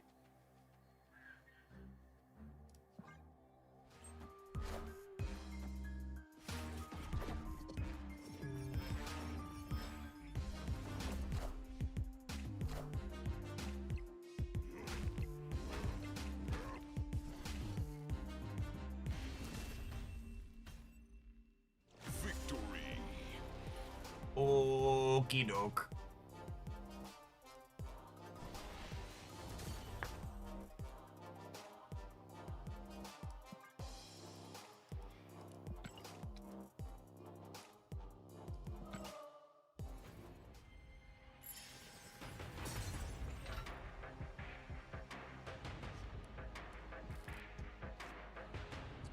With this one, I think, you know, there's a handful of cards that qualify for this description these days, but Infinity Ultron is definitely one of the top poster children for second dinners, regular balanced candidates, taking cards that release in a state that like really aren't ideal and getting them to a place that's like really playable and genuinely fun. He's a card that every time I load up a deck with him, I'm always like, yeah, this card's sweet. I should play more of him. And I think he's such a stellar complement to the Agamotto package for a couple of reasons. The first of which is you want Quinjet with Infinity Ultron and Agamotto, so that kind of marries the two together really nicely. And then Agamotto also has this issue where like his bolts giving you extra energy often means it feels like you run out of gas, and Infinity Ultra gives you so many things to do with that energy, and Jennifer Kale's a card that like wants you to play more 5, so she's good with both of these as well. If I were to call out like a singular card that feels like it was the weakest link in the deck today, I think it's definitely Thing First Steps. He's okay. He had his moments. He's usually a double-digit stat line. I think, especially because this deck's playing Luke Cage, though, I would lean towards playing Legion in this slot over him. It gives you a little bit less raw stats overall, but I think between Ultron, Agamotto, and Valentina, you pretty consistently have numbers, and I think being able to rug pull Limbo players consistently and completely juke people with Luke Cage when things like Negative Zone or Jotunheim show up is really, really powerful. Mr. One, thank you for the over 5 years. I appreciate that. Welcome back.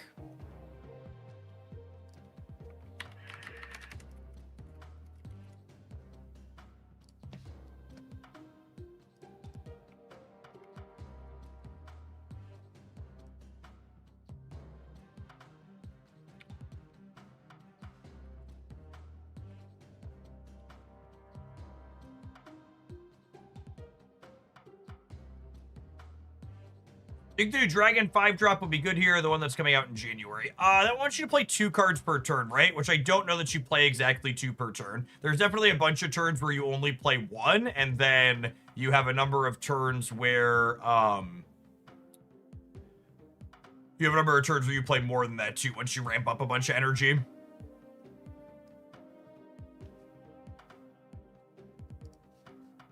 All right, gamers, we're going to do some more Snap afterwards, but for the next half hour of the stream, we're going to check out our sponsored game this week. Mobile Dungeon is a game we've done some sponsored bits before in the past. It is a character collector RPG game that's turn-based on Android, iOS, and has a native client here on Steam that we're going to go ahead and fire up this afternoon. I've poked a good bit at this one in my off-stream time. Someone asked me earlier, what games do you play in your off-stream time? A lot of the ones I play, I like me a good RPG character collector game, and I think this one does pretty good job in the space.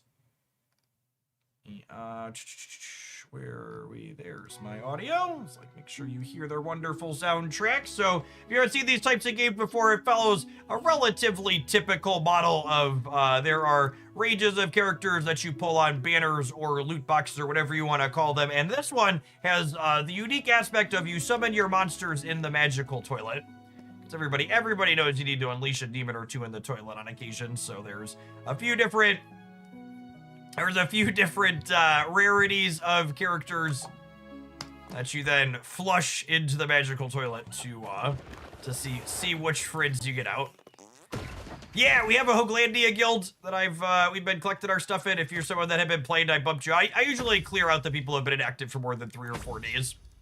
So if you got bumped out, you wanna come back in. We're on World 6. Let me know. We're usually it fills up at 30 out of 30, but I'll clear them out on occasion. Looks like we've got. Looks like most of the folks are active right now. There's one we can clear. Yeah, Red. I'll wait on kicking this one for you, Red. If you planning on coming back, the group usually we clear. We've been clearing up to the max reward in the guild. We've been relatively active. I gotta kill 2 titans here, so let's hop on into slaying a couple of titans to finish that mission up for our guild things for the day. I'm stuck on level 30 tunes. How do I farm the blue dust and fragments for them? So blue dust, we can talk about strategy in depth. So I've got my tunes. They're relatively, you definitely, blue dust is the first bottleneck on resources as you're leveling people up, and then eventually gold bottlenecks a little bit too. So I've got a good chunk of my dorks at 60, and then I've got my slot bot here. He's working up towards 70. I think Rat King is also, yeah, he's also working towards 70 as he grinds. So if you're in the campaign maps, there's dust inside of these tower levels when you're looking for blue dust. So you're guaranteed to get dust from each of these levels. You want to make sure you push up as far as you can in all of the tower levels to collect it there. And then on the world map, if you go to whatever the area is, where the furthest area where you can clear level 10.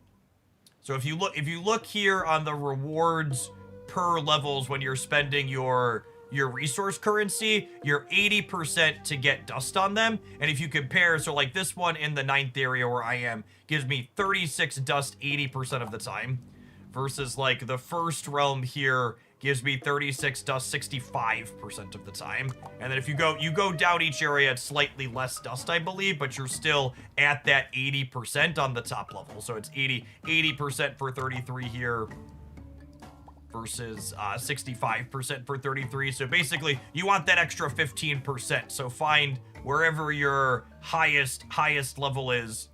Yeah, the dungeons here. Oh yeah, towers. Yeah, dungeons are where you farm gold from. Is where your gold currency ends up coming from. So let's hop on in. We gotta clear a couple of titans here for our guild quest. Let's see if our dorks can fight through here. So long term in these types of games, the combat is turn-based. Your characters have HP, and there's a turn meter at the bottom that shows how they're going to take their turns. And you can manually click through the character's skills, and there's some fun animations, like the Rat King here is being worshipped in his sewer. But ultimately the goal inside of these game modes is to be able to click the auto button and then kind of have your characters be able to clear content while they go as an auto battler style thing. And one of the things that this one does, well, maybe the audio's a little loud, let's turn that down. One of the things this game does very well that I liked is you can control or reprogram which order your characters use their skills in, which is nice. So this Titan has a big shield that comes up. I'm not sure if we'll be able to fight through here or not, because he is gonna rethrow his shield back up here periodically. Well, maybe we'll see how high we can push this Titan. So we gotta clear a couple anyways. Ooh, he might actually kill through us here. This is our healer. I'm not sure if she's gonna be able to keep everybody alive or not. We'll see. And there's the shield back up. We did a lot of damage before the shield went back up though. So if our characters can stay alive, I think we can win this. It's more of a question of, will our support keep it alive? Rat King's almost dead here. Yeah, Rat King died. I think when Rat King dies, we're probably cooked. I could also try and swap out... I could try and swap Bonnie out for another sustain character. Because without the Rat King here, we're going to lack some damage, I think. Everybody else is staying alive, but I'm not sure that that's enough.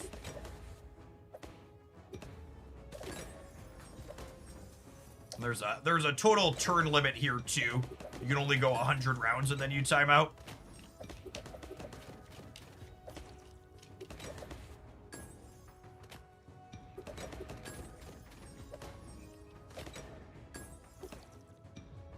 Ooh, we're gonna get through it. I think we're gonna get through it. Nice. No Rat King, no problem. Based on how close that was, I don't think we're gonna be able to push the next one. Let's take a look at the Scorch Wing. Oh, I haven't done any Scorch Wing. Yeah, I haven't really farmed any red characters. All right, well, let's the first level on this is gonna be, he should disappear real fast.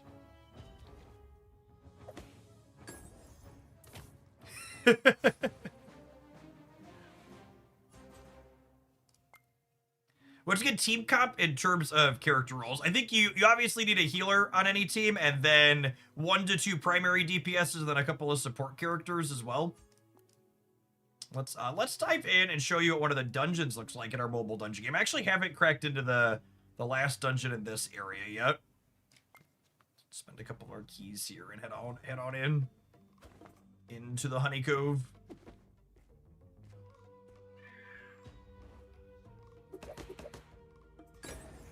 I assume our characters should be built well enough that we can push through here. And I hadn't started this for a little bit because my characters needed to grind up a little bit more, but I pushed Slopbot to almost 70 and he's past 60 as well now, so bet we can clear through here no problem. This team, for example, to talk about team composition is this is a healer support. And then Bonnie's a full squishy DPS. And then this is a defensive support. And then these two do some damage, but they also have supporting roles. He applies confusion, which makes the opponent brick their turn sometimes. And then he heals a little bit, which is nice. So the team kind of has like 1.5 healers. We'll save that heal for later in case we need it.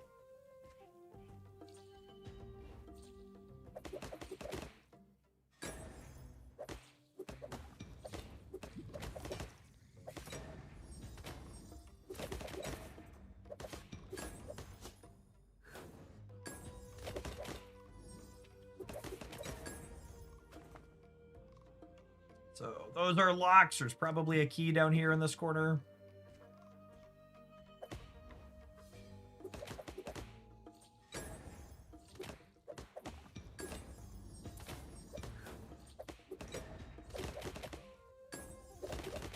One of the things too, while we're talking about strategy for the game and stuff, that wasn't super apparent to me the first time that I played it, is when you get to a particular dungeon, whatever the top one is that you can run, you can actually, you get proficient in a particular dungeon. And when your characters are proficient in that dungeon, you can eventually have it autoplay that dungeon too. So it's not just endless manual grind on here. When you start farming for gear in particular dungeons, you eventually can allow it to auto as well, kind of build up into it.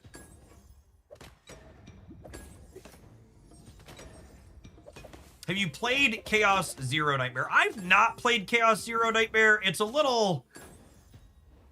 What's the best way? I've heard good things about the gameplay, but the animations in it and the character designs are a little bit too skeevy for me.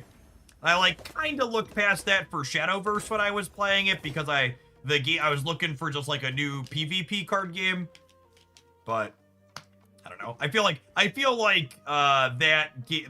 the character designs in Chaos Zero Nightmare are like, I would put them past the line of I feel like I would feel embarrassed to play that game in a public setting.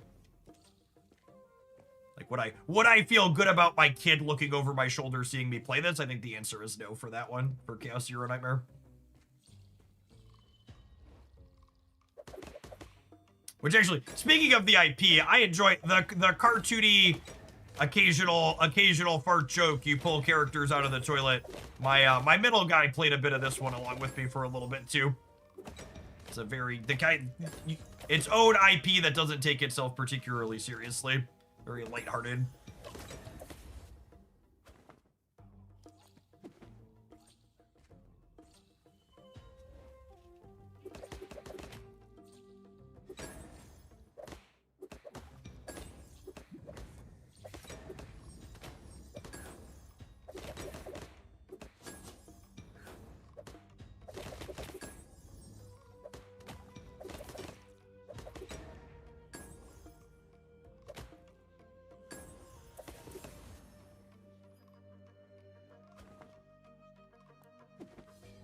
It is relatively straightforward. In the big loop. Oh, don't need any heals here. Usually if we don't need the heal things, it means we'll clear the end boss, no problem. We'll see what kind of gimmick it has, if any. Sometimes you'd like a specific character type to make the boss fight a little bit easier. Like the 9-1 dungeon character heals itself. The boss then heals itself a pretty significant amount.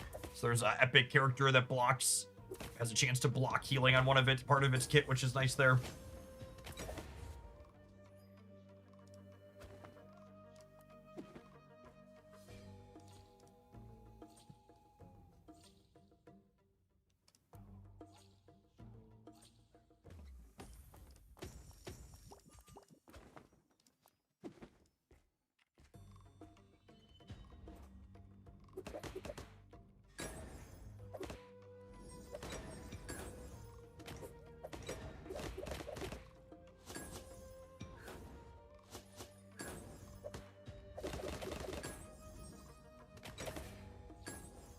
Speaking of almost Christmas time, we've got Rudolph here, in his Speedo, nice and buff of the team.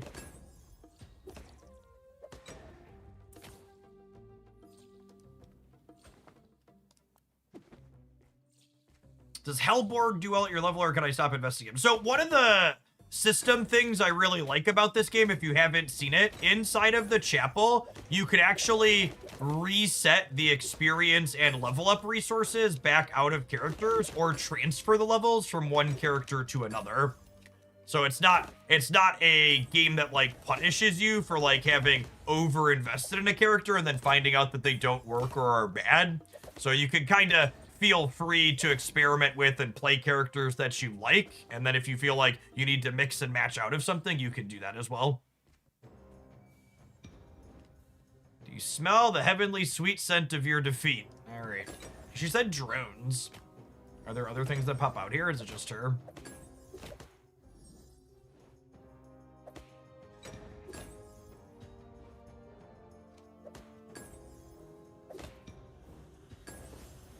Looking like we're not gonna have a problem here. Rudolph the Gym Bro Reindeer. That is exactly correct, yep.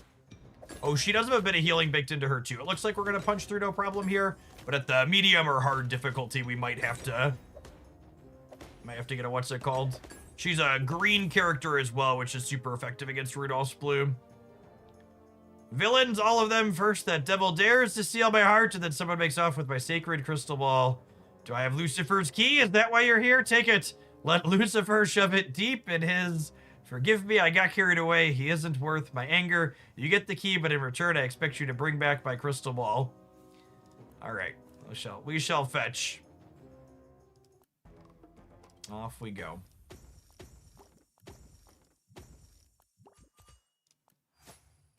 This should unlock the next area for us, I think. Yeah. You finally made it through the Northrun's gate. However, a not-so-festive welcome awaits you. The entire forest is crawling with bloodthirsty bounty hunters. They could invest all that money into a cheerier coat of paint for their harbor, if you ask me. Always money for anger, never for cheer, chat. You can usually hear the hardworking little elves singing jolly songs, but it's become suspiciously silent. At most, heavy panting seems to be coming from their settlements.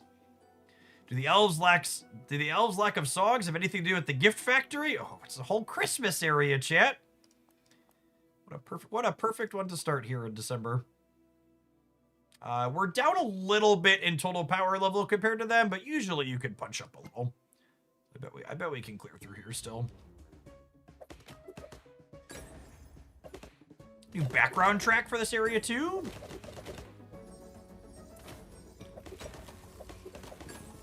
It's a little boppy.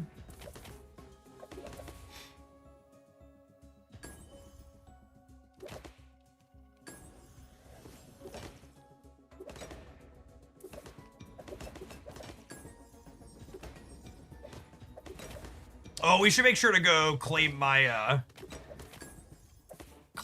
guild quest before I forget. Once we clear the Titan Towers.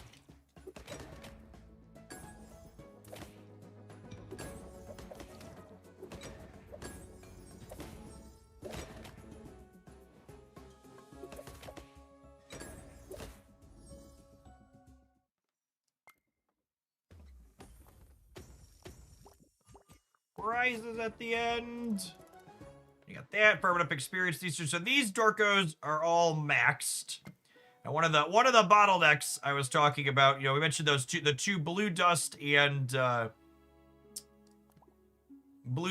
gold. We're actually doing okay on currency right now, so you can't upgrade these till you hit the chapel and then upgrade them. And here is my gold bottleneck. So I need 250,000 gold coins here to farm her, to be able to get her from that 6 to 7 breakpoint to let her start working towards 70 as well.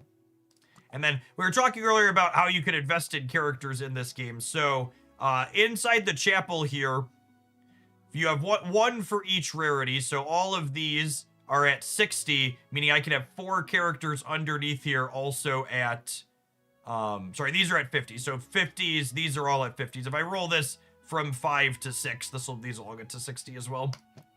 And then here you have a different one for the higher rarity. So I need to, my next one, I'm not sure if I want to jump one of my epics up to 70. I might push my other legendary up to 70 next as the next 250 I get. So that way the ones below them here can be at 70 as well. Cash in my guild reward. So these are all, there's a big old weekly quest. So there's 3 different daily ones here if you're in the guild, that if everyone in the guild does it, there's extra currency. Some of that dust and some of the gold we were talking about that ends up being bottlenecks in here. Let's see how far. There's so many PvE levels in this game. Let's see how far we can get through Northrun this afternoon.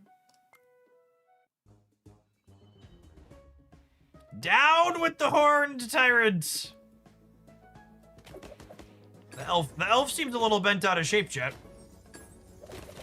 I wonder if this character was modeled after me after my 5-year-old wakes me up in the morning.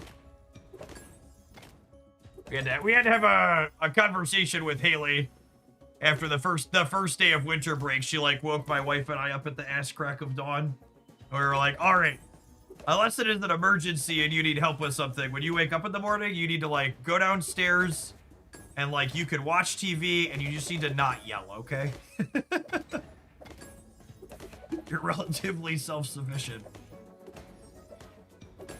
Because just because you're awake doesn't mean everybody else needs to be.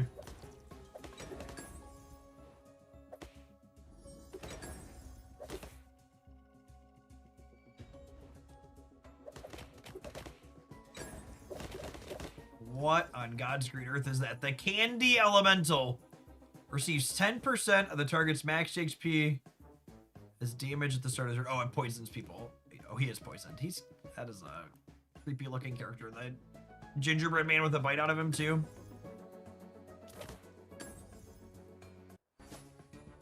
Enjoy the character designs in this game. No yelling. It's such a hard time being a child. It is, isn't it? It's a hard knock life living in the Hoagland household.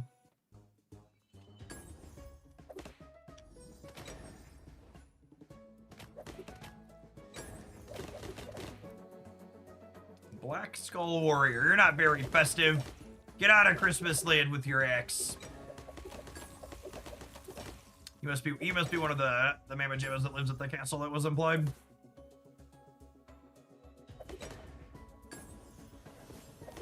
These demons and these vultures. Getting the festive spirit.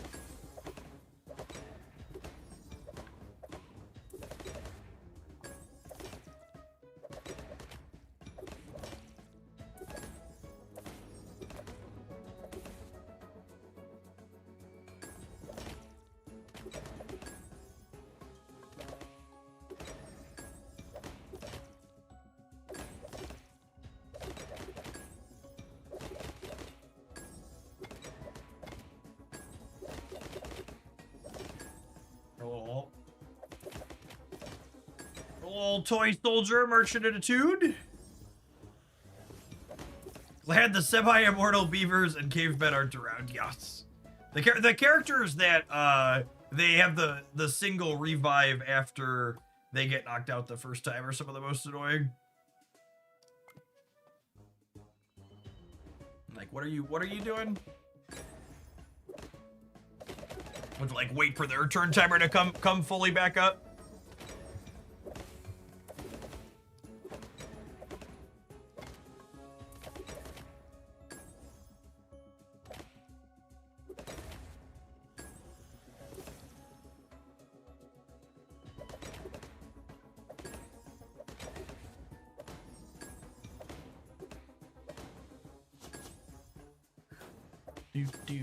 Doop. Beep, beep, beep, beep.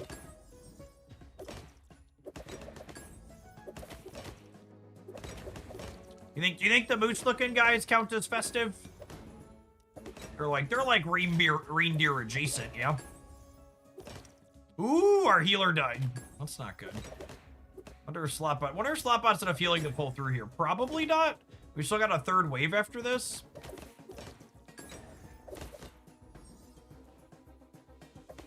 He did not hit his big heal there. Maybe with the rat's disruption they lived through it. Ooh, it's gonna be close. All right, can King Rat carry with the poison? Oh, Rudolph lived on one there. We take those. Oh yeah, the rat's super healthy. He's gonna finish. Good night. Things you love to see. Ooh, almost to a nice level there on Mr. Slotbot. All right, so we need 3 more stars down here to unlock the next dungeon. We'll probably get to that next time. Got some more keys that we could use to grind through other dungeons. They got some flushes in the toilet. Oh, yeah. Give me an epic flush, please. That's a rare one. I was love a nice fat crook coming out of the toilet. I think I did my daily quest last night. Yep. I'll finish my weeklies. 10 dungeons. What else do I have on weeklies? Flush another soul down the toilet. Purchase in the shop. Kill 10 titans. I think I want to dungeon crawl some more. I've got 8 keys, I think. Let's see if we're able to... At 48 out of 51. I've got 2 more stars here I could get. Is the other limited time level the one I'm missing? I'm missing 3 stars in here, and I've got 3 on that one. Let's see if we can punch through the B on the higher difficulties. She had a healing element. I expect we'll be able to get to her no problem based on how cleanly we cleared the easy level. But her healing might be sad enough that it's problematic for us.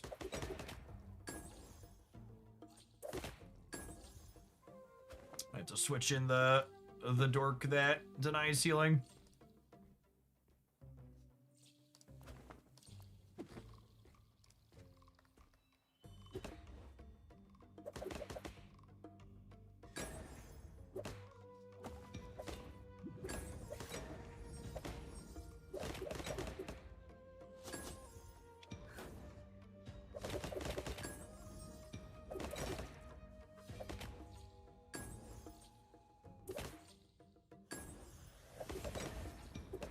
I only think the moose survives inside of the layer of honey. Feels like it wouldn't be good for the fur.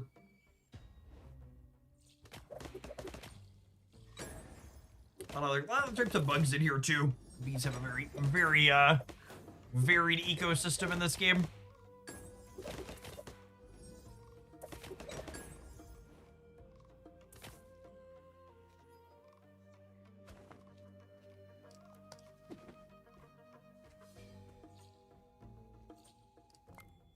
Your finest key, please.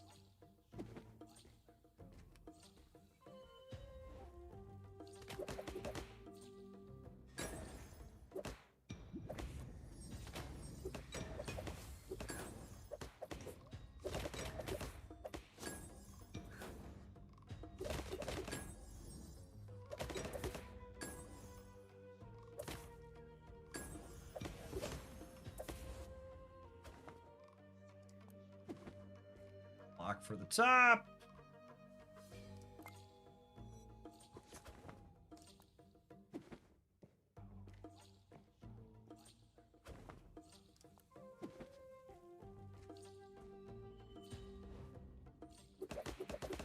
Let the rats hit the board. The poison and confusion shall commence. Into Bonnie's buckshot.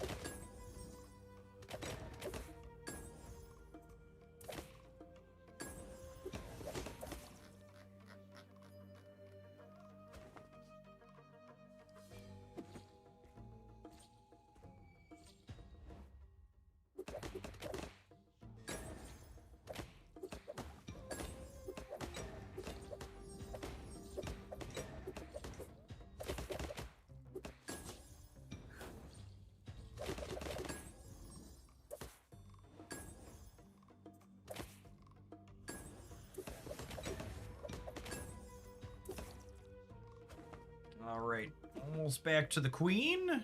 Still don't really need the heal.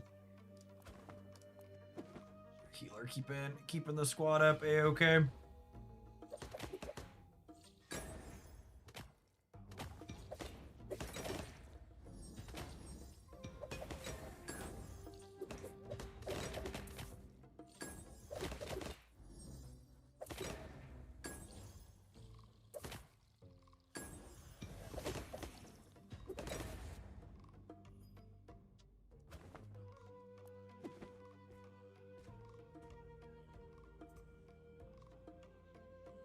Is it established meta comp or have you cooked it? So one of the things about the character acquisition in these types of games is because there's a good bit of variance inside of it, it's really hard to like net deck, so to speak. So mostly just mixing and matching characters that I have. If you look online, there's like some tier lists of characters like there are in any of these games. You got to get an idea for like what the community thinks is good, bad, or otherwise from the characters that you have. If you want a direction to to point you in for which ones you should build, but really for these types of games, it's more you should open and see what you get and then build from there, as opposed to like looking for a comp and then hoping to build towards it.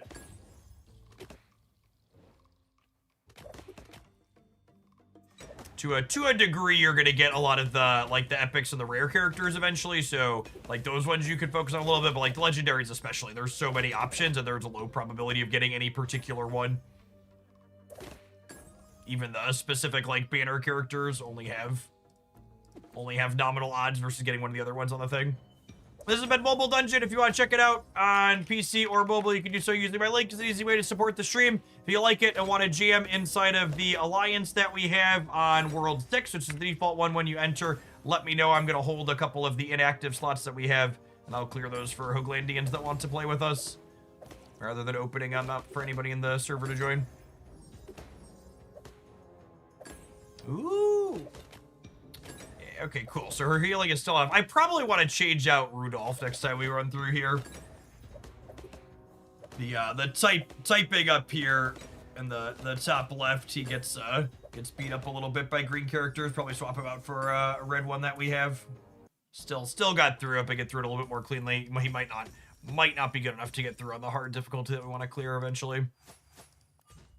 And you see our dungeon proficiency goes up a little bit here in the corner. We're now halfway through 0. And then when you eventually get through, so where's the dungeon? I farmed a bunch. So this is, I've been living in the last dungeon in section 8. So this one, dungeon proficiency 6 is the top one. And when you get to 5, you hit autopilot mode, which means you can just tap the auto button. It'll run through the whole dungeon for you, which is really clean. All right, I've got one or two more viewer decks I want to get to in Marvel Snap. We're going to tap a Twitch ad roll while we get things switched over. Appreciate people that were here through the Mobile Dungeon segment. Let's get back to snapping, huh? Hey, Merry Christmas, Simo, to you and yours as well. Thanks for the support.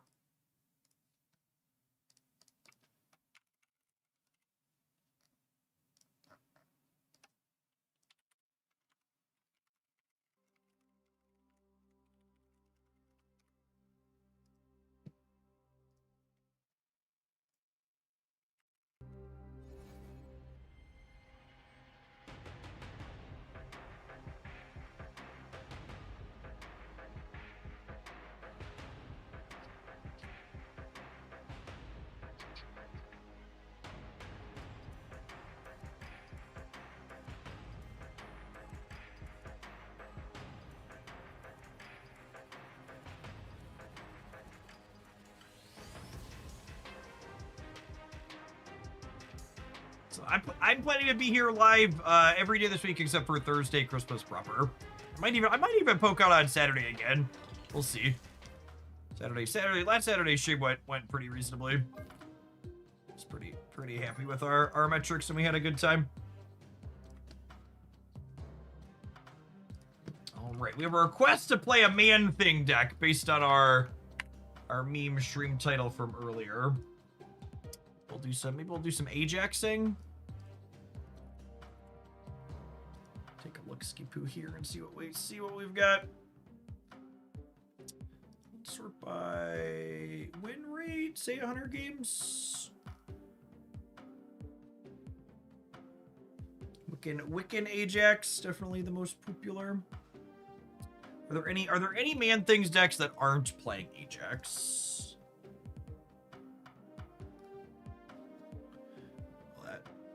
Is like the Wicked deck without Ajax. Oh, that's funny. There's Team Clash data in here. It's probably not supposed to be there. Nothing worth peeking at. That's fine. We haven't played the stock Ajax deck in a little bit. I've been using Fastball Special with Ajax for a little bit of fun surprise. That's cute. What's the difference between here and here besides the nominal win rate difference? We have Red Guardian here versus what's over here? Diamond. Nope, Diamondback is there versus Speed. Red Guardian versus Speed. That's pretty close. Speed's more proactive. There's more ways to break cards is probably good. I think more people have Red Guardian in their collection than Speed 2, which makes the deck a little bit more accessible.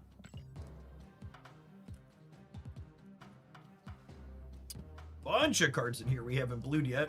Da-ba-dee-da-ba-die. If I was green, I would die. If I was green, I would die. Yai, yai, yai.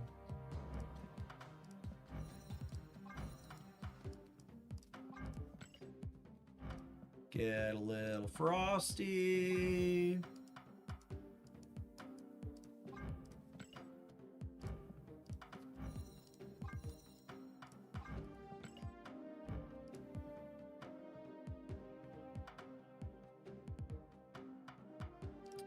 Let's do it.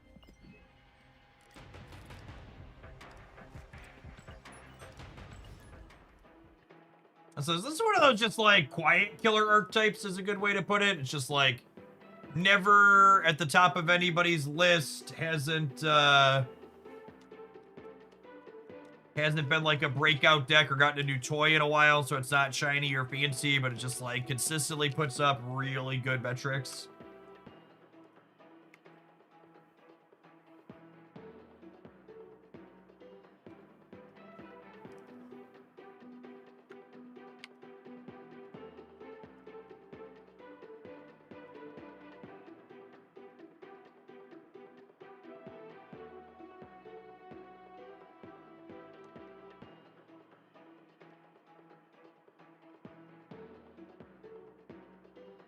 Oh no! 60-second queue time! Maybe Reddit was right. It is a dead game. Imagine having to wait 60 seconds. Wouldn't be me.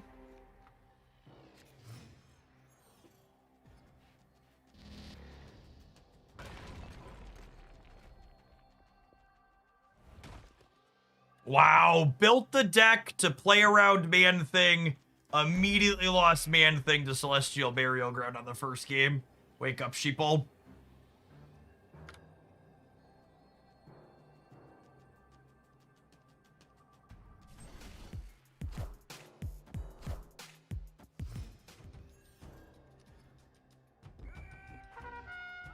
Hopefully we draw a 2-drop this turn. The odds. Pretty lucky.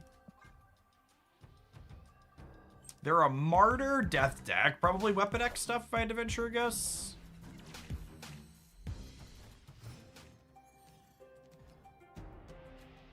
The game is telling you should be playing High Evo Afflict. Definitely feels like it.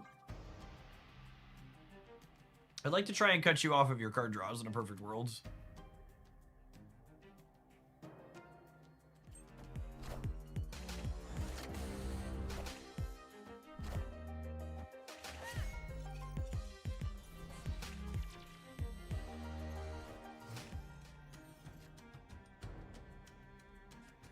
This is -4 for them and +3 for us.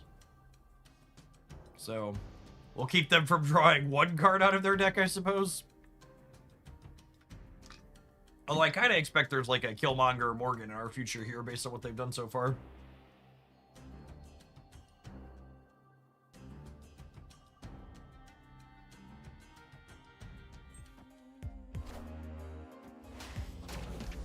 Psylocke is interesting. Unless them Killmonger and Morgan both on turn 5.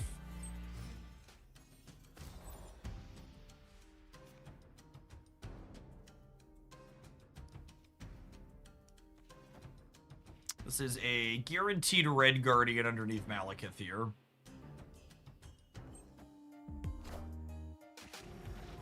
Whoa! Spicy. What is a spicy meatball? Huh?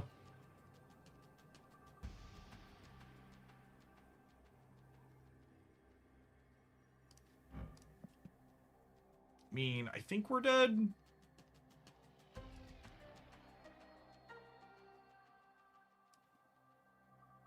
You think they're gonna play Null? Yeah, I can see that. Hopefully they play it center. Red Guardian eats their lunch.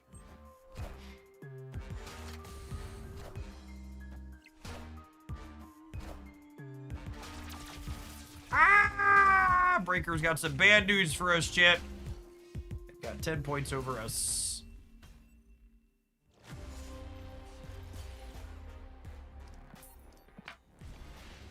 I would say unlucky, but we did in fact have the Lucas.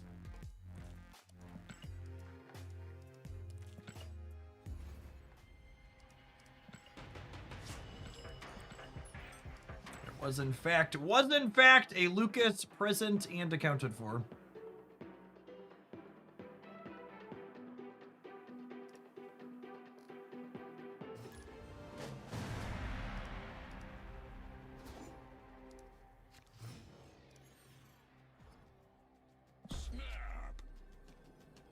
I think I actually don't play Quicksilver into the Asgard. I think I want to go 4 power, 7 power under perfect world conditions.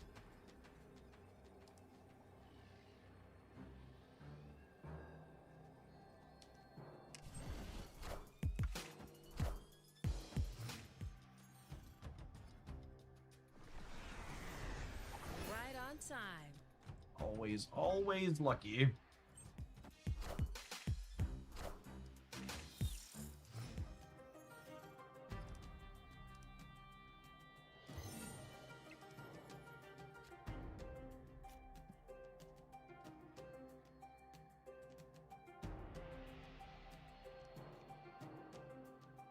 This is not likely to be super useful, this matchup, so I can just jam it here.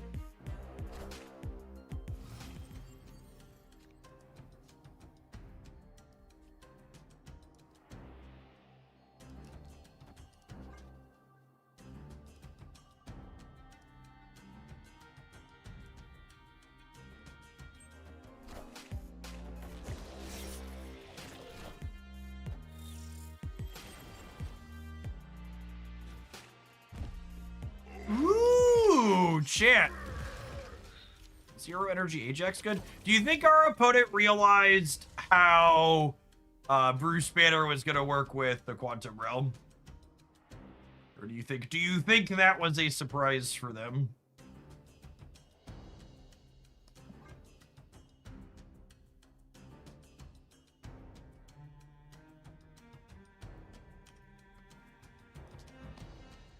The Hulk does not handle the power assigning particularly well.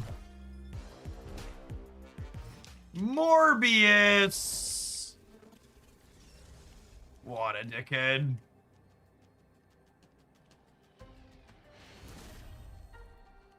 Victory.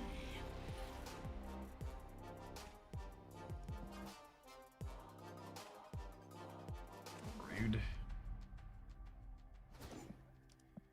Oh, snap. Victory.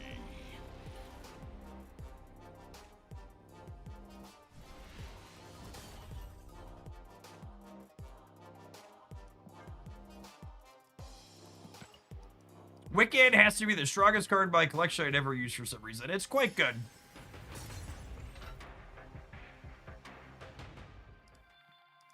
This build of Wiccan and the more sloppy build of Wiccan are definitely the two most proven ways to play that card. A little sad the bounce build fell off.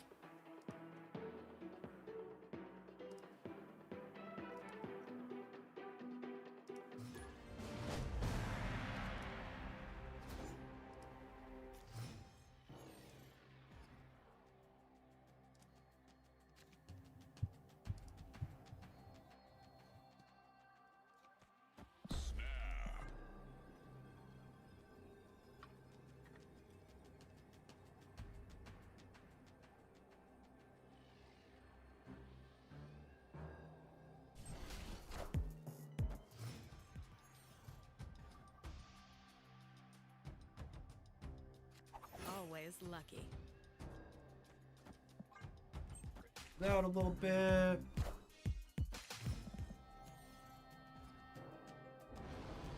I'm starting to see why Red Guardian is better performance metrics than speed in this deck. Ah!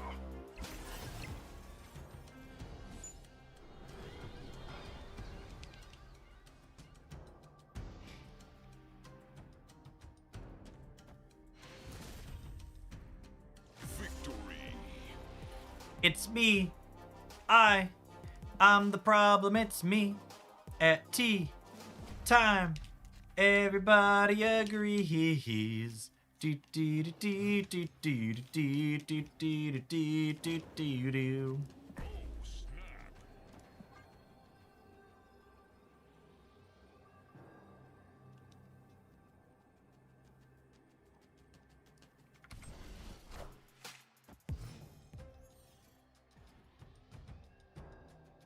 Right on time.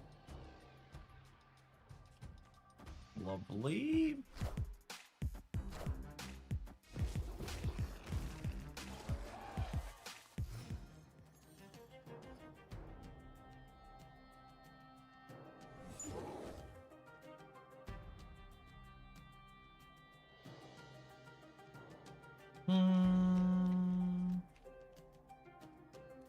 Oh yeah, they must be fire here zombies, dude. I want to try them with fastball special at some point. Fastball into infusion zombie giant man sounds quite good.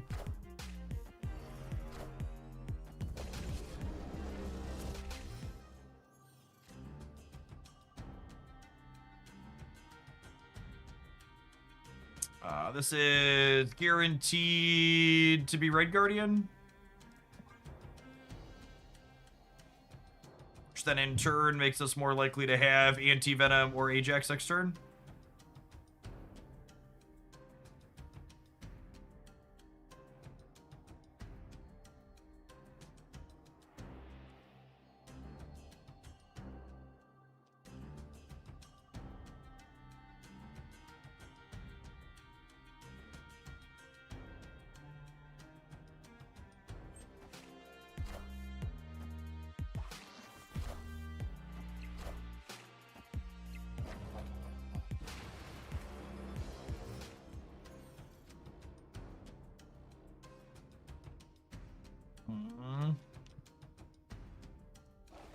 Slide this in over here. Man thing was not quite the droid we were looking for. We were really looking for like any of our other 3 cards, either Wiccan for a big last turn or Ajax or Anti-Venom.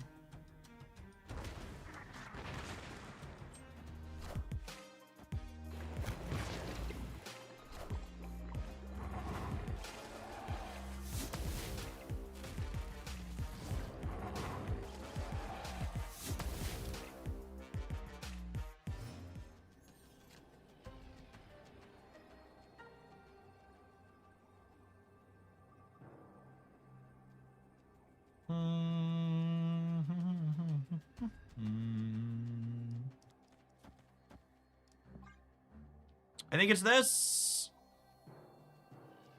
I don't know that we're winning the right is the problem here.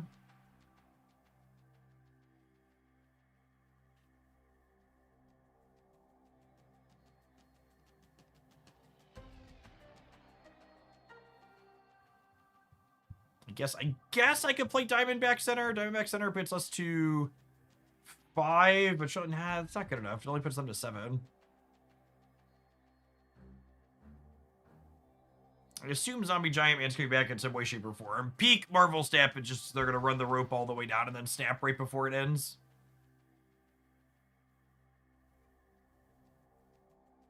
Nico gonna do catchphrase for Christmas? I have so many catchphrases, chat. What do I need more catchphrases for?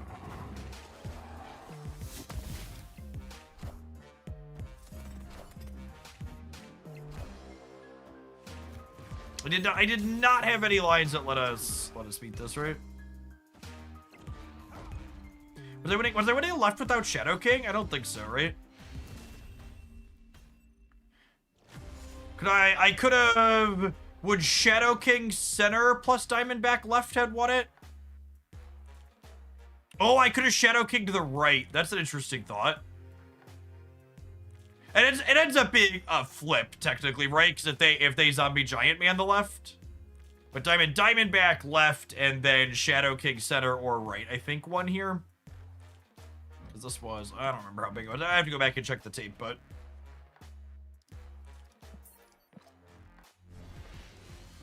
I think Diamondback was winning this lane, and then King won either of these two.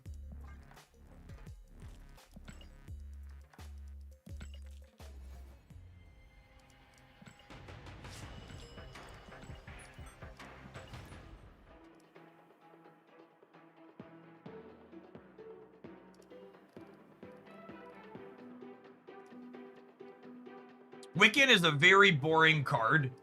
I don't know. I think calling Wiccan a boring card is a good example of like the handful of places where he settled into being played commonly, kind of coloring your vision on something in a very skewed way. I think Wiccan's one of the most interesting types of cards that deck building games like Marvel Snap offer. It's a really reasonable payoff that requires you to warp your deck in a very specific manner in order to meet it and have it be useful. That requirement of I have to fill out my energy early while also still having a meaningful way to use it late is a great one. And then it's funny, speaking of Wiccan decks, I had completely blanked the Wiccan Warlock deck is such a phenomenal Wicked deck and fun deck in general. Yeah, I think calling Wicked a boring card is like decks that are mostly interactive cards are dry, and I would completely agree with you on that. But that's different than like just because Wiccan largely sees play in decks that are very interactive doesn't mean that that's his card design is boring. Just means the flavors people are surrounding him with are. If we don't get X-Mansion Diff here, I can punch this dog before it gets to do anything. Oh, yeah, we're gonna full Christy Gnome the Werewolf by Night here. Good night, pup. All right, and then we've got Ajax to win one lane and Hazmat plus Diamondback to win the other here, ideally.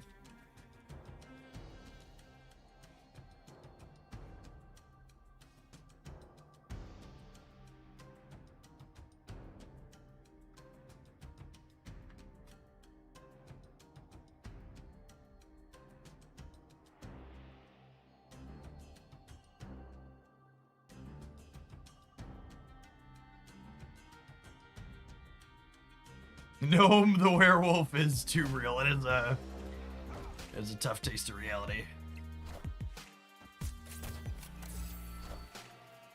That assumes Cable didn't snag Luke. Oh, that's true. Oh, come on.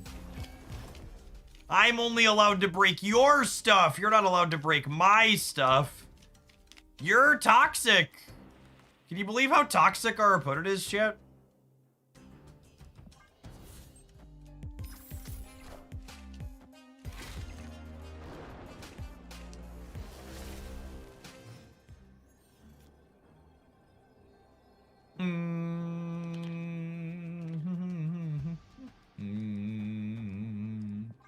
I think we just do this and hope for the best.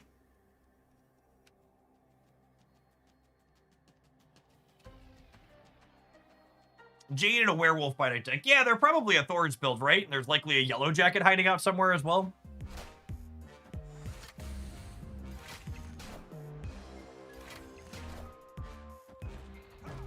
Oof. Oof.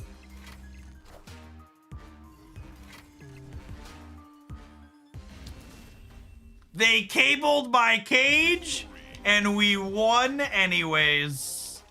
Ooh, baby, baby. Ooh, baby, baby. Imagine courting my Diamondback when you drew Luke Cage. Why? Why? But why? Thanks, Jeff. I spit my water out when you said Christy Gnome the Wolf. Thanks, we try. We do try.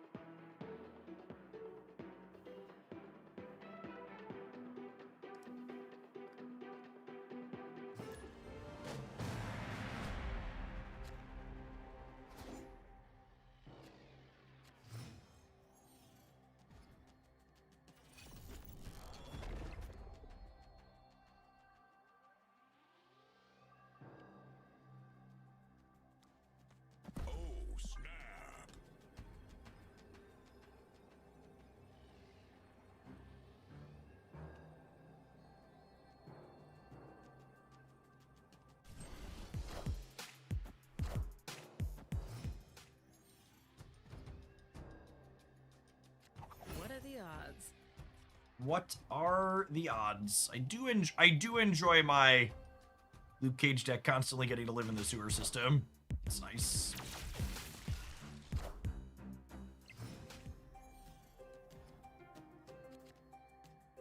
Red Guardian! That's exactly what I wanted for Christmas. Thank you.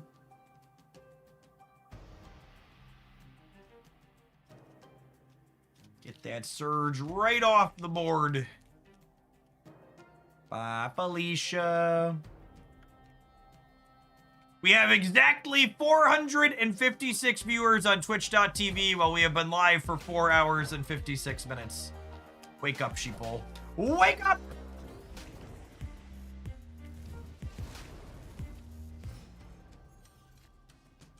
My inclination here is to punch Agony, not Surge.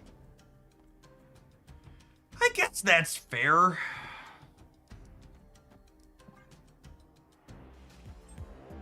They're probably doing something combo-y with that card. Wongers. I think I want to chill on Malekith for the time being because I would like to have a little bit more certainty on which 3 he's fishing out of my deck.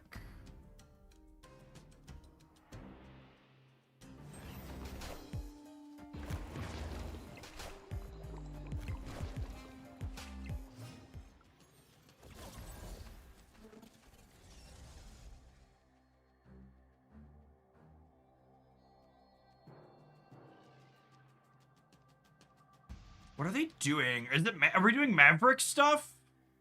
There isn't. They're not Galacti. It's gotta be Maverick stuff, yeah.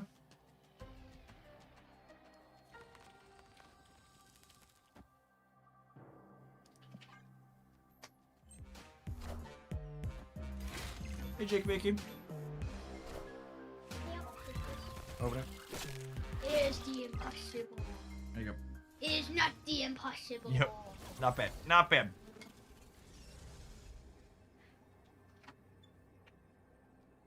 Yeah, looks like Activate Surfer.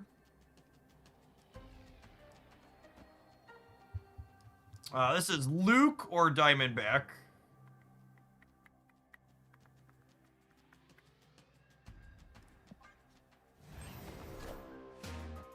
Swoop, there it is. I think we're hoping for Diamondback, yeah?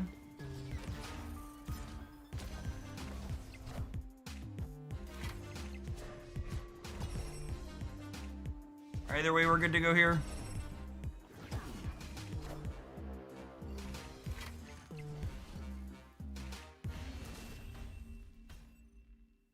Victory. Yeah, Man-Thing and, Man-Thing and even Hazmat. Kind of very reasonable into Maverick stuff, especially when they're, like, trying to set up this big, full Maverick path. You're like, oh, I should just drop my Man-Thing in over there. Make him little teeny tiny. Opponent snap. Yeah, I mean, that's turn 2 Wiccan, yeah. We take those.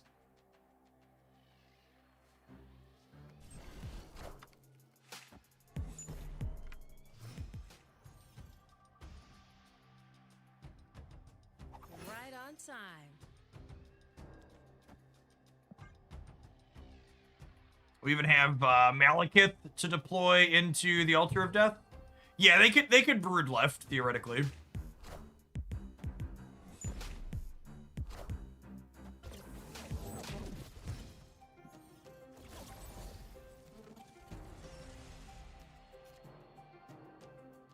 Will Ajax here tentatively? Hey, Jeff, I'm getting back into the game after about a year off. Which videos of yours would I recommend watching to understand the economy and how to best use my token? So I have a video explicitly breaking down Snap's economy after the changes it had earlier this year here.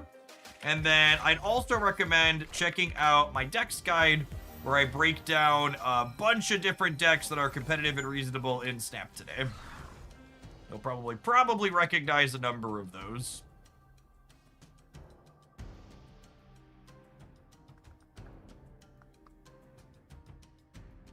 Yeah, no problem, Lance. Have any questions about specifics, feel free to ask.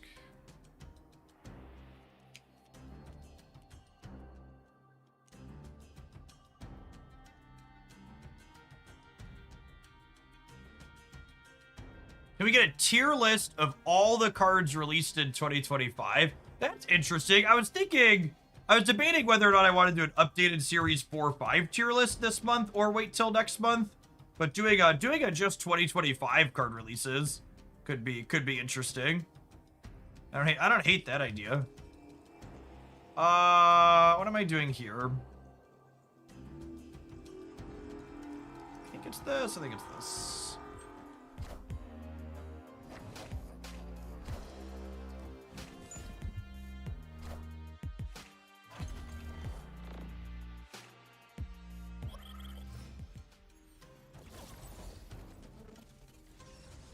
I can't believe I gave you that idea for free. What a bad little capitalist you are. Actually, do I want Luke Cage here? I'm not sure that I do. Is it crazy to think that maybe I... Is it crazy to think that maybe I don't want Luke on the board?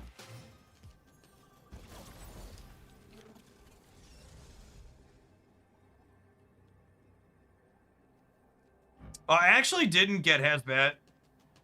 That's crazy. Yeah, I think we're cooked because Hazmat's in our bottom two. I mean, I guess I could do this and hope for the best. I'd rather we're gonna be 4 to 6. Let's just go 6 to 6 here. I think push comes to shove, our deck out linears their deck most of the time, so there's no reason to say in a game where I'm likely beat. We're gonna run them down here in a second. I'd rather play for 6 in the next one than play for 6 now.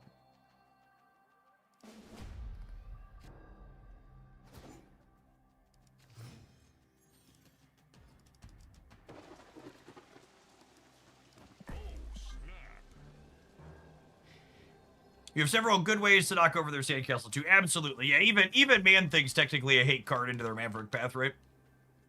And they're on Omega Sentinel of all things as well, so Luke Cage is good into that. I think that one was winnable if we Malekith on the left. Yeah, I mean, there's a good chance they had Brood there at the end, Kolrath, so I don't think that's true. Like, I think the way this particular deck we're playing is constructed, you're just, like, not winning games where you don't draw Hazmat.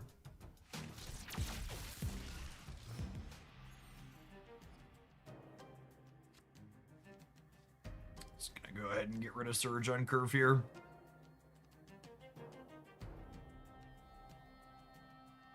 Yeah, that as well. They're a Magic deck and they chose not to Limbo left, so it probably meant that they was more likely to mean they have Brood.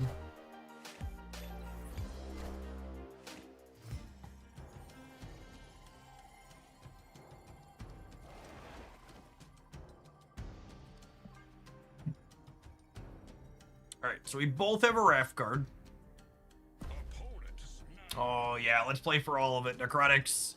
Been wanting to play for all of it since the first game.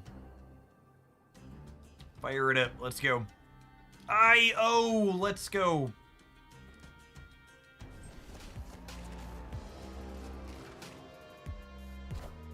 That could be worse.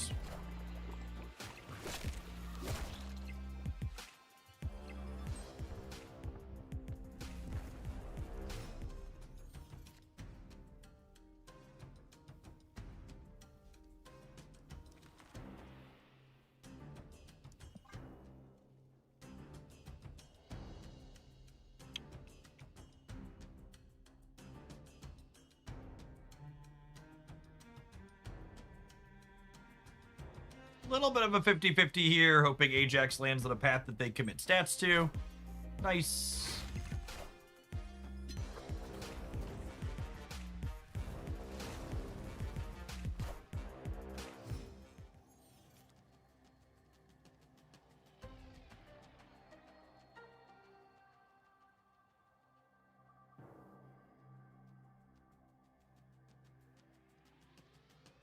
Do I want to blob? So that way I guaranteed get the 16 points. I think I do, yeah?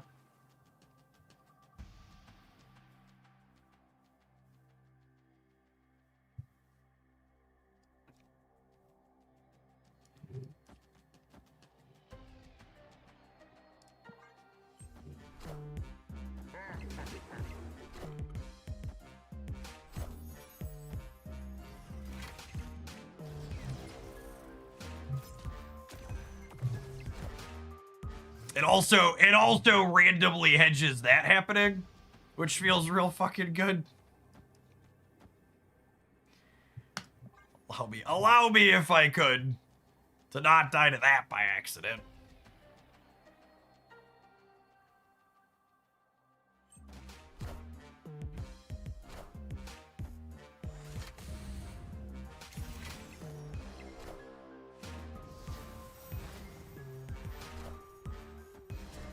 Yeah, we're kind of in a spot where you need to assume literally any Maverick deck is potentially about to Galactus you, I think.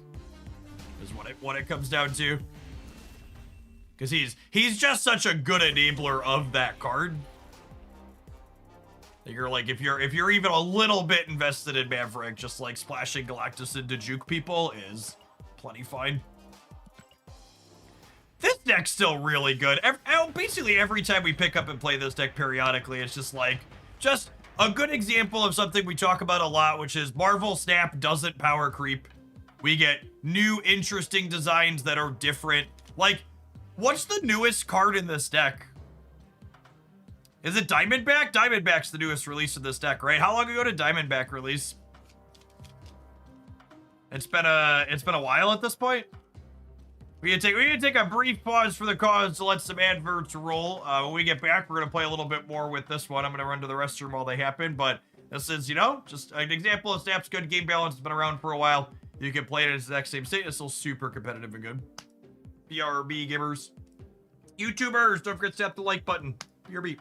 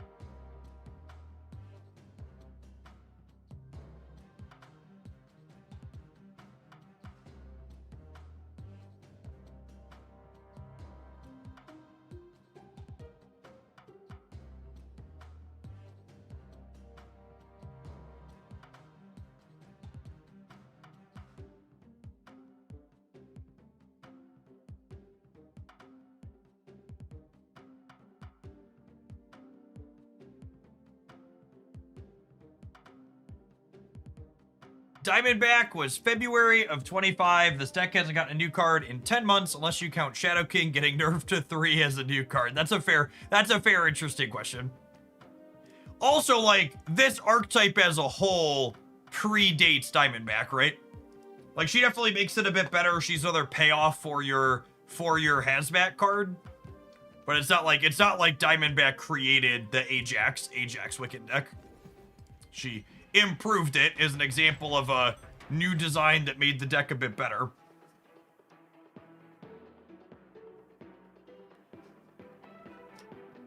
But it also isn't like nobody was playing this before she happened.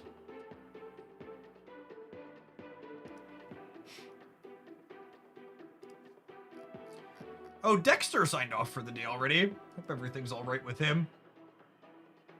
I know he's got a tiny person at home now.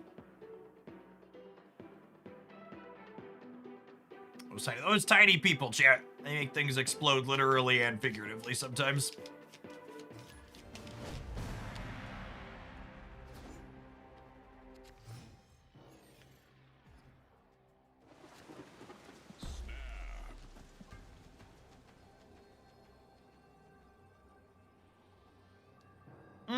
We'll have to wrap up looking at the Galaxy Notes. Did someone link the Galaxy Notes again? A couple of people were asking about me. Or asking about that earlier. I haven't looked at them. Take a peekaboo. What are the odds?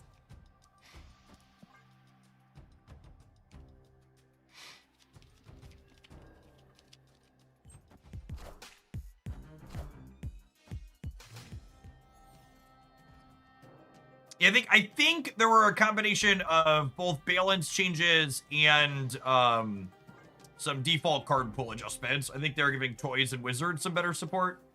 I think someone said they were bringing back one of the toy supports and then Merlin as well for wizards.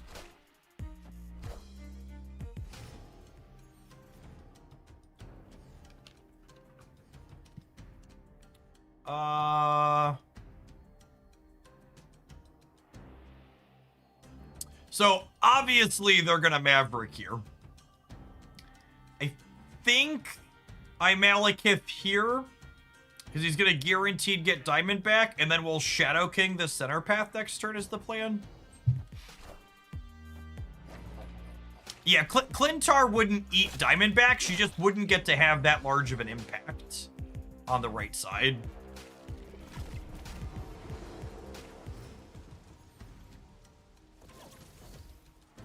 As much as I would love to play my active Wicked, I'm pretty sure this is the line here. They're still gonna have a pretty big thing, because like they get to give +6 to whatever they're playing. Am I supposed to do this? Or am I supposed to Wiccan and then Shadow King whatever they play here?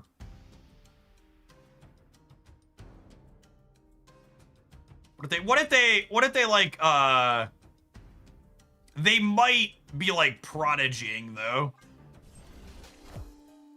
And then I can't Shadow King whatever they do. Oh, you're snapping getting to Omega Sentinel. That one's not gonna work out for you, honey. They must not realize what we're doing. Yeah, we get to Hazmat their Maverick here as well.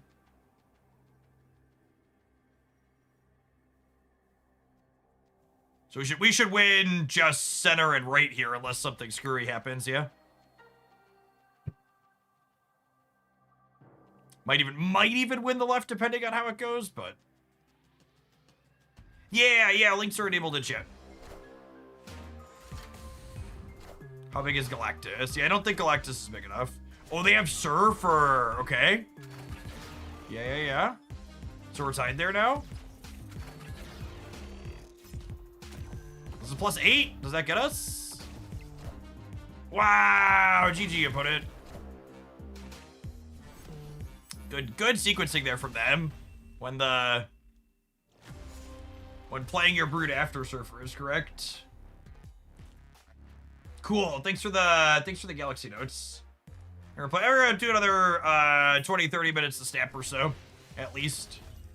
Got a pretty solid audience here this afternoon. I got about 700 people floating between the two platforms. Or 600 people? Math. What is math? I'll definitely close out. I'm peeking at those.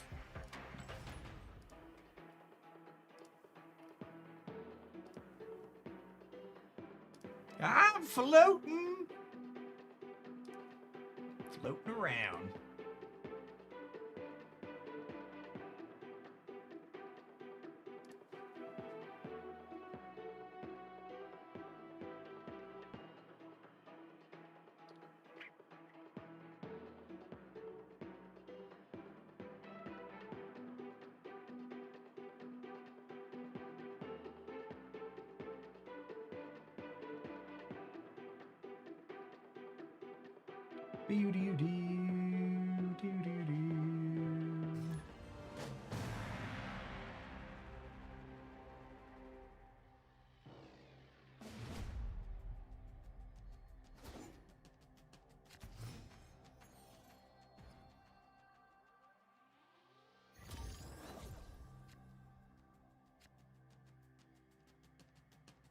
One drop on one. Lucky.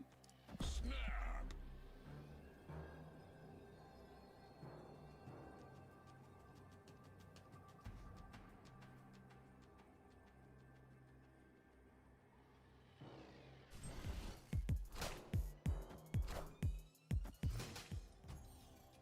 Oh, they're dropping Wizard of Oz. That's interesting. Wizard of Oz is definitely really good for a lot of the candy archetypes. That doesn't surprise me that they're toning that down a little bit. Merlin. Merlin's a better payoff than Wizard of Oz for pure spellcasters.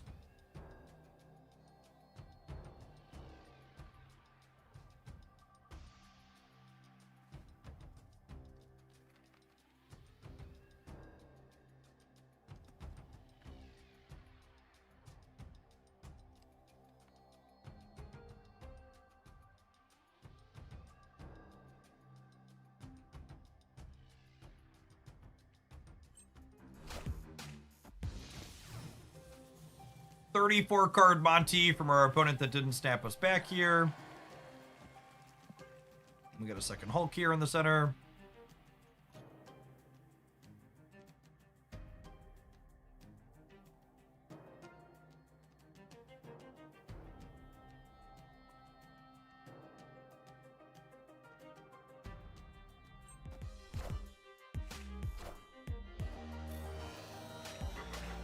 Playing your Shang-Chi out to turn him into a Hulk as opposed to breaking one of my Hulks later. That's definitely a choice only an Arishin player could love.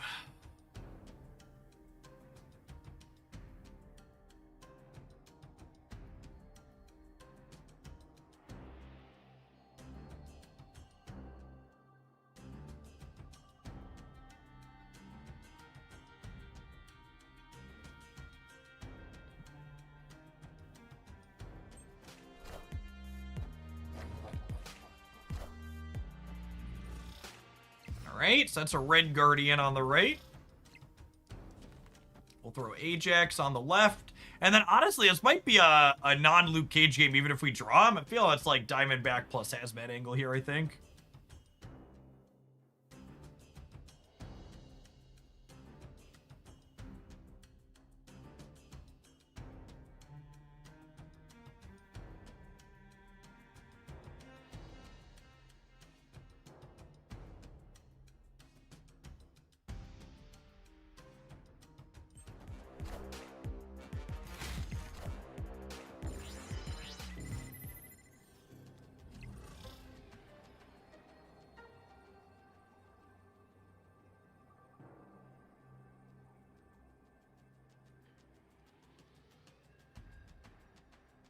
There's no way they play for Mojo World, right?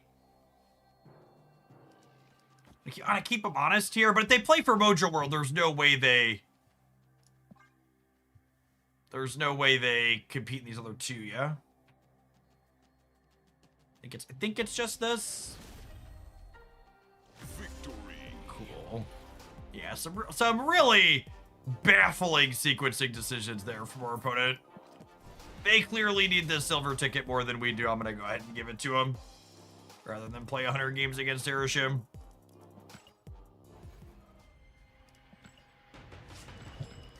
Don't forget, chat, at the end of the year, you can write off concessions like that on your taxes as charitable contributions.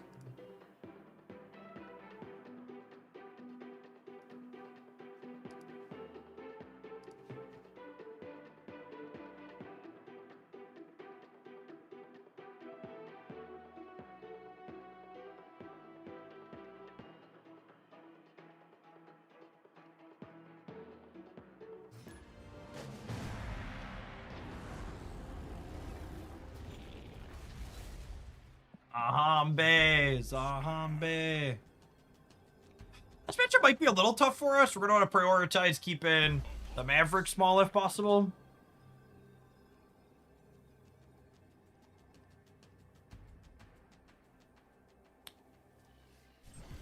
Zombie Galactus is very large when it gets to work. Right on time.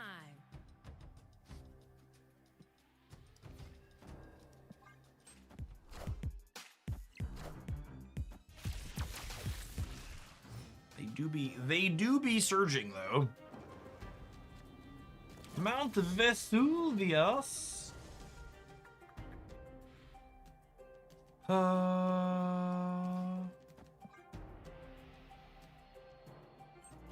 Something Wiccan comes this way. It's a big old maverick. Sad that I put Diamond back on the right now. Oh, I guess Maverick's not that large if I take the Monster Metropolis bonus away from him.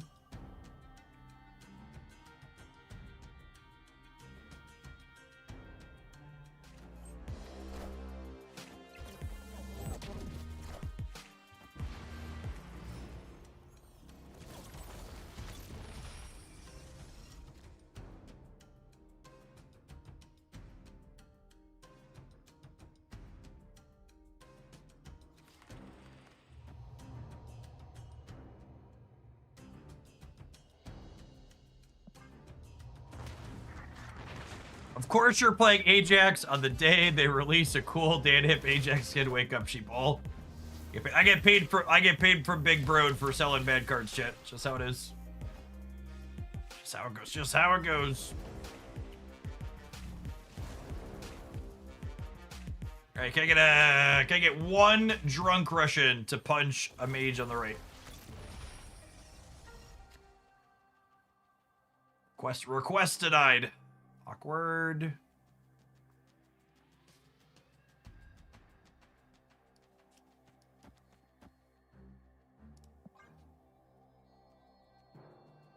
Oh, Wongus.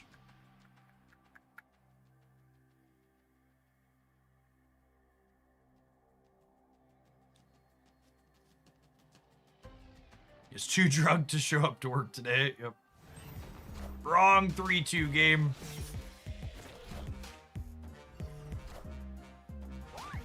Yep, that's double Gwenpool.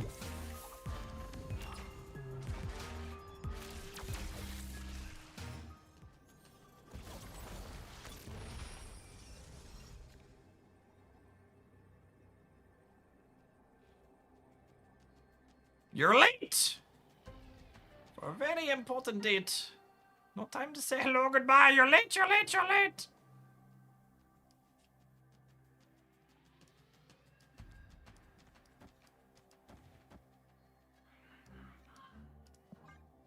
You're very dead.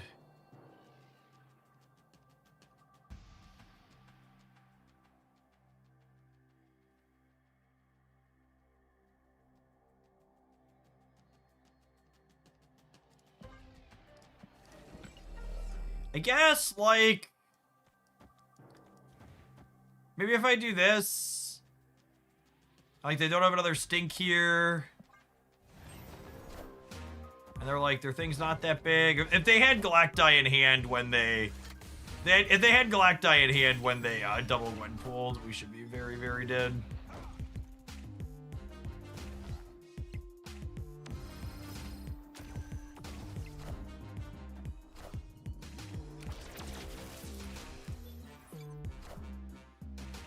Sometimes lucky rubber ducky. One casserole, please. Thank you, dear king. Thank you, dear king.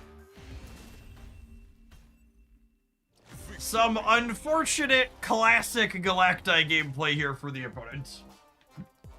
Just all dressed up with nowhere to go, firing on literally every cylinder imaginable, except for drawing the namesake of their deck in 10 cards.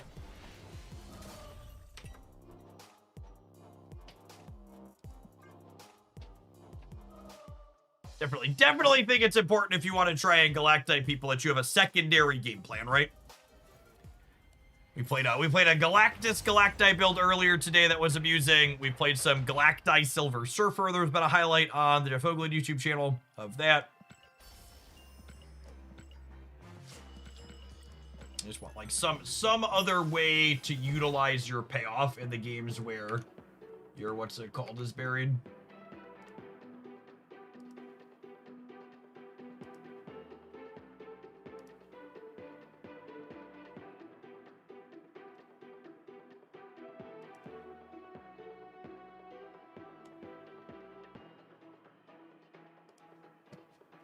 Doozy, thank you for the brand new Prime support. There's a ton of great people you can send that to every month on Twitch. Thanks for sending it this way this month and keeping me around. Happy holidays to you and yours.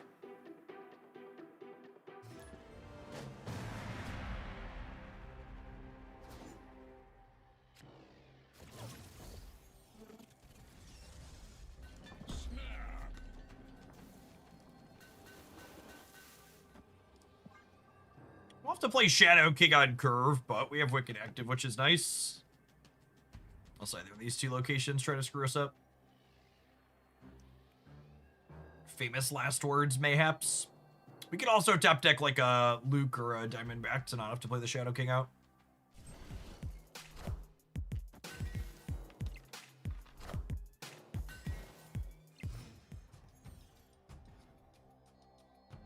If you want consistency, you should go back in time and put OG America Chavez in your deck. I mean, to be fair, Zombie Galacti is the perfect example of the type of combo deck that wouldn't want OG America Chavez, right? Because OG America Chavez made you more likely to have any of your cards for the first 5 turns, but made you less likely to have a specific card by turn 6. And the Galacti deck really wants to have a specific card by turn 6.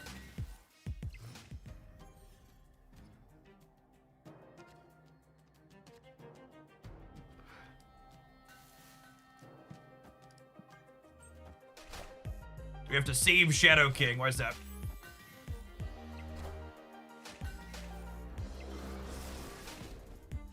Nice of Diamondback to show up. Oh my goodness. The X-23 going left means we're so cooked if they have Venom. Don't Venom me. Don't Venom me. Have a heart. Have a heart.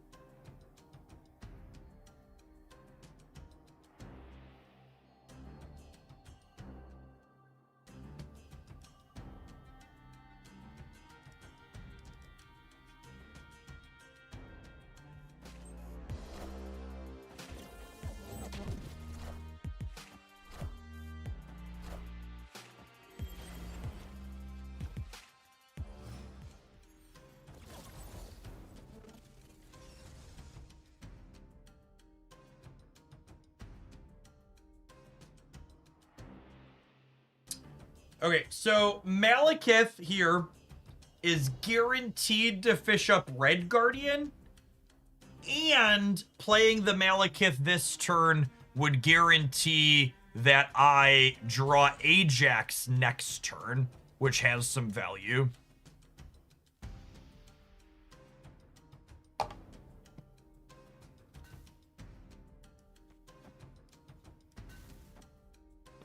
Well, I can either King plus Ajax or Hazmat plus Ajax. Probably Hazmat, right? Do I Shadow King here? So that way I can Hazmat plus Ajax next turn, potentially? It means I can't Luke Cage, but no, Luke Cage seems fine, yeah? I think. Famous last words, maybe?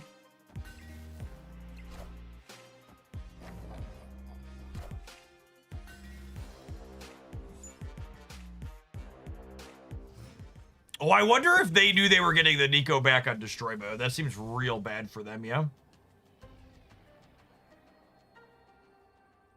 So on the left side, this would put me to 33, so I would lose to anything they put out on the left.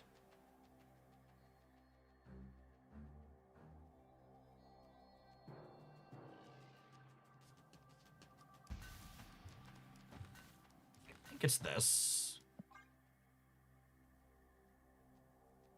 I think it's this. I think it's this. I'm technically winning the center by a small bit here too, because they're at 9 and I'm at 10 effectively.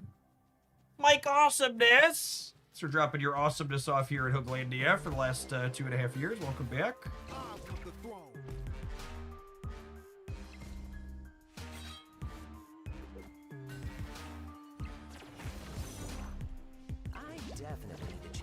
Okay, and remember, their Killmonger's dying to this Nico. I think they're cooked here.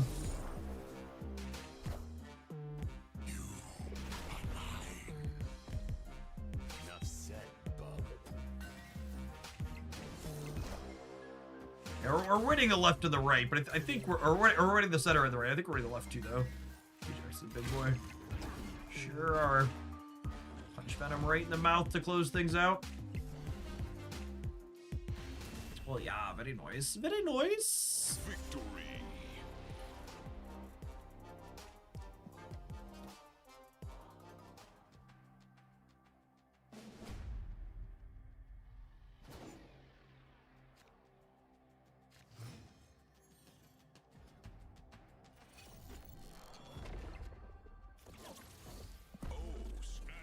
So long as we're lucky enough to draw a 2-drop, we have Wicked active on curve, so that's pretty good. I'm going to go ahead and snap.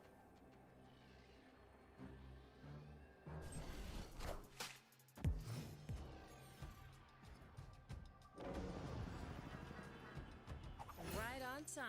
Look at that. Sometimes, what are the odds?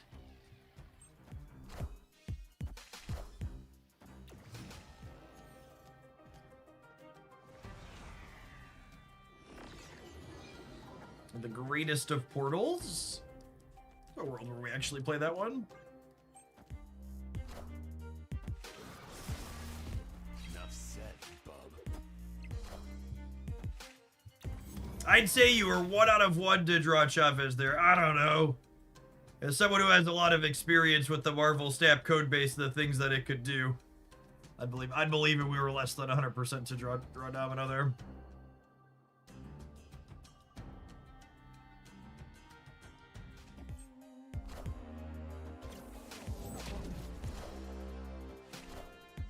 I want the throne.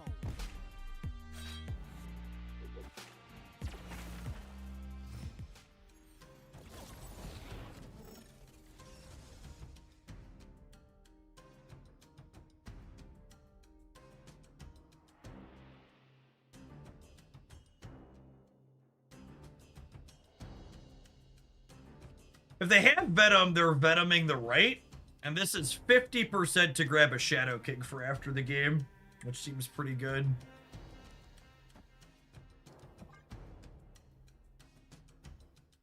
And then we'll have Ajax Hazmat on the last turn.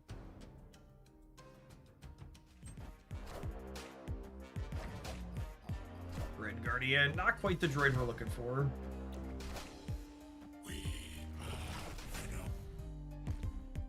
Enough said, bub.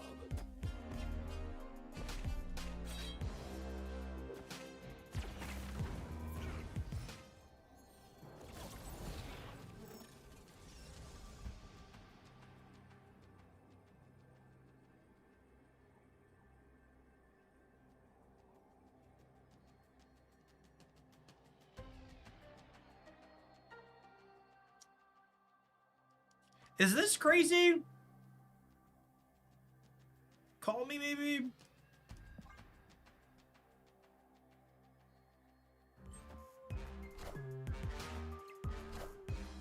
Just like lose Baxter building, win the game when they only have 1 player.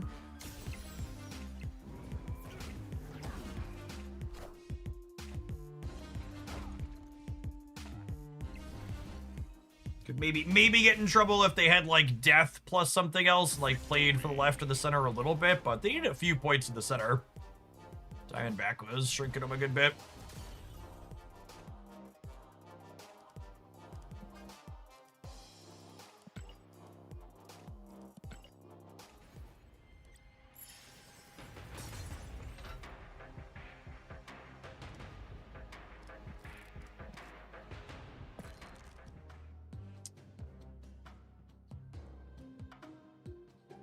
This is honestly just one of the most tried and true proven decks in Marvel Snap at this point. It's been around the block for years. It got a nominal upgraded Diamondback earlier this year. It's got various interactive tech cards you kind of tweak and tune as you go. And then it's just got good proactive numbers to keep up in lanes that make your opponent have to keep up with you. I think Man-Thing in particular is also well positioned with everybody experimenting with Maverick right now, but even outside of that, this archetype's pretty solid. Things like Anti-Venom and the other tech cards give you good cube equity too, make it a little bit difficult for your opponent to predict exactly what your output range is going to be, which is kind of where you want to be in Marvel Snap as often as possible.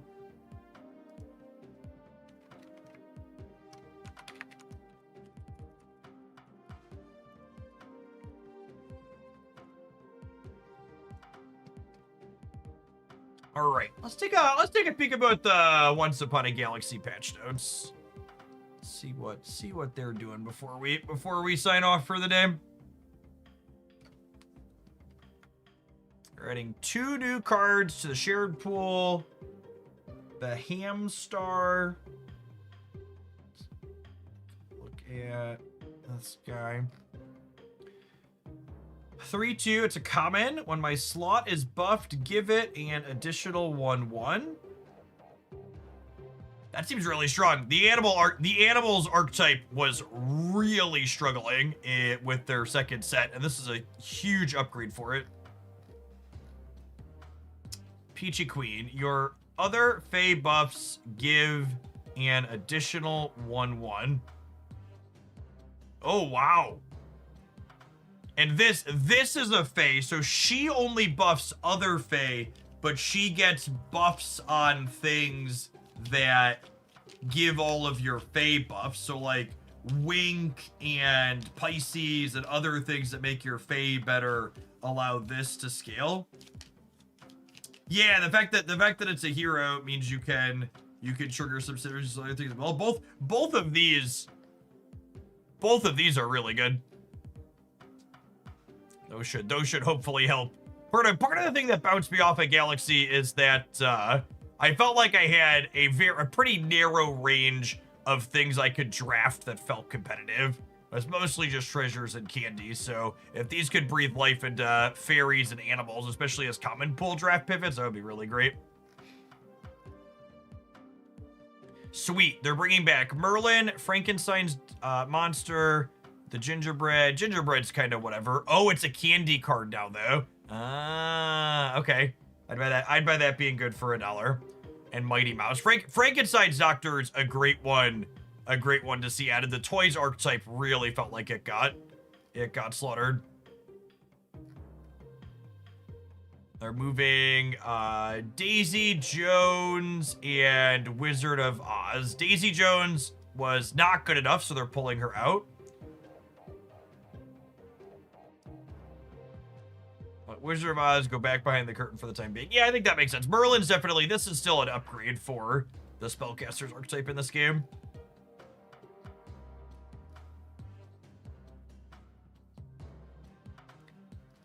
Do you think this has gotta be where our lawyers told us to do it type change, huh? Why are we adding an L here though? I'm not gonna think too hard about it. Lollipop. How is lollipop spelled? Normally, I don't want to do a Google search live on stream.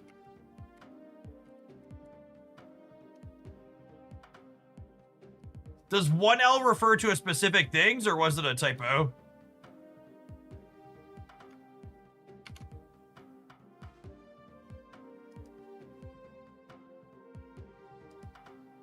Don't Google it. Okay, I'm not going to. I'm not going to. All right, cool.